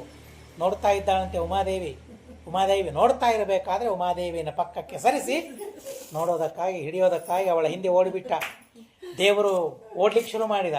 ದೇವರ ಮುಂದೆ, ರುದ್ರದೇವರ ಹಿಂದೆ ಓಡ್ತಾ ಇದ್ದಾರೆ. ಕೇಶಬಂಧವು ಪಾನೀಯ ಬಾಹುಭ್ಯಾಂ ಪರಿಶಶ್ವಜೆ. ಓಡ್ತಾ ಇರಬೇಕಾದ್ರೆ ದೇವರು ಆಯಿತು ತೋರಿಸೋಣ ರುದ್ರದೇವರಿಗೆ, ಮೋಹ ಮಾಡೋಣ ಅಂತಂದಾಗ ಆ ದೇವರ ಕೂದಲು ಸಿಕ್ತಂತೆ. ಕೂದಲು ಹಿಡಿದು ಎಳಿತಾನೆ, ಆಲಿಂಗನ ಮಾಡಿಕೊಂಡ್ಬಿಡ್ತಾನೆ. ಆಲಿಂಗನ ಮಾಡಿಕೊಂಡ ಕಣ್ಣು ತೆಗೆದು ನೋಡ್ತಾನೆ, ಎದುರಿಗೆ ಪರಮಾತ್ಮ. ಅಯ್ಯೋ ಏನಾಯ್ತಿದು ಅಂತಂತಾರೆ. ಸೋಪಗೂಢ ಭಗವತ ಕರಿಣೀಯಥ ಇತಸ್ತದ ಪ್ರಸರ್ಪಂತಿ ವಿಪ್ರಕೀರ್ಣ ಹಿರೋರುಹ. ಆವಾಗ ದೇವರು ಸಹ ಆಚೆ ಈಚೆ ಬಿಡಿಸ್ಕೊಳ್ಳುವಂತೆ ನೋಡ್ತಾ ಇದ್ದಾನಂತೆ, ಮಾಡ್ತಾ ಇದ್ದಾನೆ. ಆಗಲಿಲ್ಲ. ಪರಮಾತ್ಮನ ಅತ್ಯದ್ಭುತವಾದ ಆ ಕರ್ಮವನ್ನು ನೋಡಿ ದೂರ ಸರಿದು ಬಿಡ್ತಾರೆ ರುದ್ರದೇವರು. ಅಥಾವಗತ ಮಾಹಾತ್ಮ್ಯ ಆತ್ಮನೋ ಜಗದಾತ್ಮನಃ ಅಪರಿಜ್ಞೇನ ವೀರ್ಯಸ್ಯ ನಮೇನೆ ತದುದಾಹೃತಂ. ಪರಮಾತ್ಮನ ವೀರ್ಯವನ್ನು ತಿಳಿದುಕೊಳ್ಳಿಕ್ಕೆ ಸರ್ವಥಾ ಸಾಧ್ಯವಿಲ್ಲ. ಅದಾದ ಮೇಲೆ ದೇವರು ಹೇಳ್ತಾನಂತೆ, ದಿಷ್ಟ್ಯಾತ್ವಂ ವಿಬುಧ ಶ್ರೇಷ್ಠ ಸ್ವಾಂ ನಿಷ್ಠಾಂ ಆತ್ಮನಸ್ಥಿತ ಯಥೋ ದುಸ್ತರಯ ಸ್ವೈರಂ ಮೋಹಿತೋಸ್ಯಾಂಗ ಮಾಯಯ. ನನ್ನ ಮಾಯೆ ಹೇಗಿದೆ ನೋಡಿದೆಯಾ? ನನ್ನ ಮೋಹಿನಿ ಹೆಸರೇ ಮೋಹಿನಿ. ರುದ್ರದೇವರನ್ನೇ ಮೋಹನ ಮಾಡುವಂತಹ ಸಾಮರ್ಥ್ಯ, ಆ ಅದ್ಭುತವಾಗಿರತಕ್ಕಂತಹ ಸೌಂದರ್ಯ ನೋಡಿದೆಯಲ್ಲಪ್ಪ ಹೇಗಿದೆ, ಇನ್ನೊಂದ್ಸಲ ನೋಡ್ತೀಯಾ ಅಂತ ಅಂದ. ಸ್ವಾಮಿ ಬೇಡ ಅಂತ ಹೇಳಿಬಿಟ್ಟು, ನಿನ್ನನ್ನು ಕಾಮನೆ ಮಾಡುವ ದುಷ್ಟ ಬುದ್ಧಿ ಏನು ಸರ್ವಥಾ, ಅದು ಬೇಡ ಅಂತಂದ್ಬಿಡ್ತಾರೆ. ಹೀಗೆ ಏವಂ ಭಗವತ ರಾಜನ್ ಶ್ರೀವತ್ ಸಾಂಖ್ಯೇನ ಸತ್ಕೃತಃ. ಇಷ್ಟು ತಪ್ಪು ರುದ್ರದೇವರು ಮಾಡಿದರೂ ಕೂಡ ಪರಮಾತ್ಮ ಸತ್ಕಾರ ಮಾಡ್ತಾರಂತೆ ರುದ್ರದೇವರಿಗೆ. ಏನೋ ಕ್ಷಣಕಾಲ ಆ ತರಹದ ವ್ಯಾಮೋಹವೇ ಹೊರತು ಯಾವಾಗಲೂ ಪರಮಾತ್ಮನಲ್ಲಿ ಅತಿ ವಿಚಿತ್ರವಾದ ಭಕ್ತಿ ರುದ್ರದೇವರಿಗೆ ಅಂತ ಹೇಳ್ತಾರೆ. ಹೀಗಾಗಿ ಪ್ರಾರ್ಥನೆ ಮಾಡ್ತಾರೆ, ತೈಲಧಾರೆಯಂತೆ ಮನಸ್ಸು ಕೊಡೋ ಹರಿಯಲ್ಲಿ ಅಂತ ಪ್ರಾರ್ಥನೆ ಮಾಡ್ತಾರೆ. ಆ ಮನಸ್ಸು ನಮಗೆ ಬರಬೇಕಾದ್ರೆ ರುದ್ರದೇವರು ಕೊಡಬೇಕು, ಉಳಿದವರಿಗೆ ಎಲ್ಲಿ ಸಾಧ್ಯ ಇದೆ? ಸಾಧ್ಯವಿಲ್ಲ. ಅಂಥ ಮಹಾನುಭಾವರು ವೈಷ್ಣವಾಗ್ರೇಸರರು ದೇವರು ಪ್ರದಕ್ಷಿಣೆ ಮಾಡ್ತಾನೆ, ನಮಸ್ಕಾರ ಮಾಡ್ತಾರೆ. ಸ್ವಾಮಿ ನನ್ನ ಅಪರಾಧವನ್ನು ಕ್ಷಮೆ ಮಾಡಪ್ಪ ಅಂತ ಹೇಳಿ ದೇವರು ಕ್ಷಮೆ ಮಾಡಿದ ಮೇಲೆ ಅಲ್ಲಿಂದ ಹೊರಡುತ್ತಾರೆ. ಏತನ್ಮೋಹ ಕೀರ್ತರ್ಯತೋನು ಶೃಣ್ವತಃ ನರಿಷ್ಯಜೆ ಜಾತು ಸಮುದ್ಯಮ ಕ್ವಚಿತ ಯದುತ್ತಮ ಶ್ಲೋಕ ಗುಣಾನುವರ್ಣನಂ ಸಮಸ್ತ ಸಂಸಾರ ಪರಿಶ್ರಮಾಪಹಂ. ಯಾರು ಕ್ಷೀರಸಾಗರದ ಮಥನದ ಕಥೆಯನ್ನು ಕೇಳ್ತಾರೆ ಅವರ ಎಲ್ಲ ಕೆಲಸಗಳು ಕೈಗೂಡುತ್ತವೆ, ಎಲ್ಲ ಕೆಲಸಗಳು ಸಂಪನ್ನವಾಗ್ತವೆ. 7ನೇ ಮನ್ವಂತರ ವೈವಸ್ವತ ಮನ್ವಂತರ ರಾಜನಿಗೆ ಬಹಳ ದೊಡ್ಡ ಸಂಶಯ, ನಮ್ಮ ಸಂಶಯವನ್ನು ಪರಿಹಾರ ಮಾಡಬೇಕು ಅಂತ. ಅಲ್ಲ, ಪರಮಾತ್ಮ ಸರ್ವೋತ್ತಮ ಚತುರ್ದಶ ಲೋಕಾಧಿಪತಿ, ಅಂಥ ಪರಮಾತ್ಮ ಬಲಿಯ ಹತ್ತಿರ ಹೋಗಿ 3 ಪಾದ ಭೂಮಿಯನ್ನು ಕೇಳಿದ್ನಲ್ಲ, ಏನದು ಆಶ್ಚರ್ಯ. ಬಲೇಹೆ ಪಾದತ್ರಯಂ ಭೂಮೇಹೆ ಕಸ್ಮಾದ್ ಹರಿ ಅಯಾಚತ. ಭೂತೇಶ್ವರ ಕೃಪಣವತ, ಸಮಸ್ತ ಭೂತೇಶ್ವರ, ಆದರೂ ಏನೋ ಕೃಪಣನಂತೆ, ದೀನನಂತೆ, ನಿರ್ಧನನಂತೆ, ದರಿದ್ರನಂತೆ ಹೋಗಿ 3 ಪಾದದ ಭೂಮಿ ಬಲಿ ಹತ್ರ ಕೇಳಿದ್ನಲ್ಲ, ಯಾಕೆ? ಅಷ್ಟೇ ಅಲ್ಲದೇನೆ ಅದನ್ನು ಪಡೆದ ಮೇಲೆ ಬಲಿಯಿಂದ ಪಡೆದ ಬಲಿಯನ್ನೇ ಬಂಧನ ಮಾಡಿದ್ನಲ್ಲ, ದಾನ ಕೊಟ್ಟವರನ್ನೇ ಕಟ್ಟಿ ಹಾಕಿಬಿಟ್ನಲ್ಲ, ಇದು ಯಾಕೆ ದೇವರು ಹೀಗೆ ಮಾಡಿದೆ? ಅದನ್ನು ಹೇಳಬೇಕು ಅಂತಂದಾಗ ಆಯಿತು ಅಂತ ಪರಮಾತ್ಮ ಶುಕಾಚಾರ್ಯರು ಪರಮಾತ್ಮನ ಕಥೆಯನ್ನು ಹೇಳಿ ಪ್ರಾರಂಭ ಮಾಡ್ತಾರೆ. ಸರ್ವಾತ್ಮನಾಥಾನ ಭಜತ್ ಭೃಗುನ್ ಬಲಿ ಶಿಷ್ಯೋ ಮಹಾನ್ ಸ್ವಾರ್ಥ ನಿವೇದನೇನ ಪ್ರಹ್ಲಾದನ ಮಗ ವಿರೋಚನ, ವಿರೋಚನನ ಮಗ ಬಲಿ. ಆ ಬಲಿ ದೇವತೆಗಳನ್ನು ಗೆಲ್ಲಬೇಕು, ಮತ್ತು ಆ ಇಂದ್ರ ಪದವಿಯನ್ನು ನಾನು ಪಡಿಬೇಕು ಅಂತ ಅವನು ಅಪೇಕ್ಷೆ ಪಡ್ತಾನೆ. ಹಿರಣ್ಯಕಶಿಪು ನಮ್ಮ ಹಿರಿಯ ಆ ಇಂದ್ರಾದಿ ದೇವತೆಗಳ ಪದವಿಯನ್ನು ತಾನು ಸ್ವೀಕಾರ ಮಾಡಿದ್ದ, ನನಗೂ ಇಂದ್ರ ಪದವಿ ಬೇಕು ಅಂತ ಬಲಿ ಪ್ರಯತ್ನ ಮಾಡ್ತಾನೆ. ಹೇಗೆ ನಾನು ಅದನ್ನು ಪಡಿಬಹುದು ಅಂದರೆ ನೋಡ್ರಿ, ಗುರುಗಳನ್ನು ಒಲಿಸಿಕೊಂಡ್ರೆ ಎಲ್ಲವನ್ನೂ ಪಡೀಲಿಕ್ಕೆ ಸಾಧ್ಯ. ಗುರುಗಳನ್ನು ಒಲಿಸಿಕೊಳ್ಳೋದು ಹೇಗೆ? ಸರ್ವಸ್ವ ದಾನದಿಂದ ಗುರುಗಳನ್ನು ಒಲಿಸಿಕೊಳ್ಳಬೇಕು. ವಿಶ್ವಜಿದ್ಯಾಗವನ್ನು ಮಾಡಿದ, ಸರ್ವಸ್ವ ದಾನವನ್ನು ಗುರುಗಳಿಗೆ ಮಾಡಿದ, ಎಲ್ಲ ಪೂರ್ಣ ಎಲ್ಲ ದಾನವನ್ನು ಗುರುಗಳಿಗೆ ಮಾಡಿದ. ಗುರುಗಳಿಗೆ ಬಹಳ ತೃಪ್ತಿಯಾಯಿತು, ಆ ತ್ಯಾಗ ಬುದ್ಧಿಗೆ ಬಹಳ ತೃಪ್ತಿಯಾಯಿತು. ಗುರುಗಳಿಗೆ, ಶುಕ್ರಾಚಾರ್ಯರಿಗೆ ಬಹಳ ತೃಪ್ತಿಯಾಗಿ ಮಹಾನ್ ಸ್ವಾರ್ಥ ನಿವೇದನೆಯ ಬ್ರಾಹ್ಮಣರೆಲ್ಲ ವಿಶ್ವಜಿದ್ಯಾಗವನ್ನು ಮಾಡಿಸ್ತಾರೆ. ಒಳ್ಳೆಯ ರಥ ಅವನಿಗೆ ಸಿದ್ಧವಾಗಿ ಹೋಗಿಬಿಡ್ತದೆ. ಹುತಾಶನಾದಾಸ ಹವಿರ್ಭಿರಿದ್ಧಾತ. ಆ ಯಜ್ಞವನ್ನು ಮಾಡ್ತಾ ಇರಬೇಕಾದ್ರೆ ಆ ಯಜ್ಞ ಕುಂಡದಿಂದಲೇ ರಥ ಮುಂತಾದವುಗಳೆಲ್ಲ ಬರ್ತದಂತೆ. ಪ್ರಹ್ಲಾದರಾಜರು ಅವರಿಗೊಂದು ಅಮ್ಲಾನ ಮಾಲೆಯನ್ನು ಹಾಕ್ತಾರೆ, ಬಾಡದ ಮಾಲೆ ಅಂಥ ಹೂಗಳಾಗಿನ ಕಾಲದಲ್ಲಿ ಇದ್ದು ಅಂಥ ಮಾಲೆಯನ್ನು ಹಾಕಿಬಿಡ್ತಾರೆ. ಯುದ್ಧಕ್ಕೆ ಸಿದ್ಧನಾಗ್ತಾನೆ. ಅಥಾರುಹ್ಯ ರಥಂ ದಿವ್ಯಂ ಭೃಗುದತ್ತಂ. ಮಹಾರಥ ಶುಕ್ರಾಚಾರ್ಯರು ಕೊಟ್ಟ ರಥವನ್ನು ಹೇಳಿ ರಥವನ್ನು ಏರಿ ತಾನು ಸ್ವರ್ಗಕ್ಕೆ ಲಗ್ಗೆ ಹಾಕ್ತಾನೆ. ಇಂದ್ರಪುರಿ ಮೃದ್ಧಾಂ ಕಂಪಯನ್ನಿ ವರೋದಸಿ. ವಾರ್ತೆ ಗೊತ್ತಾಗ್ತದೆ ಇಂದ್ರನಿಗೆ, ಬಲಿ ಬರ್ತಾ ಇದ್ದಾನೆ ಅಂತ. ಬೃಹಸ್ಪತ್ಯಾಚಾರ್ಯ ಹತ್ರ ಹೋಗ್ತಾರೆ. ಹೇಗೆ ಎದುರ್ಕೊಳ್ಳೋದು, ಹೇಗೆ ಯುದ್ಧ ಮಾಡೋದು ಅವರ ಜೊತೆಗೆ? ಅವ್ರು ಬರ್ತಾ ಇರೋದನ್ನು ನೋಡಿದರೆ ನಮಗೆ ಗೆಲ್ಲಿಕ್ಕಾಗ್ತಾ ಇಲ್ಲ ಅಂತ ಅನಿಸ್ತಾ ಇದೆ. ಏನು ನಡೀತಾ ಇದೆ ಅಂತ ಕೇಳಿದಾಗ, ಏನಿಲ್ಲ, ಸರ್ವಸ್ವ ದಾನವನ್ನು ಗುರುಗಳಿಗೆ ಅವನು ಮಾಡಿದ್ದಾನೆ. ಗುರುಗಳ ಪ್ರಸಾದದಿಂದ ಅವನೀಗ ನಿನ್ನನ್ನು ಗೆಲ್ತಾನೆ. ಅದರಲ್ಲಿ ಆಲೋಚನೆ ಇಲ್ಲವೇ ಇಲ್ಲ. ಗುರುಪ್ರಸಾದವನ್ನು ಪಡೆದ ಮೇಲೆ ಇನ್ನು ಯಾವುದಕ್ಕೂ ಹಿಂಜರಿಕೆ ಇಲ್ಲ. ನೀನಾದರೂ ಈಗ ಗುರುಗಳನ್ನು ಒಲಿಸಿಕೊಂಡಿಲ್ಲ, ಇನ್ಮೇಲೆ ಒಲಿಸಿಕೊಂಡ್ರೆ ಲಾಭ ಇಲ್ಲ. ಯಾಕೆಂದರೆ ಈಗಾಗಲೇ ಅವನು ಒಲಿಸ್ಕೊಂಡು ಬರ್ತಾ ಇದ್ದಾನೆ, ಈಗೇನೂ ಮಾಡಲಿಕ್ಕಾಗೋದಿಲ್ಲ ಅಂತ ಆ ದೇವತೆಗಳಿಗೆ ಹೇಳಿಬಿಟ್ಟಿದ್ದಾನೆ. ಪಕ್ಷಿ ರೂಪದಿಂದ ಎಲ್ಲ ದೇವತೆಗಳು ಸ್ವರ್ಗಲೋಕವನ್ನು ಬಿಟ್ಟು ಹೋಗಿದ್ದಾರೆ. ಬಲಿರಾಜ ಆ ಸ್ವರ್ಗವನ್ನು ಆಕ್ರಮಣ ಮಾಡ್ಕೊಂಡ್ಬಿಟ್ಟಿದ್ದಾನೆ. ಹೀಗೆ ಆ ದೇವತೆಗಳ ರಾಜ್ಯ ಎಲ್ಲ ಭ್ರಂಶವಾದ ಮೇಲೆ ತಾಯಿ ಅದಿತಿ ದೇವಿಗೆ ಬಹಳ ಖೇದವಾಗಿದೆ. ನಮ್ಮ ಮಕ್ಕಳಿಗೆ ಮತ್ತೆ ರಾಜ್ಯ ಬರಬೇಕು ಅಂತ ಬಹಳ ಸಂತಾಪವಾಗಿದೆ. ಮನೆಗೆ ಕಶ್ಯಪರು ಬರ್ತಾರೆ ಆಶ್ರಮಕ್ಕೆ, ಅದಿತಿ ಆಶ್ರಮಕ್ಕೆ. ಆ ಅದಿತಿ ಆಶ್ರಮಕ್ಕೆ ಬಂದಾಗ ಆಶ್ರಮದಲ್ಲಿ ಯಾವ ಉತ್ಸಾಹ ಇಲ್ಲ, ಯಾವ ಉತ್ಸವಗಳಿಲ್ಲ, ಯಾರಲ್ಲಿ ಸಂತೋಷ ಇಲ್ಲ, ಯಾರ ಮುಖದಲ್ಲಿ ನಗು ಇಲ್ಲ, ಸಂತೋಷ ಇಲ್ಲ. ಅದನ್ನು ನೋಡ್ತಾರೆ ಕಶ್ಯಪರು. ಯಾಕೆ ಹೀಗೆ ಆಶ್ರಮ ಆಗಿದೆ? ಏನು ತೊಂದರೆ ಆಗಿದೆ ಆಶ್ರಮದಲ್ಲಿ? ಅತಿಥಿಗಳ ಪೂಜೆಯನ್ನು ಮಾಡ್ತಾ ಇದ್ದೀರಾ? ಅಭ್ಯಾಗತರ ಪೂಜೆ ನಡೀತಾ ಇದೆಯಾ ಆಶ್ರಮದಲ್ಲಿ? ದೇವರ ಆರಾಧನೆ ನಡೀತಾ ಇದೆಯಾ? ಎಲ್ಲ ನಡೀತಾ ಇದೆ ಅಂತ ಹೇಳ್ತಾರೆ. ಆದರೂ ಮಕ್ಕಳಿಗೆ ಈ ತರಹದ ಅನರ್ಥ ಆದದ್ದನ್ನು ಕಂಡು ಕಶ್ಯಪರಿಗೆ ಪ್ರಾರ್ಥನೆ ಮಾಡ್ತಾಳೆ ಅದಿತಿ ದೇವಿ. ಪ್ರಾರ್ಥನೆ ಮಾಡಿದಾಗ ಆವಾಗ ಕಶ್ಯಪರು ಒಂದು ವ್ರತವನ್ನು ಉಪದೇಶ ಮಾಡ್ತಾರೆ. ಅದೇ ಪಯೋವ್ರತ. ಇದು ಬ್ರಹ್ಮದೇವರು ಕಶ್ಯಪರಿಗೆ ಹೇಳಿದ ವ್ರತ. ಫಾಲ್ಗುಣ ಮಾಸ ಶುಕ್ಲ ಪಕ್ಷದಲ್ಲಿ ಆ ಪಯೋವ್ರತವನ್ನು 12 ದಿವಸಗಳ ತನಕ ಮಾಡಬೇಕು ಅಂತ ಹೇಳ್ತಾರೆ. ಆ ವ್ರತದ ವಿಧಿವಿಧಾನಗಳನ್ನೆಲ್ಲ ಉಪದೇಶ ಮಾಡ್ತಾರೆ.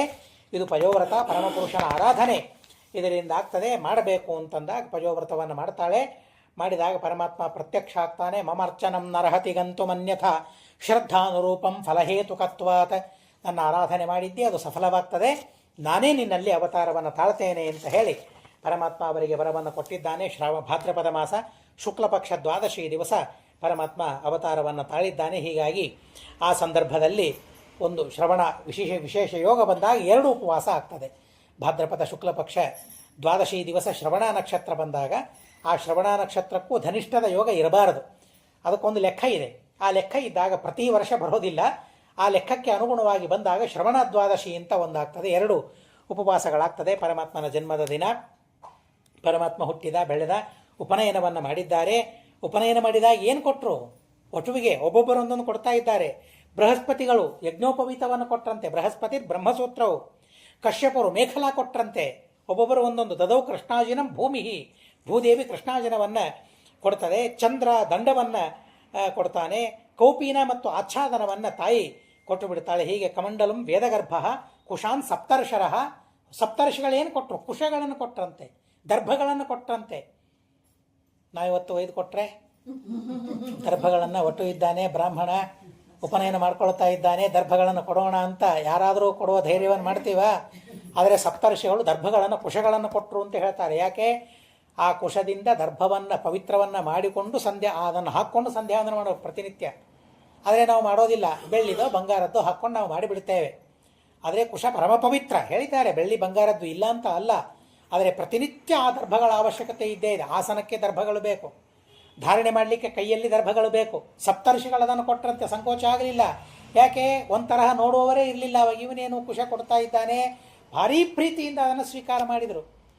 ಸಪ್ತರ್ಷಿಗಳು ಕೊಟ್ಟರು ಅಂತ ಹೇಳಿ ಭಾರೀ ಶ್ರದ್ಧೆಯಿಂದ ಸ್ವೀಕಾರ ಮಾಡ್ತಾ ಇದ್ದಾರೆ ಅದನ್ನೆಲ್ಲ. ಅಕ್ಷಮಾಲಾಂ ಮಹಾರಾಜ ಸರಸ್ವತ್ಯಕ್ಷರಾತ್ಮನಃ. ಮಹಾನುಭಾವಳು ಸರಸ್ವತೀ ದೇವಿ ಅಕ್ಷಮಾಲೆಯನ್ನು ಕೊಟ್ಲಂತೆ ಪರಮಾತ್ಮನಿಗೆ. ಅಕ್ಷಮಾಲೆ, ತುಳಸಿ ಮಾಲೆ ಇವುಗಳನ್ನೆಲ್ಲ ಕೊಡ್ತಾ ಇದ್ದಾರೆ. ಯಕ್ಷರಾಟ್ ಪತ್ರಿಕಾಮದಾತ್ ಭಿಕ್ಷಾಂ ಭಗವತಿ ಸಾಕ್ಷಾತ್ ಉಮಾದಾತ್ ಅಂಬಿಕಾ ಸತಿ. ಭಿಕ್ಷೆಯನ್ನು ಯಾರು ಹಾಕಿದ್ರು? ಉಮಾದೇವಿ ಭಿಕ್ಷೆಯನ್ನು ಹಾಕಿದ್ಲಂತೆ.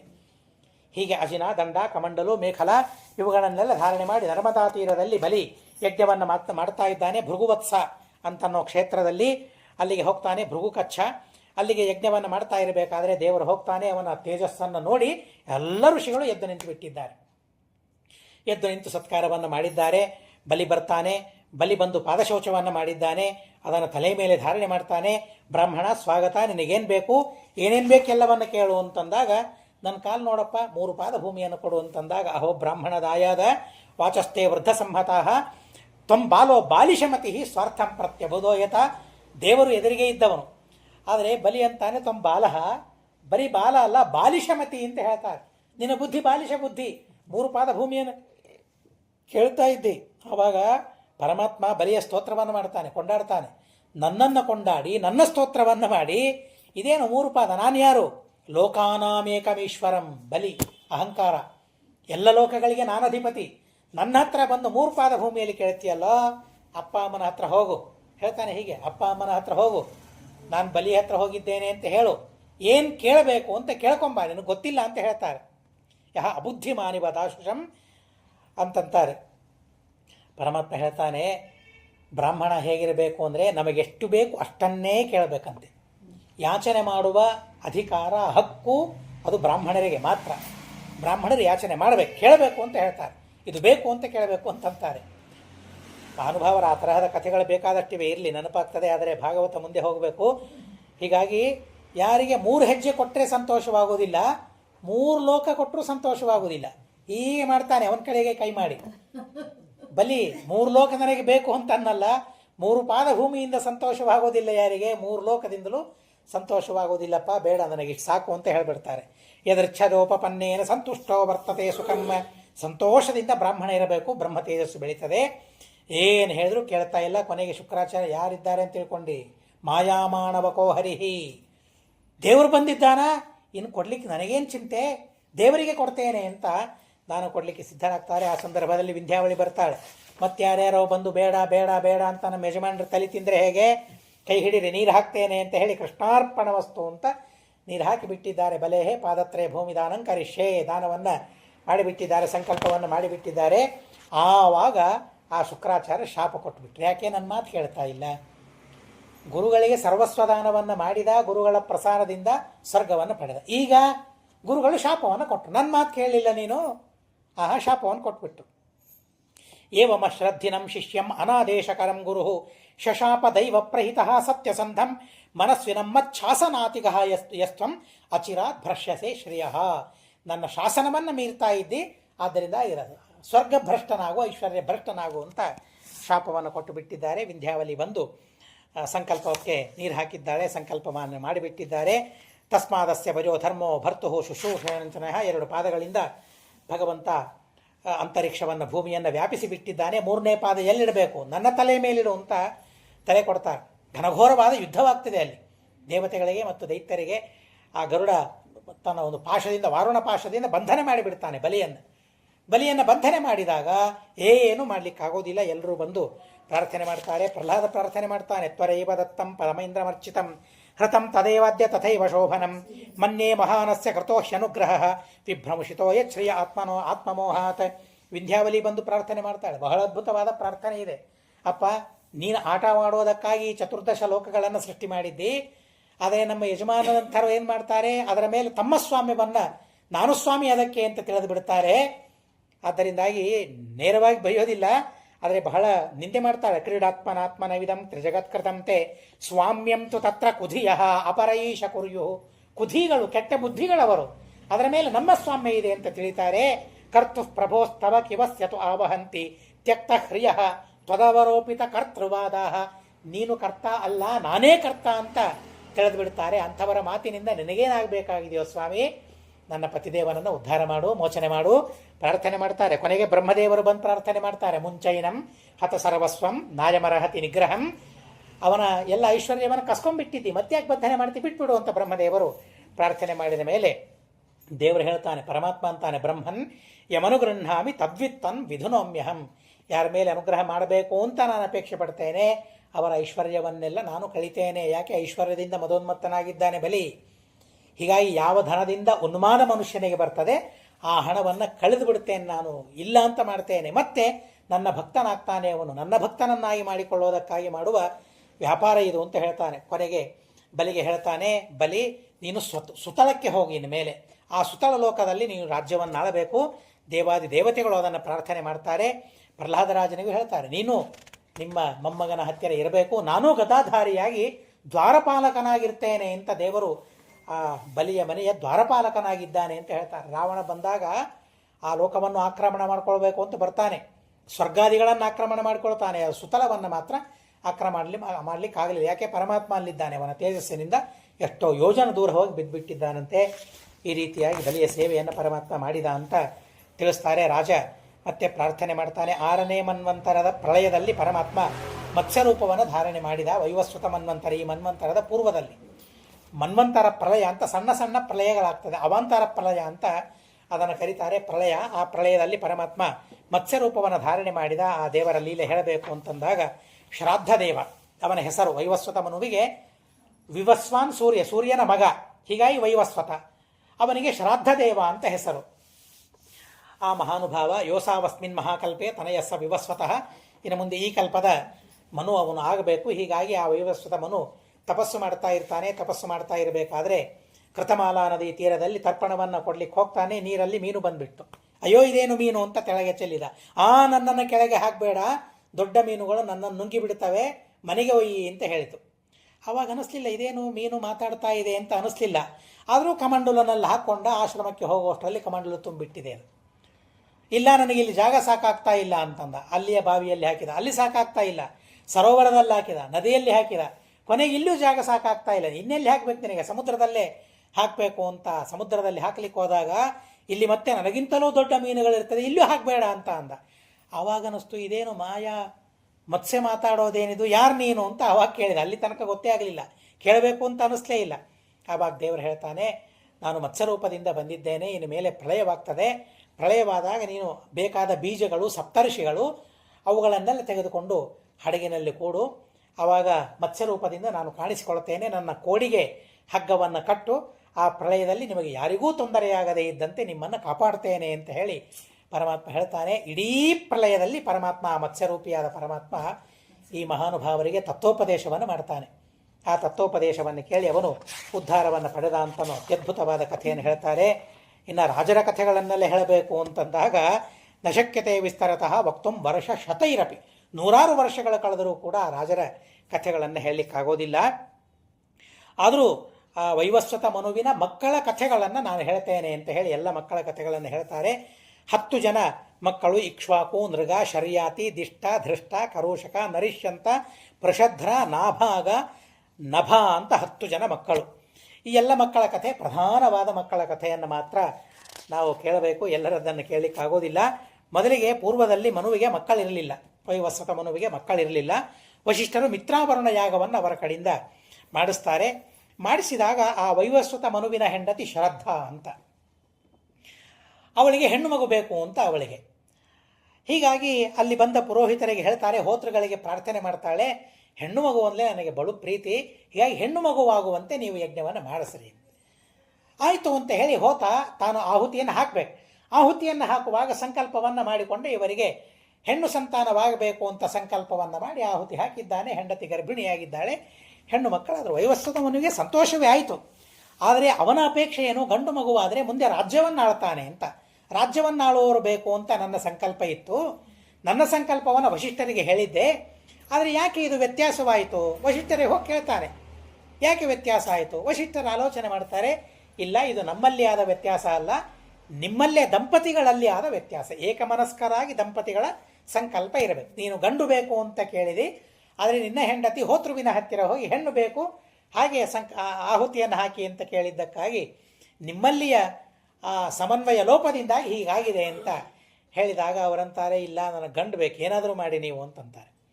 ಆವಾಗ ವಶಿಷ್ಠರಂತಾರೆ, ಸರಿ ಆಯಿತು ಅಂತ ಹೇಳಿ ಆದಿಪುರುಷನಾದ ಪರಮಾತ್ಮನ ಸ್ತೋತ್ರವನ್ನು ಮಾಡ್ತಾರೆ. ಪರಮಾತ್ಮ ಪ್ರತ್ಯಕ್ಷನಾಗ್ತಾರೆ. ಮತ್ತೆ ಗಂಡಾಗಬೇಕು ಅಂತಂದಾಗ ಹುಟ್ಟಿದ ಹೆಣ್ಣು ಗಂಡಾಗಿ ಬಿಡ್ತದೆ. ಗಂಡಾಗ್ತದೆ. ಗಂಡಾದ ಮೇಲೆ ಅವನು ಸುದ್ಯುಮ್ನ ಅಂತ ಅವನಿಗೆ ಹೆಸರಾಗ್ತದೆ. ಮೊದಲಿಗೆ ಹುಟ್ಟಿದವಳು ಇಳ, ಅವಳಿಗೆ ಇಳ ಅಂತ ಹೆಸರಿಡ್ತಾರೆ. ಆಮೇಲೆ ಪರಮಾತ್ಮನ ಅನುಗ್ರಹದಿಂದ ಪುರುಷನಾದಾಗ ಸುದ್ಯುಮ್ನ ಅಂತ ಹೆಸರಾಗ್ತದೆ. ಆ ಸುದ್ಯುಮ್ನ ತಾನು ಬೇಟೆಯಾಡ್ತಾ ಸಂಚಾರ ಮಾಡ್ತಾ ಇರಬೇಕಾದ್ರೆ ಸುಕುಮಾರ ಅಂತ ಒಂದು ವನ, ಮೇರು ಪರ್ವತದ ಕೆಳಗೆ ಇದ್ದ ವನ ಅದು. ಅಲ್ಲಿ ಸತಿ ಸಮೇತ ರುದ್ರದೇವರು ಅಲ್ಲಿ ವಿಹಾರ ಮಾಡ್ತಾ ಇರ್ತಾರೆ. ಆ ವನವನ್ನು ಪ್ರವೇಶ ಮಾಡಿದ ಕೂಡಲೇ ಎಲ್ಲರೂ ಹೆಣ್ಣಾಗಿಬಿಟ್ರು. ಹತ್ತಿದ ಕುದುರೆಗಳು ಹೆಣ್ಣಾಗಿ ಬಿಡ್ತಾರೆ. ಅವರಿಗೆ ಗೊತ್ತಾಗಲಿಲ್ಲ, ಎದುರಿಗಿದ್ದವನಿಗೆ ಅವನಿಗೆ ಹೆಣ್ಣು, ಯಾರೋ ಹೆಣ್ಣು ಬರ್ತಾ ಇದೆ, ನೀನು ಹೆಣ್ಣು ಅಂತ, ಎಲ್ಲರೂ ಹೆಣ್ಣು, ಯಾಕೆ ಹೀಗೆ ಅಂತಂದಾಗ ಋಷಿಗಳು ಒಂದು ಸಲ ಆಶ್ರಮಕ್ಕೆ, ರುದ್ರದೇವರ ಆಶ್ರಮಕ್ಕೆ ಹೋಗಿದ್ದಾರೆ. ಆ ಸಂದರ್ಭದಲ್ಲಿ ರುದ್ರ ಮತ್ತು ಪಾರ್ವತಿಯರು ವಿಹಾರ ಮಾಡ್ತಾ ಇದ್ದಾರೆ. ಋಷಿಗಳಿಗೆ ಸ್ವಲ್ಪ ನಾಚಿಕೆ ಅನ್ನಿಸ್ತು. ಬರಬಾರದ ಕಾಲದಲ್ಲಿ ನಾವು ಬಂದಿದ್ದೇವೆ ಅಂತ ಹೇಳಿ ಅಲ್ಲಿಂದ ಹೊರಟು ಹೋಗ್ಬಿಟ್ರು. ಆ ಸಂದರ್ಭದಲ್ಲಿ ಪಾರ್ವತೀ ದೇವಿಯನ್ನು ಒಲಿಸಿಕೊಳ್ಳೋದಕ್ಕಾಗಿ ರುದ್ರದೇವರು ಶಾಪವನ್ನು ಕೊಡ್ತಾರೆ. ಇನ್ನು ಮೇಲೆ ಯಾರು ಈ ವನವನ್ನು ಪ್ರವೇಶ ಮಾಡ್ತಾರೆ ಎಲ್ಲರೂ ಹೆಣ್ಣು ಮಕ್ಕಳಾಗಿ ಬಿಡುತ್ತಾರೆ, ಶಾಪ ಕೊಟ್ಟು ಬಿಟ್ಟಿದ್ದಾರೆ. ಹೀಗಾಗಿ ಅವರ ಶಾಪದಿಂದ ಇವರೆಲ್ಲ ಹೆಣ್ಣು ಮಕ್ಕಳಾದರು. ಸ್ತ್ರೀ ಪರಿವೃತಾಂ ವೀಕ್ಷ ಶಕಮೇ ಭಗವಾನ್ ಬುಧ. ಇನ್ನೇನು ಮಾಡಬೇಕು ಇವಳು? ಹೆಣ್ಣಾದ್ಲು, ಗಂಡಾದ್ಲು, ಮತ್ತೆ ಹೆಣ್ಣಾದ್ಲು. ರಾಜ್ಯಕ್ಕೆ ಹೋಗ್ಲಿಕ್ಕೆ ಮನಸ್ಸಿಲ್ಲ. ಈ ರೂಪದಿಂದ ಹೇಗೆ ಹೋಗ್ಬೇಕು ರಾಜ್ಯಕ್ಕೆ? ಅಲ್ಲಲ್ಲೇನೆ ಸಂಚಾರ ಮಾಡ್ತಾ ಇದ್ದಾರೆ. ಸಂಚಾರ ಮಾಡ್ತಾ ಇರಬೇಕಾದ್ರೆ ಅಲ್ಲಿಗೆ ಬುಧ ಬರ್ತಾನೆ. ಚಂದ್ರ ಮತ್ತು ತಾರಾದೇವಿ ಅವರಿಬ್ಬರ ಮಗ, ಬೃಹಸ್ಪತಿಯ ಹೆಂಡತಿ ತಾರಾ, ಚಂದ್ರ ಮತ್ತು ತಾರೆಯರಿಗೆ ಹುಟ್ಟಿದ ಮಗ ಬುಧ. ಆ ಬುಧ ಅಲ್ಲಿಗೆ ಬರ್ತಾನೆ. ಬುಧ ಬಂದು ಅವಳನ್ನು ನೋಡ್ತಾನೆ. ಭಾರಿ ಸ್ಫುರದ್ರೂಪಿ, ನನ್ನನ್ನು ಮದುವೆ ಆಗ್ತೀಯಾ? ಮದುವೆ ಆಗೋಣ. ಇಬ್ಬರು ಮದುವೆಯಾಗಿದ್ದಾರೆ. ಚಕಮೆಯ ಭಗವಾನ್ ಬುಧ ಸಾಪಿತಂ ಚಕಮೇ ಸುಬ್ರೂಹು ಸೋಮರಾಜ ಸುತಂ ಪತಿಂ. ಅವರಲ್ಲಿ ಪುರೂರವಸ ಅಂತ ಮಕ್ಕಳಾಗ್ತಾರೆ ಅವರಿಬ್ಬರಿಗೆ. ಏವಂ ಸ್ತ್ರೀತ್ವಮನು ಪ್ರಾಪ್ತ ಸುದ್ಯುಮ್ನೋ ಮಾನವನೃಪಃ ಸಸ್ಮಾರ ಸ್ವಕುಲಾಚಾರ್ಯಂ ವಶಿಷ್ಠಮಿತಿ ಸುಶ್ರಮಃ. ಒಂದು ಸಲ ಅವಳು ವಿಹಾರ ಮಾಡ್ತಾ ಇರಬೇಕಾದ್ರೆ ತಮ್ಮ ಕುಲಾಚಾರ್ಯ ವಶಿಷ್ಠರ ಸ್ಮರಣೆ ಮಾಡಿಕೊಳ್ತಾರೆ. ವಶಿಷ್ಠರು ಬರ್ತಾರೆ, ನನ್ನ ಪರಿಸ್ಥಿತಿ ಹೀಗಾಗಿ ಹೋಗ್ಬಿಟ್ಟಿದೆ, ಹೆಣ್ಣಾಗಿ ಗಂಡಾಗಿ ಮತ್ತೆ ಹೆಣ್ಣಾಗುವ ಪ್ರಸಂಗ ಬಂದಿದೆ, ಮತ್ತೆ ಗಂಡಾಗಬೇಕು ಅಂತ ನನಗೆ ಬಯಕೆ ಇದೆ ಅಂತ ಅವರು ಹೇಳಿಕೊಳ್ತಾರೆ ವಶಿಷ್ಠರ ಮುಂದೆ. ವಶಿಷ್ಠರು ರುದ್ರದೇವರ ಸ್ತೋತ್ರವನ್ನು ಮಾಡ್ತಾರೆ. ಮಾಡಿದಾಗ ರುದ್ರದೇವರಂತಾರೆ, ದೇವರು ಕೊಟ್ಟ ವರವೂ ಇದೆ, ಮತ್ತು ಆ ಸುಕುಮಾರ ವನಕ್ಕೆ ವರವೂ ಇದೆ.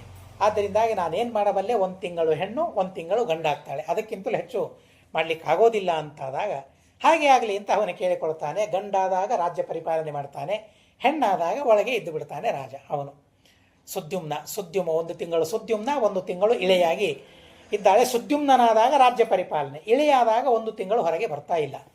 ಜನರು ನೋಡಿದರು, ನಮ್ಮ ರಾಜ ಎಲ್ಲಿ ಹೋಗ್ತಾ ಇದ್ದಾನೆ 1 ತಿಂಗಳು. ಕೊನೆಗೆ ಜನರಿಗೆ ಗೊತ್ತಾಯಿತು, ಇಲ್ಲ 1 ತಿಂಗಳು ಹೆಣ್ಣಾಗ್ತಾಳೆ ಅಂತ. ಅಂಥವನು ನಮಗೆ ರಾಜನಾಗಬಾರದು ಅಂತ ಜನರಿಗೆ ಅನಿಸ್ತು. ಜನರಿಗೆ ಅನಿಸಿದಾಗ ಇನ್ನು ಜನರಿಗೆ ಅಪೇಕ್ಷೆ ಇಲ್ಲದಿದ್ದಾಗ ನಾನು ರಾಜನಾಗಿ ಮುಂದುವರಿಯೋದು ಸರಿ ಇರೋದಿಲ್ಲ ಅಂತ ಹೇಳಿ ಅವನು ಬಿಟ್ಟು ಹೋಗಿಬಿಟ್ಟ ಸುದ್ಯುಮ್ನ ಹೀಗೆ ಹೋದ ಮೇಲೆ ಆ ವೈವಸ್ವತಮನು ಮತ್ತೆ ತಪಸ್ಸನ್ನು ಮಾಡ್ತಾನೆ. ತಪಸ್ಸನ್ನು ಮಾಡಿ 10 ಜನ ಮಕ್ಕಳನ್ನು ಪಡಿತಾನೆ. ಆ 10 ಜನರ ಮಕ್ಕಳಲ್ಲಿ ಪ್ರಷಧ್ರ ಅಂತ ಒಬ್ಬ ಮಗ. ಆ ಪ್ರಷಧ್ರ ಅಧ್ಯಯನಕ್ಕೆ ಹೋಗಿರ್ತಾನೆ. ಅಧ್ಯಯನಕ್ಕೆ ಹೋದಾಗ ಗುರುಗಳು ಅವನಿಗೆ ಗೋಪಾಲಕನಾಗಿರು ನೀನು ಅಂತ ಹೇಳ್ತಾರೆ. ದನ ಕಾಯೋ ಕೆಲಸ ಮಾಡಬೇಕು. ಮೊದಲೇ ಗುರುಕುಲಕ್ಕೆ ಹೋದಾಗ ದನ ಕಾಯೋ ಕೆಲಸವನ್ನು ಮಾಡಬೇಕು. ಹಾಗೆ ಆಗಲಿ ಅಂತ ಹೇಳಿ ರಾತ್ರಿ ದನದ ಕೊಟ್ಟಿಗೆಯಲ್ಲೇನೇ ಮಲ್ಕೊಳ್ಬೇಕವರು, ಎಲ್ಲೂ ಇಲ್ಲ, ಗೋಶಾಲೆಯಲ್ಲೇನೇ ಮಲ್ಕೊಳ್ಬೇಕು. ಗೋಶಾಲೆಯಲ್ಲಿ ಮಲ್ಕೊಳ್ಳಿದ್ದಾನೆ. ರಾತ್ರಿ ಮಳೆಗಾಲ, ಕತ್ತಲಾಗಿದೆ, ಜೋರಾಗಿ ಮಳೆ ಬರ್ತಾ ಇದೆ. ಅಲ್ಲಿ ಒಂದು ಹುಲಿ ಬಂತು. ಹುಲಿ ಬಂದದ್ದು ಗೊತ್ತಾಯಿತು ಅದರ ಧ್ವನಿಯಿಂದ. ಆಕಳನ್ನು ತಿನ್ನಲಿಕ್ಕೆ ಅಂತ ಹೋಗ್ತಾ ಇದೆ. ಖಡ್ಗವನ್ನು ಎತ್ತಾನೆ. ಮಿಂಚು ಬಂದಿದೆ. ಮಿಂಚಿನಲ್ಲಿ ಹುಲಿಯನ್ನು ನೋಡಿದ. ಎಲ್ಲಿ ಹೋಗಿರ್ತದೆ ಅಂತ ಅಂದಾಜು ಮಾಡಿಕೊಂಡು ಹೊಡೆದಾಗ ಅಲ್ಲಿ ಹಸು ಸತ್ತು ಹೋಗಿಬಿಡ್ತು. ಆವಾಗ ಋಷಿಗಳು ಶಾಪ ಕೊಟ್ಟು ಬಿಡ್ತಾರೆ. ಶಾಪ ಕೊಟ್ಟದ್ದಕ್ಕಾಗಿ ಅವನು ಅಲ್ಲಿಂದ ಹೊರಟು ಹೋಗಿಬಿಡ್ತಾರೆ. ಕುಲಾಚಾರ್ಯರು ಶಾಪ ಕೊಟ್ಟದ್ದಕ್ಕಾಗಿ ಶೂದ್ರನಾಗಿ ಅವನಲ್ಲಿಂದ ಹೊರಟು ಹೋಗಿಬಿಡ್ತಾನೆ. ಇದು ಪ್ರಷಧ್ರನ ಕಥೆ ಹೀಗಾಗಿಬಿಡ್ತದೆ. ಭೂಮಿಯಲ್ಲೆಲ್ಲ ಸಂಚಾರ ಮಾಡ್ತಾ ಜಡನಂತೆ, ಕುರುಡನಂತೆ, ಬಧಿರನಂತೆ, ಕುಂಟನಂತೆ ಅವನು ಎಲ್ಲ ಕಡೆಗೆ ಇದ್ದಾನೆ. ಮಹಾಜ್ಞಾನಿ ಅವನು, ಗೊತ್ತಾಗಲಿಲ್ಲ. ಆಮೇಲೆ ತಾನು ಯೋಗದಿಂದ ದೇಹವನ್ನು ಪರಿತ್ಯಾಗ ಮಾಡಿ ಪರಮಾತ್ಮನನ್ನು ಪಡಿತಾನೆ. ಅನೇಕ ಜನರ ಕಥೆ ಇದೆ. ಶರ್ಯಾತಿ ಅಂತ ಮತ್ತೊಬ್ಬ ರಾಜ, ವೈವಸ್ವತ ಮನುವಿನ ಮಗಳು ಸುಕನ್ಯಾ ಅಂತ, ಅವನು ವನದಲ್ಲಿ ವಿಹಾರಕ್ಕೆ ಹೋಗಿದ್ದಾರೆ. ವಿಹಾರಕ್ಕೆ ಹೋದಾಗ ಈ ಸುಕನ್ಯೆಯ ಅಭ್ಯಾಸ ಏನು ಅಂತಂದರೆ ಆ ಗಿಡಗಳನ್ನು, ವೃಕ್ಷಶಾಸ್ತ್ರಗಳನ್ನು, ಸಸ್ಯಶಾಸ್ತ್ರಗಳನ್ನು ಪರಿಚಯ ಮಾಡ್ಕೊಳ್ಳೋದು. ಇದು ಯಾವ ಸಸ್ಯ, ಇದು ಯಾವ ಗಿಡ, ಇದರಿಂದ ಉಪಯೋಗ ಏನು, ಇದರಿಂದ ಲಾಭ ಏನು, ಯಾವ ರೋಗಕ್ಕೆ ಇದು ಔಷಧ ಆಗ್ತದೆ ಇತ್ಯಾದಿಗಳೆಲ್ಲ ಅಧ್ಯಯನ ಮಾಡೋದು, ಸಸ್ಯಗಳ ಅಧ್ಯಯನ ಮಾಡೋದು. ಆ ಅಧ್ಯಯನಗಳನ್ನು ಮಾಡ್ತಾ ಮಾಡ್ತಾ ಹೋಗಿದ್ದಾಳೆ. ಹುತ್ತ ನೋಡಿದ್ದಾಳೆ, 2 ಜ್ಯೋತಿಗಳು ಕಾಣಿಸ್ತಾವೆ ಒಳಗಡೆಯಿಂದ. ಪರೀಕ್ಷೆ ಮಾಡೋದಕ್ಕೆ ಕುತೂಹಲದಿಂದ ಕಡ್ಡಿಯಿಂದ ಚುಚ್ಚಿದ್ದಾಳೆ. ಧಾರಾಕಾರವಾಗಿ ರಕ್ತ ಸುರಿತಾ ಇದೆ. ಅದೇ ಸಂದರ್ಭದಲ್ಲಿ ಆ ರಾಜನ ಎಲ್ಲ ಸೇವಕರ ಮಲಮೂತ್ರಗಳು ನಿಂತೋಗ್ಬಿಟ್ಟಿವೆ. ಭಾರೀ ತೊಂದರೆ ಅನುಭವಿಸ್ತಾ ಇದ್ದಾರೆ. ಶರ್ಯಾತಿ ನೋಡಿದ, ಯಾರು ಪಾಪ ಮಾಡಿದ್ದೀರಿ ಹೇಳಿ ಇಲ್ಲಿ ಅಂತ ಹೇಳಿದಾಗ ಇವಳು ಹೇಳಿದ್ದು, ನಾನು ಪಾಪ ಮಾಡಿದ್ದೇನೋ ಏನೋ ಗೊತ್ತಿಲ್ಲ, ಆದರೆ ಹೀಗೆ ನಡೆದಿದೆ. ಹೋಗ್ತಾರೆ ಹುತ್ತದ ಹತ್ರ. ನೋಡಿದಾಗ ಅಲ್ಲಿ ಚಮನ ಋಷಿಗಳಿದ್ದಾರೆ, ವೃದ್ಧರು, ಭಾರಿ ವೃದ್ಧರು ಚಮನ ಋಷಿಗಳು. ಅವರಂತಾರೆ, ಕಣ್ಣಿತ್ತು ಇಷ್ಟು ದಿವಸ, ನಾನು ಆ ಕೆಲಸ ಈ ಕೆಲಸ ಮಾಡ್ಕೊಳ್ತಾ ಇದ್ದೆ, ಏನು ಕಣ್ಣಿಲ್ಲ, ನಿನ್ನ ಮಗಳನ್ನು ನನಗೆ ಕೊಟ್ಟು ಮದುವೆ ಮಾಡು ಅಂತ ಕೇಳ್ತಾನೆ. ಕೇಳಿದಾಗ ಸುಕನ್ಯೆ ಸಿದ್ಧಳಾಗ್ತಾಳೆ. ನನ್ನಿಂದ ತಪ್ಪಾಗಿದೆ, ನನ್ನಿಂದ ಅವರಿಗೆ ಸಹಕಾರ ಆಗಬೇಕು, ಸಹಾಯವಾಗಬೇಕು, ಅವರ ಪೋಷಣೆ ನನ್ನ ಜವಾಬ್ದಾರಿ ಅಂತ ಹೇಳಿ ಸುಕನ್ಯೆ ವಿವಾಹ ಮಾಡ್ಕೊಳ್ಳಿಕ್ಕೆ ಸಿದ್ಧಳಾಗ್ತಾಳೆ. ವಿವಾಹವಾಯಿತು. ಬಿಟ್ಟೋದ್ರು. ಸುಕನ್ಯಾ ಪತಿಂ ಪರಮಕೋಪನಂ ಸುಕನ್ಯಾ ಚವನಂ ಪ್ರಾಪ್ಯ ಪತಿಂ ಪರಮಕೋಪನಂ ಪ್ರೀಣಯಾಮಾಸ ಚಿತ್ತಜ್ಞ ಅಪ್ರವೃತ್ಯ ಆತ್ಮವೃತ್ತಿಭಿ ಅಂತ ಭಾಗವತ ಹೇಳ್ತದೆ. ಭಾರೀ ಸಿಟ್ಟಂತೆ ಋಷಿಗೆ. ಮೂಗಿನ ಮೇಲೆ ಸಿಟ್ಟಂತಾರಲ್ಲ, ಅಲ್ಲ, ನಖಶಿಖಾಂತ ಸಿಟ್ಟು. ಆದರೆ ಆ ಸಿಟ್ಟು ದೂರವಾಗುವಂತೆ ಮಾಡಿದ್ಲಂತೆ ಸುಕನ್ಯಾ. ಏನು ಸಾಮರ್ಥ್ಯ ಇರ್ತದೆ ನೋಡ್ರಿ. ಯಾಕೆ, ಹೇಗೆ ಸಿಟ್ಟು ಪರಿಹಾರ ಮಾಡಬೇಕು ಅಂತಂದರೆ, ಅವರ ಮನಸ್ಸಿನಲ್ಲಿ ಏನಿದೆ ಅಲ್ಲ, ಏನು ಅನ್ಕೊಳ್ತಾರಲ್ಲ ಅದನ್ನು ಮೊದಲಿಗೆ ತಿಳ್ಕೊಂಡು ಆ ಕೆಲಸ ಮಾಡಿಬಿಡೋದು. ಹೇಳಿದ ಮೇಲೆ ಅಲ್ಲ, ಚಿತ್ತಜ್ಞ, ಮನಸ್ಸನ್ನು ತಿಳಿದ್ಬಿಟ್ರು, ಮನಸ್ಸನ್ನು ಓದಿದರು. ಎಲ್ಲಿ ಹೇಳ್ತಾರೆ ಮನಸ್ಸನ್ನು ಓದೋದು, ಎಲ್ಲಿ ಕಲೀಲಿಕ್ಕೆ ಸಾಧ್ಯವಿದೆ? ಇನ್ನೊಬ್ಬರ ಮನಸ್ಸನ್ನು ಓದಲಿಕ್ಕೆ ಆಗ್ತದೆ? ಸರಿಯಾಗಿ ಬರೆದದ್ದು ಓದಲಿಕ್ಕೆ ಆಗೋದಿಲ್ಲ, ನಮಗೆ ಪಾರಾಯಣ ಮಾಡಲಿಕ್ಕೆ ಆಗೋದಿಲ್ಲ, ಮನಸ್ಸನ್ನು ಓದಲಿಕ್ಕೆ ಎಲ್ಲಿ ಆಗ್ತದೆ? ಅಲ್ಲಿ ಕಲ್ತಿದ್ಲವಳು. ಮನೆಯಲ್ಲಿ ಇನ್ನೊಬ್ಬರ ಮನಸ್ಸನ್ನು ಓದುವ ಬಗೆ ಹೇಗೆ ತಂದೆ ತಾಯಿ ಹೇಳಿಕೊಟ್ಟಿದ್ರು, ಅವರೇ ಗುರುಗಳು. ಓದಿದ್ಲವಳು. ಓದಿ ಅವರ ಎಲ್ಲ ಕೆಲಸ ಮೊದಲಿಗೇನೆ ಆಗುವಂತ. ಇನ್ನು ಯಾಕೆ ಸಿಟ್ಟು ಬರೋ ಪ್ರಸಕ್ತಿ ಏನಿದೆ? ಕ್ರಮವಾಗಿ ಸಿಟ್ಟು ಶಾಂತವಾಗಿ ಹೋಗ್ಬಿಟ್ಟು ಪರಮಶಾಂತರಾದರು. ಒಂದು ದಿವಸ ಅವರ ಆಶ್ರಮಕ್ಕೆ ದೇವತೆಗಳು ಬರ್ತಾರೆ, ಅಶ್ವಿನಿ ದೇವತೆಗಳು ಬರ್ತಾರೆ. ಅಶ್ವಿನಿ ದೇವತೆಗಳಿಗೆ ಪ್ರಾರ್ಥನೆ ಮಾಡ್ತಾರೆ ಋಷಿಗಳು, ಚವನ ಋಷಿಗಳು. ನಾನು ಯುವತಿಯಾದ ಹೆಣ್ಣು ಮಗಳನ್ನು ಮದುವೆ ಮಾಡಿಕೊಂಡಿದ್ದೇನೆ, ಈಗ ಅನಿಸ್ತಾ ಇದೆ ಆವಾಗ ಯಾಕೆ ನನ್ನ ಮನಸ್ಸು ಬಂತೋ ಏನೋ ಗೊತ್ತಿಲ್ಲ, ಆದರೆ ನನ್ನಿಂದ ಅವಳಿಗೆ ಸುಖವಾಗಬೇಕು, ನಾನು ಯುವಕನಾಗಬೇಕು ಅಂದಾಗ ಸರಿ ಅಂತ ಹೇಳಿ ಅವರನ್ನಲ್ಲೇ ಕರ್ಕೊಂಡು ಹೋದರೂ. ಒಂದು ತೀರ್ಥ ಗೊತ್ತಿರೋದಿಲ್ಲ, ಎಲ್ಲಿ ಯಾವ ತೀರ್ಥ ಏನು ಲಾಭ ಅಂತ ಗೊತ್ತಿರೋದಿಲ್ಲ. ಹೀಗಾಗಿ ಆ ತೀರ್ಥದಲ್ಲಿ ಕರ್ಕೊಂಡು ಹೋಗ್ತಾರೆ. 3 ಜನ ಸ್ನಾನ ಮಾಡೋಣ ಅಂತ ಹೇಳಿ ಸ್ನಾನ ಮಾಡ್ತಾರೆ. ಹೇಳ್ತಾರೆ, ಒಂದೇ ರೂಪ 3 ಜನರಂತೆ. ನಾವು 3 ಜನ ಇದ್ದೇವೆ, ಯಾರು ಬೇಕು ನಿನಗೆ ಅಂತ ಕೇಳ್ತಾರೆ. ಕೇಳಿದಾಗ ಯಾರೊಬ್ಬರು ಬೇಕು ಅಂತ ಅಲ್ಲ, ನನ್ನ ಪತಿಯೇ ಬೇಕು ಅಂತ ಕೇಳಿಕೊಳ್ತಾರೆ. ಸಂತೋಷದಿಂದ ಪತಿಯನ್ನು ತೋರಿಸ್ತಾರೆ. ಅವರಿಬ್ಬರಿದ್ದಾರೆ. ಒಂದು ಸಲ ಶರ್ಯಾತಿ ಮಹಾರಾಜ ಯಜ್ಞವನ್ನು ಮಾಡಬೇಕು ಅಂತ, ನಮ್ಮ ಅಳಿಯಂದ್ರೆ ಇದ್ದಾರಲ್ಲ ಬ್ರಾಹ್ಮಣರು, ಪುರೋಹಿತರು, ಅವರನ್ನು ಕರೆದರೆ ಆಯಿತು ಅಂತ ಆಶ್ರಮಕ್ಕೆ ಬರ್ತಾರೆ. ಬಂದಾಗ ನನ್ನ ಮಗಳು ಪರಪುರುಷನ ಜೊತೆಗೆ ಕುಳಿತಿದ್ದಾಳೆ ಅಂತ ಅವ್ರಿಗನ್ನಿಸ್ತು. ನೋಡಲಿಲ್ಲ ತನ್ನ ಮಗಳನ್ನು, ಬೈತಾ ಇದ್ದಾರೆ. ನಿನ್ನ ಯಾರಿಗೆ ಮದುವೆ ಕೊಟ್ಟಿದ್ದೇನೆ, ಯಾರ ಜೊತೆಗೆ ನೀನು ವಿಹಾರ ಮಾಡ್ತಾ ಇದ್ದಿ, ನಾಚಿಕೆ ಇದೆ ಸ್ವಲ್ಪ, ನಿಂದೆ ಮಾಡ್ತಾ ಇದ್ದಾಳೆ. ಮಗಳು ನಗುತ್ತಾ ಇದ್ದಾಳೆ. ಬೈತಾ ಇದ್ರೆ, ಏನು ನಗುತ್ತಾ ಇದ್ದಿ ಅಂತ ಕೇಳಿದ್ರೆ, ಅಪ್ಪ ನಿಮ್ಮ ಅಳಿಯಂದ್ರ ಅವರು ಅಂತ ಹೇಳಿ ನಡೆದ ಘಟನೆಯನ್ನೆಲ್ಲ ಹೇಳ್ತಾರೆ.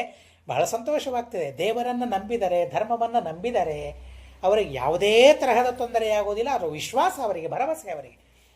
ಹೀಗಾಗಿ ಅವರನ್ನು ಕರೀತಾರೆ. ಅಶ್ವಿನಿ ದೇವತೆಗಳಿಗೆ ಮತ್ತೊಂದು ಮಾತು ಹೇಳಿದರು, ನಮಗೆ ತಾರುಣ್ಯವನ್ನು ಕೊಡಿ, ನಿಮಗೆ ಯಜ್ಞದಲ್ಲಿ ನಿಮಗೆ ಸೋಮಭಾಗ ಸಿಗುವಂತೆ ನಾವು ಮಾಡ್ತೇವೆ. ಅಲ್ಲಿಯ ತನಕ ಅವರಿಗೆ ಸೋಮದಲ್ಲಿ ಭಾಗ ಇರಲಿಲ್ಲ. ಹೀಗಾಗಿ ಶರ್ಯಾತಿಗಳು ಮಾಡುವ ಯಜ್ಞದಲ್ಲಿ ಸೋಮ ಭಾಗವನ್ನು ಅವರಿಗೆ ಕಲ್ಪಿಸಿಕೊಡ್ತಾರೆ. ಇಂದ್ರದೇವರು ಬರ್ತಾರೆ ತಡೆಯೋದಕ್ಕಾಗಿ, ನಿಲ್ಲಿಸ್ತಾರೆ ಚವನ. ಆ ಸದೇಹಂ ಸ್ತಂಭಯಾಮಾಸ, ಅವರ ಇಂದ್ರಾಯುಧ ವಜ್ರಾಯುಧವನ್ನು ತೆಗೆದುಕೊಂಡು ಹೊಡಿಬೇಕು ಅಂತ ಹೋಗ್ತಾರೆ. ಹಾಗೆಯೇ ನಿಂತು ಬಿಡುತ್ತದೆ ಕೈ, ಅಟ್ಯಾಕ್ ಆಗಿಬಿಡ್ತದೆ, ಕೈ ಎತ್ತಲಿಕ್ಕಾಗೋದಿಲ್ಲ. ಅವರಿಗೆ ಸೋಮಭಾಗವನ್ನು ಕಲ್ಪಿಸಿಕೊಡ್ತಾರೆ. ಇದು ಶರ್ಯಾಟಿ ಮಹಾರಾಜರ ಅತ್ಯದ್ಭುತವಾಗಿರತಕ್ಕಂತಹ ಕಥೆ ಅಂತ ಹೇಳ್ತಾರೆ. ಮತ್ತೊಬ್ಬ ಮಗ ನಾಭಾಗ ಅಂತ. 6 ಜನ ತಮ್ಮಂದರು, ಅಣ್ಣ ತಮ್ಮಂದರಿದ್ದಾರೆ. ನಾಭಾಗೋನ್ಯ ತತಃ ಅವರು, ನಾಭಾಗ ತನ್ನ ಮನೆಗೆ ಬರೋದಕ್ಕಿಂತಲೂ ಮೊದಲಿಗೇನೆ ಎಲ್ಲ ಮಕ್ಕಳಿಗೆ ಆಸ್ತಿಯನ್ನು ಹಂಚಿಬಿಟ್ಟಿದ್ದಾರೆ ಅಪ್ಪ. ನಾಭಾಗ ಬಂದ, ನನ್ನ ಭಾಗ ಎಲ್ಲಿ ಅಂತ ಕೇಳಿದ. ಆಸ್ತಿ ಭಾಗ ನನಗೆಲ್ಲಿ ಅಂತ ಕೇಳಿದ. ಭಾಗ ಎಲ್ಲಿ ಅಂತ ಕೇಳಿದಾಗ, ನಿನಗೇನು ಭಾಗಪ್ಪ, ನಿನಗೇನು ಉಳಿಸಿಲ್ಲ ನಾನು, ಆದರೆ ಒಂದು ಕೆಲಸ, ಇಲ್ಲಿ ಒಂದು ಯಜ್ಞವನ್ನು ಮಾಡ್ತಾ ಇದ್ದಾರೆ ಮುನಿಗಳೆಲ್ಲ, ಅಂಗಿರಸ ಋಷಿಗಳು ಯಜ್ಞವನ್ನು ಮಾಡ್ತಾ ಇದ್ದಾರೆ. ಅಲ್ಲಿ 6ನೇ ದಿವಸ ಏನು ಮಾಡಬೇಕು ಅಂತ ಮರ್ತೋಗ್ಬಿಡ್ತಾರೆ ಅವರು. ನೋಡಿ ಇವರೆಂಥ ಮಹಾನುಭಾವ. 6ನೇ ದಿವಸ ಏನು ಮಾಡಬೇಕು, ಮಂತ್ರಗಳೇನು ಅಂತ ಮರ್ತೋಗ್ಬಿಡ್ತಾರೆ. ಅವರಿಗೆ ಹೋಗಿ ನೀನು ಮಂತ್ರಗಳನ್ನು ತಂತ್ರಗಳನ್ನು ಹೇಳು, ಪೌರೋಹಿತ್ಯವನ್ನು ಮಾಡಿಸು, ಅವರು ಕೊಟ್ಟದ್ದು ನಿನ್ನ ಭಾಗ. ಆಯಿತು ಅಂತ ಹೋದ, ಆ ಮಂತ್ರಗಳನ್ನು ಹೇಳಿದ, ಯಜ್ಞದಲ್ಲಿ ಉಳಿದದ್ದನ್ನೆಲ್ಲ ಕೊಟ್ಟು ಇದೆ ನನಗೆ ತಗೋ ಅಂತ ಅಂದರು. ಅದನ್ನೆಲ್ಲ ಕಟ್ಟಿಕೊಳ್ತಾ ಇದ್ದಾನೆ. ಕಟ್ಟಿಕೊಳ್ಳುವಾಗ ಒಬ್ಬ ಪುರುಷ ಪ್ರತ್ಯಕ್ಷನಾದ, ಜೋರು ಮಾಡಿದ, ಏಯ್ ಅದೆಲ್ಲ ನಂದು ಕೊಡು ಅಂತ ಅಂದ. ಜೋರು ಮಾಡಿದ ಕೂಡಲೇ ಇರಬಹುದು ಅಂತ ಹೇಳಿ ದೂರ ಸರಿದ. ಇಲ್ಲ, ನಮ್ಮಪ್ಪ ಹೇಳಿದ್ದಾನೆ ಇದು ನಂದು ಅಂತ ಹೇಳಿದ್ದಾನೆ, ನನ್ನ ಭಾಗ ಅಂತ ಹೇಳಿದ್ದಾನೆ.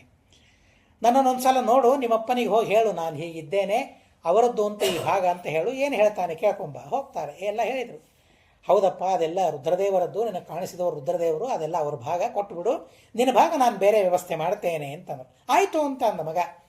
ಬಂದ ಕೂಡಲೇ ಸ್ವಾಮಿ ತಪ್ಪಾಯಿತು, ಕ್ಷಮೆ ಮಾಡಿ, ಅದು ನಮ್ಮ ಭಾಗ ಅಲ್ಲ ನಿಮ್ಮದೇ ಭಾಗ, ಸ್ವೀಕಾರ ಮಾಡಬೇಕು ಅಂತಂದಾಗ ಬಹಳ ಸಂತೋಷವಾಯಿತು. ಎತ್ತೇ ಪಿತಾವದ ಧರ್ಮಂ ತ್ವಂಚ ಸತ್ಯಂ ಪ್ರಭಾಷಸೆ ದದಾಮಿತೇ ಮಂತ್ರದಶೋಜ್ಞಾನಂ ಬ್ರಹ್ಮ ಸನಾತನಂ. ಬಾರಪ್ಪ ಕೂಡು, ಸತ್ಯ ಮಾತನಾಡಿದೆಯಲ್ಲ, ಸತ್ಯ ಮಾತನಾಡಿದರ ಫಲ ನೋಡಿ. ರುದ್ರದೇವರವರಿಗೆ ಉಪದೇಶ ಮಾಡ್ತಾರೆ. ಬ್ರಹ್ಮೋಪದೇಶವನ್ನು ಮಾಡ್ತೇನೆ ಬಾ, ತತ್ವೋಪದೇಶವನ್ನು ಮಾಡ್ತೇನೆ ಬಾ ಅಂತ ಕೂಡಿಸ್ಕೊಳ್ತಾರೆ. ತತ್ವೋಪದೇಶವನ್ನು ಮಾಡ್ತಾರೆ. ಅವನ ಬುದ್ಧಿಗೆ ಮೆಚ್ಚಿ, ಅವನ ಆ ಪರಿಸ್ಥಿತಿಗೆ ಮೆಚ್ಚಿ, ಇಗೋ ಇದು ನಿನಗೆ ಬೇಕಲ್ಲ, ಇದು ತಗೋ, ನಿಮ್ಮಪ್ಪ ಹೇಳಿದ್ದಾರಲ್ಲ ಅವ್ರ ಮಾತು ಸುಳ್ಳಾಗಬಾರ್ದು, ನಿಮ್ಮಪ್ಪನ ಮಾತು ಸುಳ್ಳಾಗಬಾರ್ದು, ನಿಮ್ಮಪ್ಪ ಇದು ನಿಂದು ಅಂತ ಹೇಳಿದ್ದಾರಲ್ಲ, ತಗೋ ಇದು ನಿಂದೆ, ತಗೊಂಡು ಹೋಗು ಅಂತ ಹೇಳಿಬಿಡ್ತಾರೆ. ಅಂಥ ಮಹಾನುಭಾವ. ಯಯೇತತ್ ಸಂಸ್ಮರೇತ್ ಪ್ರಾತಃ ಸಾಯಂಚ ಸುಸಮಾಹಿತ ಕವಿರ್ಭವತಿ ಮಂತ್ರಜ್ಞ ಗತಿಂಚೈತಿ ತಥಾತ್ಮನಃ. ಇಂಥ ನಾಭಾಗ ರುದ್ರದೇವರಿಂದ ತತ್ವೋಪದೇಶವನ್ನು ಪಡೆದಾಂತನ್ನೋದಕ್ಕಾಗಿ ಅವನಿಗೆ ಅಂಬರೀಷನಂಥ ಮಗನಾದ. ಆ ಅಂಬರೀಷ ಗುಡಿಗಳಿಗೆ ಹೋಗಿ ಕಸವನ್ನು ತಾನೇ ಬಳಿತಾ ಇದ್ದಂತೆ.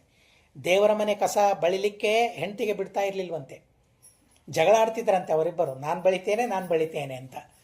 ಹಾಗೆ ದೇವರ ಸೇವೆಯನ್ನು ಮಹಾನುಭಾವ ಮಾಡ್ತಾ ಇದ್ದ. ಈ ದಿನತ್ರಯ ಬಂತು ಅಂತಂದರೆ ಸಾಕು, ದಶಮಿ ಬೆಳಗ್ಗೆ ಡಂಗುರ ಹಾಕೋದೆಲ್ಲ ಕಡೆಗೆ. ಇವತ್ತು ದಶಮಿ ಪ್ರಾರಂಭವಾಗಿದೆ, ಸಾಯಂಕಾಲದಿಂದ ಉಪವಾಸ ಪ್ರಾರಂಭ ಮಾಡಬೇಕು. ಏಕಾದಶಿ ನಿರ್ಜಲ ಉಪವಾಸ, ದಶಮಿ ದಿವಸನೂ ಉಪವಾಸ, ದ್ವಾದಶಿ ದಿವಸವೂ ಉಪವಾಸ ಮಾಡಬೇಕು ಅಂತ ಹೇಳಿ ಆ ಎಲ್ಲ ಧರ್ಮಗಳನ್ನು ಹೇಳ್ತಾ ಇದ್ದ. ಯಾರು ಉಪವಾಸ ಮಾಡೋದಿಲ್ಲ ಅವರಿಗೆ ಶಿಕ್ಷೆ, ಸರ್ವಥಾ ಅವರಿಗೆ ನನ್ನ ರಾಜ್ಯದಲ್ಲಿ ಅವಕಾಶ ಇಲ್ಲ, ಅವರಿಗೆ ಬಹಿಷ್ಕಾರ ಅಂತ ಹೇಳಿ ರಾಜ ಹೇಳ್ತಾ ಇದ್ದಾನೆ. ಅಂಥ ಮಹಾನುಭಾವ ತಾನೂ ಏಕಾದಶಿಯನ್ನು ಮಾಡ್ತಾ ಇದ್ದ. ಅವನ ರಕ್ಷಣೆಗಾಗಿ ಭಗವಂತ ಅವನ ಮನೆಯಲ್ಲಿ ಚಕ್ರವನ್ನಿಟ್ಟಿದ್ದಂತೆ, ತನ್ನ ಚಕ್ರ. ಅದು ದೇವರೇನು ಮಾಡ್ತಾ ಇದ್ದ ಅಲ್ಲ, ಆ ಚಕ್ರಗಳಿಗೂ ಅನೇಕ ರೂಪಗಳಿವೆ. ತನ್ನ ಕೈಯಲ್ಲಿ ಒಂದು, ಭಕ್ತರ ಮನೆಯಲ್ಲಿ ಇಡೋದಕ್ಕಾಗಿ ಮತ್ತೊಂದು, ಹೀಗೆ ದೇವರ ಚಕ್ರ ರಕ್ಷಣೆಗಾಗಿ ಇಟ್ಟಿದ್ದ. ಒಂದು ದಿವಸ ಬಹಳ ಅದ್ಭುತವಾದ ರೀತಿಯಲ್ಲಿ ಉದ್ಯಾಪನ ಮಾಡ್ತಾ ಇದ್ದಾನೆ. ನಮ್ಮ ದೃಷ್ಟಿಯಲ್ಲಿ ಉದ್ಯಾಪನ ಅಂದರೆ ಮುಕ್ತಾಯ ಮಾಡೋದು ಅಂತ ಅರ್ಥ. ಉದ್ಯಾಪನ ಅಂದರೆ ಮುಕ್ತಾಯ ಮಾಡೋದು ಅಂತ ಅರ್ಥ ಅಲ್ಲ. ಉದ್ಯಾಪನ ಅಂದರೆ ಉತ್ಸವ ಮಾಡೋದು ಅಷ್ಟೇ. ಏಕಾದಶಿ ಉತ್ಸವದಿಂದ ಮಾಡ್ತಾ ಇದ್ದಾರೆ. ಆ ಸಂದರ್ಭದಲ್ಲಿ ದುರ್ವಾಸರು ಬಂದ ಕಾರ್ತೀಕ ಮಾಸದ ಏಕಾದಶಿ ದಿವಸ ಉದ್ಯಾಪನ ಕೈಗೊಂಡಿದ್ದಾನೆ. ದುರ್ವಾಸರು ಬರ್ತಾರೆ ದ್ವಾದಶಿ ದಿವಸ. ಬಹಳ ಸಂತೋಷವಾಯಿತು. ಬ್ರಾಹ್ಮಣರು ಬಂದಿದ್ದೀರಿ, ಭಿಕ್ಷಾ ಸ್ವೀಕಾರ ಮಾಡಬೇಕು ಅಂತ ಹೇಳಿದ್ರೆ, ಆಯಿತು ಸ್ನಾನ ಮಾಡಿ ಬರ್ತೇನೆ. ಹೋಗ್ತಾರೆ, ಯಮುನಾ ನದಿಯಲ್ಲಿ ಸ್ನಾನ ಮಾಡ್ತಾ ಜಪ ಮಾಡ್ತಾ ಕೂತ್ಕೊಂಡ್ಬಿಡ್ತಾರೆ. ಮುಗಿದೋಯ್ತು. ಈಚೆ ಬರ್ತಾ ಇಲ್ಲ. ಪಾರಾಯಣ ಸರಿಯಾದ ಸಮಯಕ್ಕೆ ಪಾರಾಯಣ ಮಾಡಬೇಕು, ಪಾರಾಯಣ ಹೆಚ್ಚು ಕಡಿಮೆ ಆಗಬಾರ್ದು. ಬ್ರಾಹ್ಮಣರು ಕೇಳಿದೆ ಏನು ಮಾಡಬೇಕು, ಬ್ರಾಹ್ಮಣರು ಬಂದಿದ್ದಾರೆ, ಪಾರಾಯಣ ಕಾಲ ಮೀರ್ತಾ ಇದೆ, ತೀರ್ಥ ತೆಗೆದುಕೊಂಡು ನೀರು ಕುಡಿ ಅಂತ ಬ್ರಾಹ್ಮಣರೆಲ್ಲ ಹೇಳಿದರು. ನೀರು ಕುಡಿದ್ರೆ ಅದು ಪಾರಾಯಣ ಮಾಡಿದಂತೆಯೂ ಆಗ್ತದೆ, ಪಾರಾಯಣ ಮಾಡದೇ ಇದ್ದಂತೂ ಆಗ್ತದೆ. ನೀರು ಕುಡಿ ಅಂತ ಹೇಳಿದರು. ತೀರ್ಥ ತೆಗೆದುಕೊಂಡ, ನೀರು ಕುಡಿದ. ನೀರು ಕುಡಿದು ಕೂತಿದ್ದಾನೆ, ಬಂದ್ಬಿಟ್ಟ ಬ್ರಾಹ್ಮಣ. ಗೊತ್ತಾಯ್ತು, ನೀರು ಕುಡಿದು ಪಾರಾಯಣ ಮಾಡಿ ಅಂತ ಶಾಪ ಕೊಡ್ಲಿಕ್ಕೆ ಬಂದಾಗ ಒಂದು ಕೃತ್ಯ ನಿರ್ಮಾಣ ಮಾಡಿದ. ಅಪ್ಪಳಿಸಿ, ಜಟೆಯನ್ನು ಅಪ್ಪಳಿಸಿ ಸಂಹಾರ ಮಾಡ್ಲಿಕ್ಕೆ ಬರ್ತಾ ಇದೆ. ಚಕ್ರ ಬಂತು, ಓಡಿ ಬಂತು. ಚಕ್ರವನ್ನು ನೋಡ್ತಾರೆ. ದುರ್ವಾಸರು ಓಡ್ಲಿಕ್ಕೆ ಪ್ರಾರಂಭ ಮಾಡ್ತಾರೆ. ಕೈಲಾಸಕ್ಕೆ ಹೋಗ್ತಾರೆ. ನನ್ನ ಕೆಲಸ ಅಲ್ಲಪ್ಪ, ನನ್ನ ಕಡೆಯಿಂದ ಆಗೋದಿಲ್ಲ, ರುದ್ರದೇವರ ಕೈ ಮುಗಿತಾರೆ. ಬ್ರಹ್ಮಲೋಕಕ್ಕೆ ಹೋಗ್ತಾರೆ. ದೇವರು ಸರ್ವೋತ್ತಮ, ಅವನ ಚಕ್ರ ಅದು, ನನಗೇನು ಮಾಡ್ಲಿಕ್ಕಾಗ್ತದೆ, ಸಾಧ್ಯವಿಲ್ಲ. ವೈಕುಂಠ ಲೋಕಕ್ಕೆ ಹೋದ. ಸ್ವಾಮಿ ರಕ್ಷಣೆ ಮಾಡು ಅಂತ ಅಂದ. ಅಹಂ ಭಕ್ತ ಪರಾಧೀನ ಅಸ್ವತಂತ್ರ ಇವ ದ್ವಿಜ. ನಾನು ಭಕ್ತ ಪರಾಧೀನಪ್ಪ, ಅಸ್ವತಂತ್ರ ಇವ ಅಂತ ಹೇಳ್ತಾನೆ ದೇವರು. ನಾನು ಅಸ್ವತಂತ್ರ ಅಲ್ಲ, ಅಸ್ವತಂತ್ರನಂತೆ ನಾನು. ಹೀಗಾಗಿ ನನ್ನ ಭಕ್ತನ ಹತ್ರ ಹೋಗು ಅಂತಂದಾಗ ಮತ್ತೆ ಓಡ್ತಾ ಆ ರಾಜನ ಹತ್ರ, ಅಂಬರೀಷ ರಾಜನ ಹತ್ರ ಬರ್ತಾನೆ. ಇಷ್ಟರಲ್ಲಿ 1 ವರ್ಷ ಕಳೆದಿರ್ತದಂತೆ. ಸಂವತ್ಸರೋತ್ಯಗಾತ್ ಕಾಲ. ಅಲ್ಲಿಯ ತನಕ ಅವನು ಉಪವಾಸ ಇದ್ದಾನೆ ಅಂಬರೀಷ ಮಹಾರಾಜ. ಮನೆಗೆ ಬ್ರಾಹ್ಮಣ ಬಂದಿದ್ದಾನೆ, ಅವನ ಊಟ ಆಗಿಲ್ಲ. ನನ್ನ ಪಾರಣೆ ಆಗಿದೆ, ಮುಗಿದೋಯ್ತು, ನನ್ನ ಧರ್ಮ ಆಯಿತು. ಆದರೆ ಇನ್ಮೇಲೆ ನಾನು ಊಟ ಮಾಡಬೇಕಾದ್ರೆ ಅವನು ಬರಬೇಕು, ಕಾಯ್ತಾ ಕೂತಿದ್ದಾನೆ. ಮಹಾನುಭಾವ ರಘುತ್ತಮರ ಕಥೆಯಲ್ಲಿ ಕೇಳ್ತೇವೆ, ರಘುತ್ತಮರು ಬರಲಿಲ್ಲ ಅಂತನ್ನೋದಕ್ಕಾಗಿ ಹಾಗೇನೇ ಆ ಪೋಷಣೆ ತೆಗೆದುಕೊಂಡ್ರು ಅಂತನ್ನೋ ಕಥೆಯನ್ನು ಕೇಳ್ತೇವೆ. ಪ್ರಾರಬ್ಧ ಅಂದ ಮಾತ್ರಕ್ಕೆ ಅವರು ಸಣ್ಣವರು ಅಂತ ಅರ್ಥ ಅಲ್ಲ, ಪ್ರಾರಬ್ಧ ಅಷ್ಟೇ. ಈ ಮಹಾನುಭಾವ ಕಾಯ್ತಾ ಕೂತಿದ್ದಾನೆ. ಬಾರಪ್ಪ ಬಾ, ಪಾರಣೆಗೆ ಈಗಾದರೂ ಬಾ ಅಂತ ಕರೀತಾನೆ. ಅವನು ಕೇಳ್ತಾನೆ. ಬಂದದ್ದೇ ಬಂದು ಆ ಅಂಬರೀಷನ ಕಾಲುಗಳನ್ನು ಗಟ್ಟಿಯಾಗಿ ಹಿಡ್ಕೊಂಡ್ಬಿಡ್ತಾನೆ. ಅಂಬರೀಷ ದೂರ ಸರಿತಾನೆ. ಶ್ರೀಮದಾಚಾರ್ಯ ಹೇಳ್ತಾರೆ, ಇದೇನಿದು ರುದ್ರದೇವರು, ದುರ್ವಾಸರು, ಅಂಬರೀಷ ಬಹಳ ಸಣ್ಣವ. ಶ್ರೀಮದಾಚಾರ್ಯ ಅಂತಾರೆ, ದುರ್ವಾಸಸ್ತು ಸ್ವಯಂ ರುದ್ರ ತಥಾಪ್ಯನ್ಯಾಯ ಮುಕ್ತವಾನ್. ಆ ಸಂದರ್ಭದಲ್ಲಿ ರುದ್ರದೇವರು ತಪ್ಪು ಮಾಡಿದರು ಅನ್ನೋದಕ್ಕಾಗಿ ಈ ಸಣ್ಣದಾದ ತನ್ನ ವ್ಯಾಪಾರವನ್ನು, ಲೀಲೆಯನ್ನು ದೇವರು ಅಲ್ಲಿ ತೋರಿಸಿದ ಅಂತ ಹೇಳ್ತಾರೆ. ಇತ್ಯಪಪ್ರಾಶ್ಯ ಧರ್ಮ ವ್ಯತಿಕ್ರಮಂ ವಿಷ್ಣೋ. ಬಹಳ ಸಂತೋಷದಿಂದ ಅಲ್ಲಿ ಪಾಲನೆ ಮಾಡಿಸಿದ್ದಾನೆ ಅಂಬರೀಷ ಮಹಾರಾಜ, ಮತ್ತು ತಾನು ಸಿದ್ಧಿಯನ್ನು ಪಡೆದಿದ್ದಾನೆ ಅಂತನೋ ಅತ್ಯದ್ಭುತವಾದ ಕಥೆಯನ್ನು ಅಲ್ಲಿ ತಿಳಿಸ್ತಾರೆ. ಇತ್ಯೇತತ್ ಪುಣ್ಯವಾಖ್ಯಾನಂ ಅಂಬರೀಷಸ್ಯ ಭೂಪತೆ ಸಂಕೀರ್ತಯನ್ ಅನುಧ್ಯಾಯನ್ ಭಕ್ತೋ ಭಗವತೋ ಭವೇತ್. ಅಂಬರೀಷನ ಕಥೆಯನ್ನು ನಿತ್ಯ ಕೇಳ್ತಾ ಇದ್ದರೆ ದೇವರಲ್ಲಿ ಭಕ್ತಿ ಬೆಳೀತಾ ಬೆಳೀತಾ ಇರ್ತದೆ ಅಂಥ ಭಗವದ್ಭಕ್ತ ಮಹಾನುಭಾವ. ಯುವನಾಶ್ವ ಅಂತ ರಾಜ ಇದ್ದ, ಮಕ್ಕಳಾಗಿರಲಿಲ್ಲ. ಅದಕ್ಕೆ ಯಜ್ಞವನ್ನು ಮಾಡಿಸ್ಬೇಕು ಅಂತ, ಐಂದ್ರಿಯಾಗವನ್ನು ಮಾಡಿಸ್ಬೇಕು ಅಂತ ಪ್ರಾರಂಭ ಮಾಡಿದರು. ಒಂದು ಕಲಶವನ್ನು ಅಭಿಮಂತ್ರಣೆ ಮಾಡಿದ್ದಾರೆ. ಅಭಿಮಂತ್ರಣೆ ಮಾಡಿ ಒಂದು ಕೋಣೆಯಲ್ಲಿ ಇಟ್ಟಿದ್ದಾರೆ. ನೋಡ್ರಿ ವಿಚಿತ್ರ ಪ್ರಾರಬ್ಧ. ರಾತ್ರಿ ರಾಜನಿಗೆ ಬಾಯಾರಿಕೆ ಆಗಿಬಿಟ್ಟಿದೆ. ರಾತ್ರಿ ಬಾಯಾರಿಕೆ ಆಗಿಬಿಟ್ಟಿದೆ. ನೀರು ಅಲ್ಲಿ ಇಲ್ಲಿ ಹುಡುಕ್ತಾ ಇದ್ದಾನೆ. ಕೊನೆಗೆ ಇಲ್ಲಿ ಏನು ಅಭಿಮಂತ್ರಣೆ ಮಾಡಿದ್ದು ಜಲ ಇಟ್ಟಿದ್ರು, ಬರ್ತಾನೆ ನೋಡದೆ ಅದ ಎತ್ತಿದ, ಕುಡಿದು ಬಿಟ್ಟ ಆ ಕಲಶವನ್ನು, ನೀರೆಲ್ಲ ಕುಡಿದು ಬಿಟ್ಟ. ಬೆಳಿಗ್ಗೆ ಯಜ್ಞ ಮತ್ತೆ ಪ್ರಾರಂಭ ಮಾಡಬೇಕು, ನೋಡ್ತಾರೆ ಕಲಶದಲ್ಲಿ ನೀರೇ ಇಲ್ಲ. ಅಯ್ಯೋ, ಯಾರು ಕುಡಿದ್ರು ನೀರು?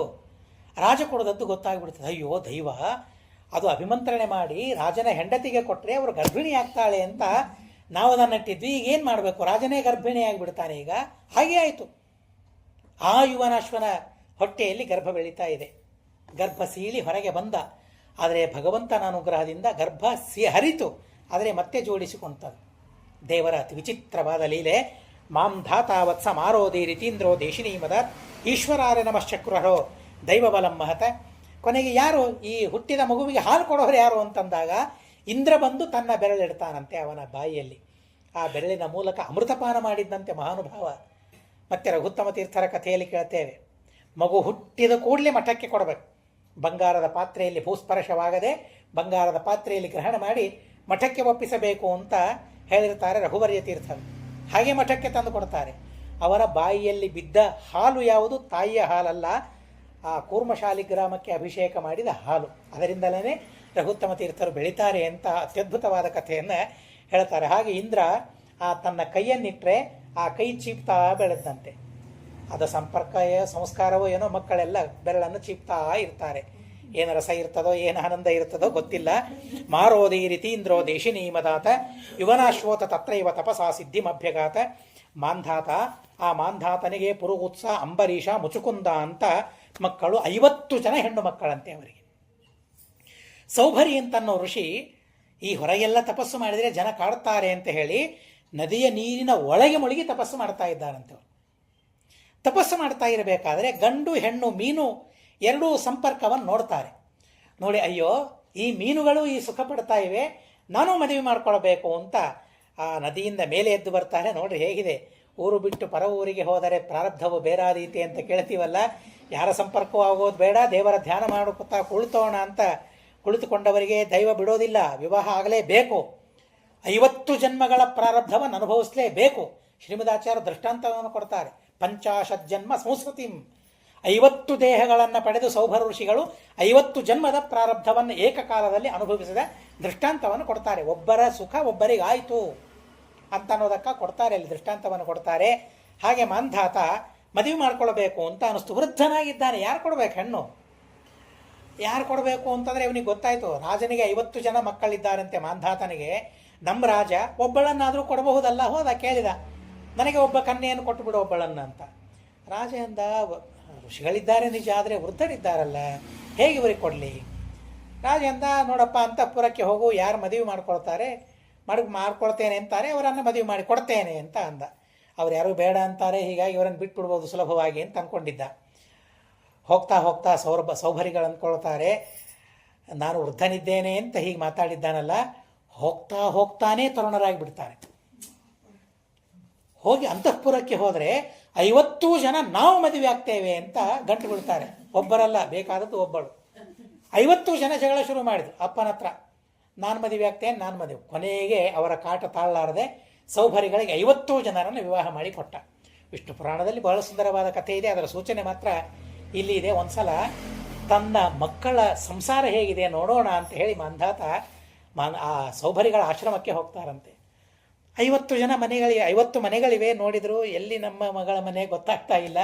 ಅಂತೂ 50 ಇರ್ತಿರ್ತದೆ. ಒಂದು ಮನೆ ಪ್ರವೇಶ ಮಾಡಿದ ಹೋದರೆ ಮಗಳಿಗೆ ಕೇಳ್ತಾನೆ, ಏನವ್ವ ಚೆನ್ನಾಗಿದ್ದೀಯಾ ನೀನು, ಗಂಡ ನಿನ್ನ ಜೊತೆಗೆ ಚೆನ್ನಾಗಿದ್ದಾನ? ಯಾಕಂದರೆ 50 ಜನ ಯಾವಾಗ ನಿನ್ನ ಜೊತೆಗೆ ಇರ್ತಾನೆ, ಯಾವತ್ತು ನಿನ್ನ ಜೊತೆಗೆ ಇರ್ತಾನೆ? ಇಲ್ಲಪ್ಪ, ಉಳಿದವರು ಪರಿಸ್ಥಿತಿ ಅಂತೂ ನನಗೆ ಗೊತ್ತಿಲ್ಲ, ನನ್ನ ಗಂಡ ಮಾತ್ರ ಯಾವಾಗಲೂ ನನ್ನ ಜೊತೆಗೆ ಇರ್ತಾನೆ, ನನ್ನ ಬಿಟ್ಟು ಹೋಗೋದೇ ಇಲ್ಲ. ಪಾಪ ಉಳಿದ ತಂಗಿಯರನ್ನು ನೋಡಿದರೆ ನನಗೆ ಬಹಳ ಖೇದ ಆಗ್ತದೆ ಅಂತ ಅವಳನ್ನು ಬಿಟ್ಟಳು. 2ನೇ ಮನೆಗೆ ಹೋದ. 2ನೇ ಮನೆಗೆ ಹೋದಾಗಲೂ ಅದೇ ಮಾತು ಮಗಳು ಹೇಳ್ತಾಳೆ, ನನ್ನನ್ನು ಬಿಟ್ಟರೆ ಬೇರೆ ಕಡೆಗೆ ಹೋಗ್ತಾ ಇಲ್ಲ ನನ್ನ ಗಂಡ. 50 ಮನೆಯಲ್ಲಿ ಆ ಋಷಿಗಳು, ಸೌಭರ್ಯ ಋಷಿಗಳು 50 ದೇಹಗಳನ್ನು ಪಡೆದು ಅವರ ಜೊತೆಗೆ ಇದ್ದಾರೆ. ನಾರದರು ಕೃಷ್ಣನ ಮನೆಗೆ ಹೋದರು ಅಂತ ಕಥೆ ಕೇಳ್ತೀವಲ್ಲ, 16,108 ಮನೆಗೆ ಹೋದರು. ಎಲ್ಲ ಕಡೆಗೆ ಕೃಷ್ಣ ಇದ್ದಾನೆ. ತನ್ನ ಭಕ್ತ ಯತ್ಕಶ್ಚಿತ್ ಮಾಂಧಾತನಿಗೆ ಈ ಸಾಮರ್ಥ್ಯ, ಸೌಭರಿಗಳಿಗೆ ಈ ಸಾಮರ್ಥ್ಯ ಇದೆ ಅಂತಂದಮೇಲೆ ದೇವರು ಪರಮಾತ್ಮ ಅವನಿಗೇನು ಸಾಮರ್ಥ್ಯ, ಅವನದ್ದೇನೇ ಹೇಳೋದು. ಇಲ್ಲಿ ಹೇಳ್ತಾರೆ, ಯದ್ಗಾರ್ಹಸ್ಥ್ಯಂತು ಸಂಭೀಕ್ಷ ಸಪ್ತದ್ವೀಪಾವತೀಪತಿ ವಿಸ್ಮಿತ ಸ್ತಂಭಮಜಃ ಸಾರ್ವಭೌಮ ಶ್ರೇಯಾನ್ವಿತಂ. ತನ್ನ ಅಳಿಯನ ದಾಂಪತ್ಯವನ್ನು ನೋಡಿ, 50 ಜನರ ಮನೆಯಲ್ಲಿ 50 ಜನ ಸ್ತ್ರೀಯರನ್ನು ಸಂತೋಷಪಡಿಸ್ತಾ ಆ ಸೌಭರಿಗಳಿದ್ದದ್ದನ್ನು ನೋಡಿ, ಅವರ ದಾಂಪತ್ಯವನ್ನು ನೋಡಿ, ನಾನು ಸಪ್ತದ್ವೀಪಗಳಿಗೆ ಅಧಿಪತಿ ಅಂತ ತಾನು ತಿಳ್ಕೊಂಡಿದ್ದ. ಸ್ವಲ್ಪ ಸ್ತಂಭ ಅಹಂಕಾರ ಇತ್ತಂತೆ, 7 ದ್ವೀಪಗಳಿಗೆ ನಾನು ಅಧಿಪತಿ ಅಂತ. 7 ದ್ವೀಪಗಳ ಆಧಿಪತ್ಯ ದೊಡ್ಡದಲ್ಲ, ಆದರೆ ಒಂದು ಹೆಣ್ಣನ್ನು, ಒಬ್ಬ ಹೆಂಡತಿಯನ್ನು ಸಂತೋಷಪಡಿಸೋದು ಬಹಳ ದೊಡ್ಡದು. ಆದರೆ 50 ಜನರನ್ನು ಸಂತೋಷಪಡಿಸಿ ನನ್ನ ಅಳಿಯಂದಿರಿದ್ದಾರೆ ಅಂತಂದರೆ ಅವರು ನನಗಿಂತಲೂ ದೊಡ್ಡ ಅಧಿಪತಿಗಳು ಅಂತ ಹೇಳಿ ಗರ್ವವನ್ನೇ ಬಿಟ್ಟುಬಿಟ್ರಂತೆ ಮಹಾನುಭಾವರು. ಇದು ಆ ಮಹಾನುಭಾವರ ಸೌಭರ ಋಷಿಗಳೇ ಮಾಂಧಾತ ಮಹಾನುಭಾವನ ಕಥೆ ಅಂತ ಹೇಳ್ತಾರೆ. ಕೊನೆಗೆ ಸೌಭರ ಋಷಿಗಳು ಅಂದ್ಕೊಳ್ತಾರೆ, ಯಾವುದೋ ಮೀನುಗಳ ಕಲತದ್ದನ್ನು ನೋಡಿ ನಾನು ಈ ಸಂಸಾರಕ್ಕೆ ಇಳಿದ್ನಲ್ಲ, ಭಗವಂತನ ಧ್ಯಾನ ಮಾಡಬೇಕಾಗಿತ್ತು ಅಂತ ಅಂದುಕೊಳ್ತಾರೆ. ಬಹಳ ವಿಚಿತ್ರ. ಮತ್ತೆ ಮಧ್ಯದಲ್ಲಿ ರಾಮಚಂದ್ರ ದೇವರ ಅತ್ಯದ್ಭುತವಾದ ಕಥೆಯನ್ನು ಹೇಳ್ತಾರೆ. ಸಾಧ್ಯವಾದರೆ ನಾಳೆಗೆ ಅದನ್ನು ತಿಳಿದುಕೊಳ್ಳೋಣ.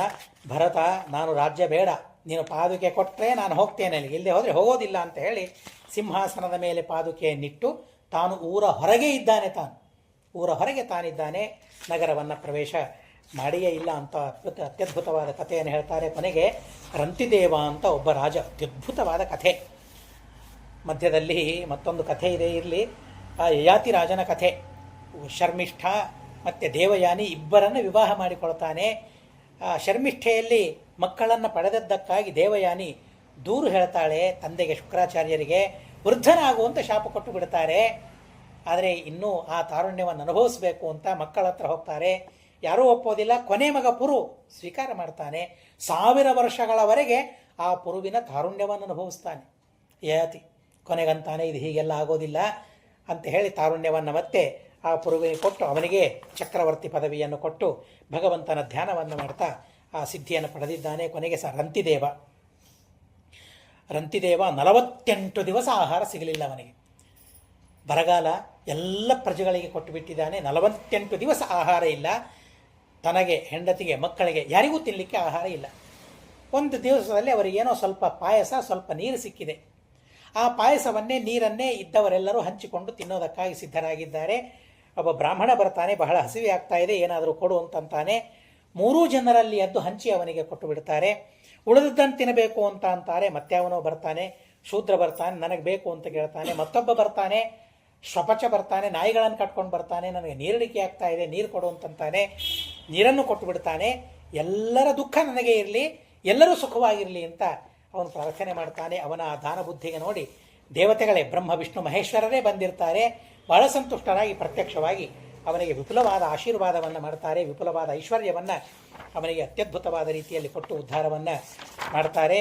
ಕೊನೆಗೆ ಶುಕಾಚಾರ್ಯ ಹೇಳ್ತಾರೆ, ಪೃಥ್ವ್ಯಾಸವೈ ಗುರುಭರಂ ಕ್ಷಪರನ್ ಕುರುಣಾಂ ಅಂತ ಸಮುತ್ಥ ಕಲಿನಾಯುಧಿ ಭೂಪಬಂಧುಂ ದೃಷ್ಟ್ಯಾ ವಿಧೂರ ವಿಜರೇಚರ ಮುದ್ವಿಘುಷ್ಯ ಪ್ರೋಚ್ಯೋದ್ಧವಾರಚವರಂ ಸಮಗಾತ್ ಸ್ವಧಾಮ. ಸಂಕ್ಷಿಪ್ತವಾಗಿ ಕೃಷ್ಣನ ಕಥೆಯನ್ನು ಹೇಳಿ ಉದ್ಧವನಿಗೆ, ಮೈತ್ರೇಯರಿಗೆ ಜ್ಞಾನವನ್ನು ಕೊಟ್ಟು ಪರಮಾತ್ಮ ತನ್ನ ಧಾಮವನ್ನು ಪ್ರವೇಶ ಮಾಡಿದ ಅಂತ ಕೃಷ್ಣನ ಸಂಕ್ಷಿಪ್ತವಾದ ಕಥೆ ಹೇಳಿದಾಗ ವಿಸ್ತಾರವಾದ ಕಥೆ ತಿಳಿಬೇಕು ಅಂತ ಪರೀಕ್ಷಿತ ಪ್ರಾರ್ಥನೆ ಮಾಡ್ತಾನೆ. ದಶಮಸ್ಕಂಧದಲ್ಲಿ ಕೃಷ್ಣನ ಅತ್ಯದ್ಭುತವಾದ ಲೀಲೆಯನ್ನು ವರ್ಣನೆ ಮಾಡ್ತಾರೆ. ಅದನ್ನು ಮತ್ತೆ ತಿಳಿಯೋಣ ಅಂತ ಹೇಳ್ತಾ ಇತಿ ಶ್ರೀಮದ್ ಭಾಗವತೆ ಮಹಾಪುರಾಣೆ ವೈಯಾಸಕ್ಯಾಂ ಅಷ್ಟಾದಶಸಾಹಸ್ರ್ಯಾಂ ಪಾರಮಹಂಸ್ಯಾಂ ಸಂಹಿತಾರ್ಯಾಂ ನವಮಸ್ಕಂಧೆ ಏಕವಿಂಶೋಧ್ಯಾಯ ಅಸ್ಮದ್ಗುರುವಂತರ್ಗತ ತಾತ್ವಿಕ ದೇವತಾಂತರ್ಗತ ಭಾರತೀರಮಣ ಮುಖ್ಯ ಪ್ರಾಣಾಂತರ್ಗತ ಶ್ರೀಕೃಷ್ಣಾರ್ಪಣಮಸ್ತು. ಅಕ್ಷರಂ ಕರ್ಮ ಯಸ್ಮಿನ್ ಪರೇ ಸ್ವರ್ಪಿತಂ ಪ್ರಕ್ಷರಂ ಯಾಂತಿ ದುಃಖಾನಿ ಯನ್ನಾಮತಃ ಅಕ್ಷರೋ ಯೋ ಅಜರ ಸರ್ವದೇವಾಮೃತಃ ಕುಕ್ಷಿಗಂ ಯಸ್ಯ ವಿಶ್ವಂ ಸದಾ ಅಜಾದಿಕಂ ಪ್ರೀಣರಾಮೋ ವಾಸುದೇವಂ ದೇವತಾ ಮಂಡಲ ಖಂಡಮಂಡನಂ ಹರಿ ಓಂ ಹರಿ ಓಂ ಹರಿ ಓಂ ಅನೇನ ಭಾವಿಯತ್ ಪುಣ್ಯಂ ತದಾಪ್ನೋತು ಗುರುರ್ಮಮ. ಸರ್ ಒಂದು ಕ್ವಶನ್ ಕೇಳಿದೆ.